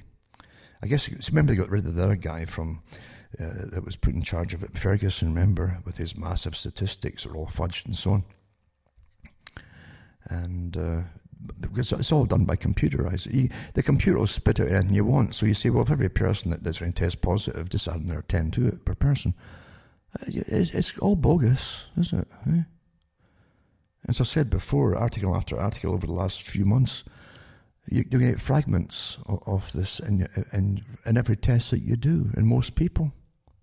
It's present in your nasal system, sinuses, and even in your throat. Dead particles of it. That's what happens when you catch things. Your system kills it immediately. For most, it's happening all the time, regardless of COVID. It's long before COVID came along. This particular COVID, anyway. So he's a scare take because they're going to lock you down into this 5-year plan, eh? And Scientific Advisory Group for Emergencies. Oh, there you go. That's a SAGE group, eh? Tells you a bit of what they are. And again, private bodies. And they encompass a lot of psychologists, neuroscientists, and behaviorists. People who are trained to lie and with better techniques to persuade you. They're born persuaders, you see. And there you go. Antifa radical arrested for arson in Washington State, caught on highway after live streaming on Facebook before arrest. What a fool this guy was, eh? He actually they always think that it's such big. Like I'm a real hero. I'm burning places down. I'm doing really good for the cause, eh? And he was on Facebook streaming it as he was doing it. Aye. Sweden, violence is extremely serious now, eh? Well, we saw the masses coming out under the guise of from different, Africa too. Eh? An awful lot of people, refugees supposedly from all over Africa, under the guise of refugees, and awfully healthy-looking guys, very fit as well, well fed. Eh? And flooding into, again, Sweden. Sweden had help too. There's even people in Sweden who did videos and who was helping. They were helping to bring them all in because they wanted to destroy the Swedish people as a Swedish ethnic group. Destroy the homogeneity, one of the women said about it, in fact. It's important that this is done, she said. So here's the outcome of it all too. As we all know, the police must ensure the criminals arrested and can be prosecuted. The criminals need to disappear from our streets and squares so that no more ruthless crimes are committed. We work intensively around the clock. Despite this, as a severe violence continues, Sweden's National Police Chief Anders Thornberg, August 29, 2020. This is Gothenburg's Ali Khan. Ali Khan. See, Ali Khan clan. It's a clan called Ali Khan. It's like a mafia group, has been reported to the police more than 200 times, but the police had to close almost all cases because the gang threatens the victims and witnesses to stay silent. This weekend, 2 boys were subjected to terrible atrocities in a cemetery in Solna for an entire night. On Tuesday, a teacher in Gothenburg was kidnapped and beaten after contacting the police. What we're now experiencing almost daily is not normal. Sweden should start by making it a crime to be part of a criminal gang. You think you'd already have that, wouldn't you? Mind you, the governments would have been included. in the same way that it should be a crime to be part of a terrorist organisation. Ulf Kristersson, leader of the opposition moderate party, in a Facebook post. Unfortunately, there is a grudge against Christian culture amongst certain groups, and the Church of Sweden in Malmo cannot be passive while the Christian cultural heritage is vandalised. Sweden Democrats Party, August 26, 2020. And that's part of it too. Everything's deliberate. A lot of it's out in the open, you know. So it says recently there have been serious incidents and serious acts of violence linked to the criminal networks in which several people have been murdered and others seriously injured. In Stockholm, 2 people were murdered in the past week. And in Gothenburg, criminal groups have tried to demonstrate power by controlling vehicles entering certain districts. Well, you see that in the States now too. Earlier in August, an innocent 12-year-old girl was murdered during a gang incident. In other parts of the country, there are conflicts between the various criminal networks and other ruthless crime. As well, on Friday night, a violent riot also occurred in Malmo, where several police officers were injured. And it goes on and on and on. 2 boys were raped as well, tortured, nearly buried alive in a cemetery. And these are what they call humiliation crimes. They rape boys and then bury them up to their necks and so on. That's something that came out of, different countries far away. And it's meant to show the power of the perpetrators and the gangs. And these are the milder cases, by the way. And the riot that took place in Malmo, August 28th, an estimated 300 people burned car tires, shot fireworks and threw stones at police. The riot occurred close to Rosengard, so-called vulnerable area probably mainly by immigrants. Video footage posted to social media showed the rioters shouting Allahu Akbar, and so on and so on. Well, Sweden was socialist a long time ago, and partly maybe effeminized like a lot of countries, meaning that the men were literally trained from school onwards, as boys, not to get involved in fights, don't fight back, to shut up, etc. And literally, this is 20 years later, or 25 years later, here's the outcome of a lot of it. You know that too. We all know that. Of course we do. That was part of the agenda. You're living through a long-term plan, eh?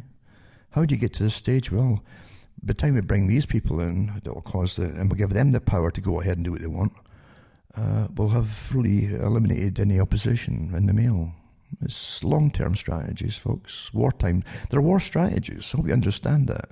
They're actually taught in military schools. Long-term planning for long-term enemies, how to take them down. Australian health executives, politicians float travel bans, tax penalties for COVID vaccine refusers. I'll put some videos up too. You'll hear this head of the police was it Melbourne? I'll put it up regardless. It's on YouTube anyway. It's Australia.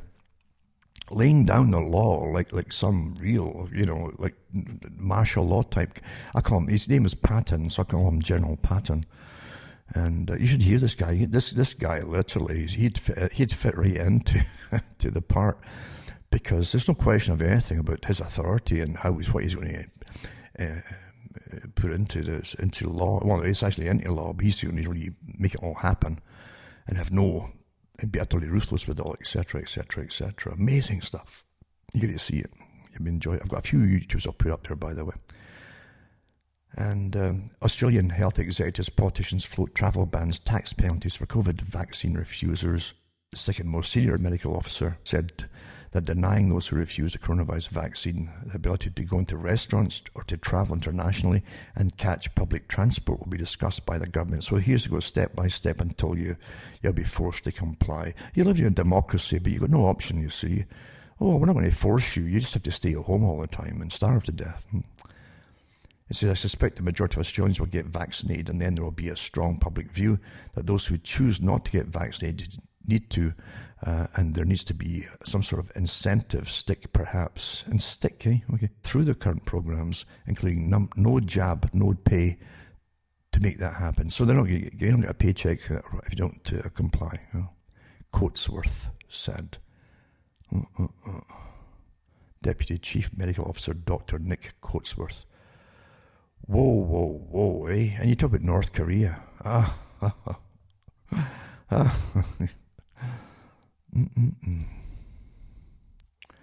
then, of course, this Prime Minister Scott Morrison in the previous 24 hours said this, Morrison first said that a coronavirus vaccine will be made as mandatory as you can possibly make it. Before quickly walking back the comment someone saying that the vaccine is not going to be compulsory, that we can't hold someone down and make them take it. See, there's your thing in democracy. Let's make it impossible to live without it, what they want you to do, right? We're not forcing you, just can't go anywhere. This is totalitarianism and utter tyranny. And it's for the rest of your life, folks. This COVID thing is an excuse for a whole reset program from the World Economic Forum. For a total reset, not just of finances, but of a completely new way of living, or existing, I'd say existing. Also, a teacher worries parents will overhear what he's actually teaching their children in virtual classrooms. Now they've got them at home a lot and doing it on their computers, their schooling. And it says the Philadelphia Science Leadership Academy, this teacher, Matthew R.K., it says he's been accused of trying to indoctrinate his students in left-wing thought. Well, they all get that total indoctrination. It says K came to the public's attention Saturday when he posted viral tweets warning his followers that the virtual classrooms slated for the school season will allow potential spectators, including parents, to overhear what their children are learning. Can't have that, eh? And so they've got things like equity, inclusion work, and indoctrination of school children. And, on gender identity, things like that, on the encouragement that they get to try all this new stuff, you see, that their parents are just too old-fashioned and contaminated to understand, contaminated with old ideas, you see, that standard Marxist philosophy. Wealthy New York City college student, 20 years old, among the 8 arrested for causing $100,000 worth of damage to businesses in Manhattan during the BLM rampage. Clara Kribber, 20 years old. So it's, she's a student at Rice, his daughter of Upper East Side architect, and so on. There you go. And I think her dad was a psychiatrist as well. Eh? So there's the outcome of psychiatry and liberalism, which is mainly Freudian liberalism, for the same progressive agenda. Really, folk don't know that either. Total war for a long time, and the folk don't even know it's been a war. And it's still going on. And bipartisan Washington insiders revealed their plan for chaos if Trump wins the election, it says here. There you go. And then you got all the fires on the West Coast and in Oregon and all this kind of thing going on at the same time. Quite amazing, all the stuff that's happening at the same time. Remember, I keep thinking back, and it'll be all conspiracy theory, because as folk have already mentioned it, some Antifa guys have been accused, without the proof, they say, of starting fires. But that's what they're doing in the cities, for goodness sake. Huh? Standard technique of the revolution is almost to set everyone on fire. You can look at the old stuff going back to the Bolsheviks and earlier in Russian Revolution. You see them going through the streets setting fire to everything. That's the standard thing you do, terrify the people into submission. Right? That's what it's meant to. And to make them think there's no law and order, so that when they present their leaders, you'll accept them dumbly without question. That's how it's done. All been done before. It's all tried techniques. There's nothing new in it at all. And away they go, and the folk just don't quite get it, do they? And this one here is to do with... Oh yeah, I mentioned before about when they did the 2019 WHO Protected Together Vaccines Work Immunization Week, World Immunization Week. They tell you the 3 groups of people who are vital to ensuring everyone is protected against vaccine-preventable diseases. Now, there's a video went up too, remember, where they actually mentioned amongst themselves, luckily a lot of folk copied it before it was pulled, where they actually admit all different doctors who took part in the panels and that they didn't have much experience either in training about vaccines. They get like the last day in training is like, maybe half of it the day is given to vaccinations. They just take it for granted that it's all good and it works and so, but they know very little about it.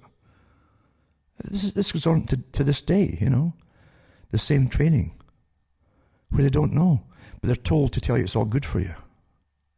By whom? By the vaccine manufacturers. That's where it all comes from. So they go through this was a lineup getting you all ready for the coming vaccinations and World Immunization Week 2019. It doesn't give any data. It just tells you to convince the public to accept it as good for them, blah, blah, blah. Very childlike little slogans and so on. But it doesn't go through, here's how to explain and show them that it is good for you and how it really works. It's not there. They don't give you the facts, do they? It's just standard propaganda like any other advertising, isn't it? And you're not treated like a human being, a sentient human being, by giving the fact. Informed consent. It's good for you isn't good enough. Sorry. There you go. So I've rushed through all this stuff tonight again, or this today, but it's been pouring rain, like torrents of it all this time as well. And this is the stuff, as I say, that generally would come across, and even the Pacific, and hit the West Coast. But there are certain things I noticed in the past, even back in the 90s, where suddenly you'd have a change in the stream, the jet stream, and it would go straight up the west, like a straight line, vertical, straight up. It would hit the shore of California pretty well, the coastline, and go straight up in a straight line up into British Columbia, and then turn at a right angle and go right across the country. You don't get that in nature, folks. It just doesn't happen in straight lines. But it does now, occasionally. But there you go. Weather modification, eh? Oh, it's a conspiracy theory. Well, here's all the stuff that I admitted to, and it's the programs from universities and the characters. Oh, it's still a conspiracy theory. Yeah, there you go. They'd never do it. They'd never use it, would they? Well, here I go, prattling on again as usual. But once again, don't give up, folks. You're going to live through it, whether you like it or not. We're going to live through this. And let's hope you will like getting through it. And it won't be, if you just give up and say yes to everything to comply, you're done for as far as any society. I don't care which country it is, you're completely done for. The eradication of what used to be called the more advanced nations by a dominant minority that have nothing in common with you, that run it all. Really. That's really what it is, worldwide. And they'll have their total world domination then, true rulers of the planet. And to get that to there, you must all comply to be wimps. And you've all been trained never to say no. It's not polite. No is a bad word. It's a negative word, you see. Be positive. Always say yes. That's what the salesmen are taught to train you to say. It's a nice day, yes. Oh, it's a beautiful sky, yes. Oh, that's a lovely carpet you've got, yes. He's a lovely machine, what do you think of that? Yeah. See, as soon as you start saying yes, you can't stop saying it, you see. So you got to sit there and say no, no, no. And don't let people start sticking things into you.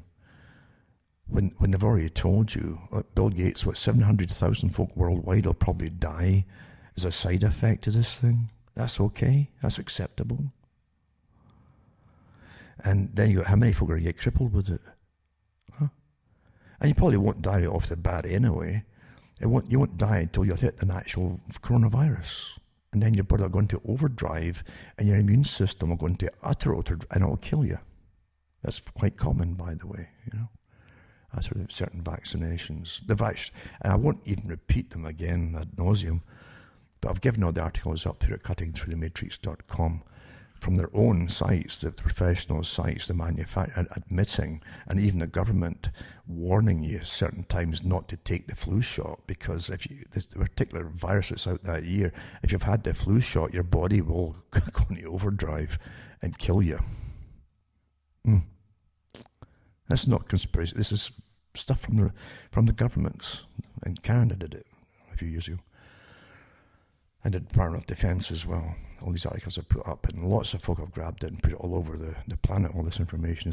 It's good to see it going, it really is. But as I say, don't give up. Learn to say no.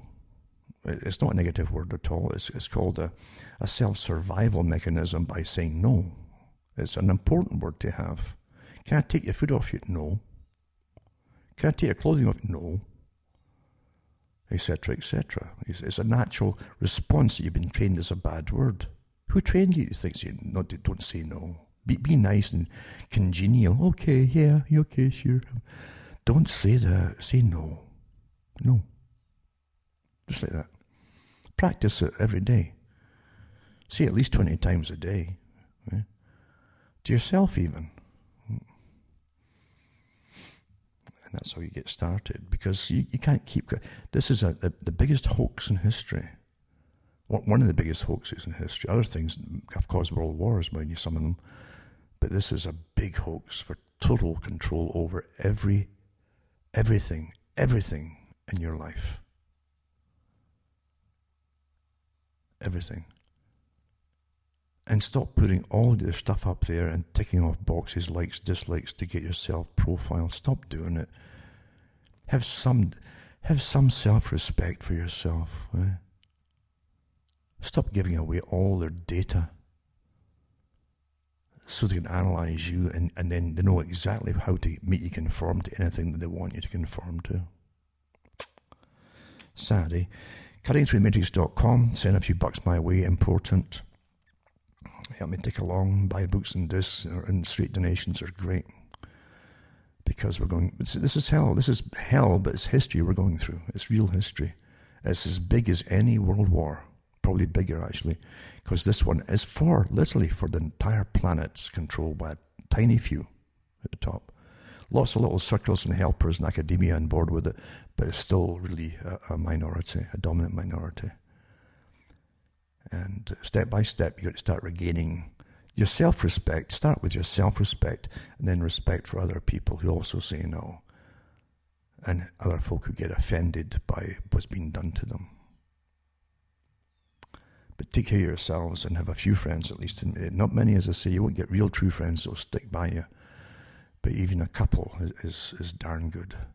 So for myself, Alan Watt from Ontario, Canada, where I'm getting all the rain that should be falling on the west coast over yonder. I'm getting it over here in Ontario.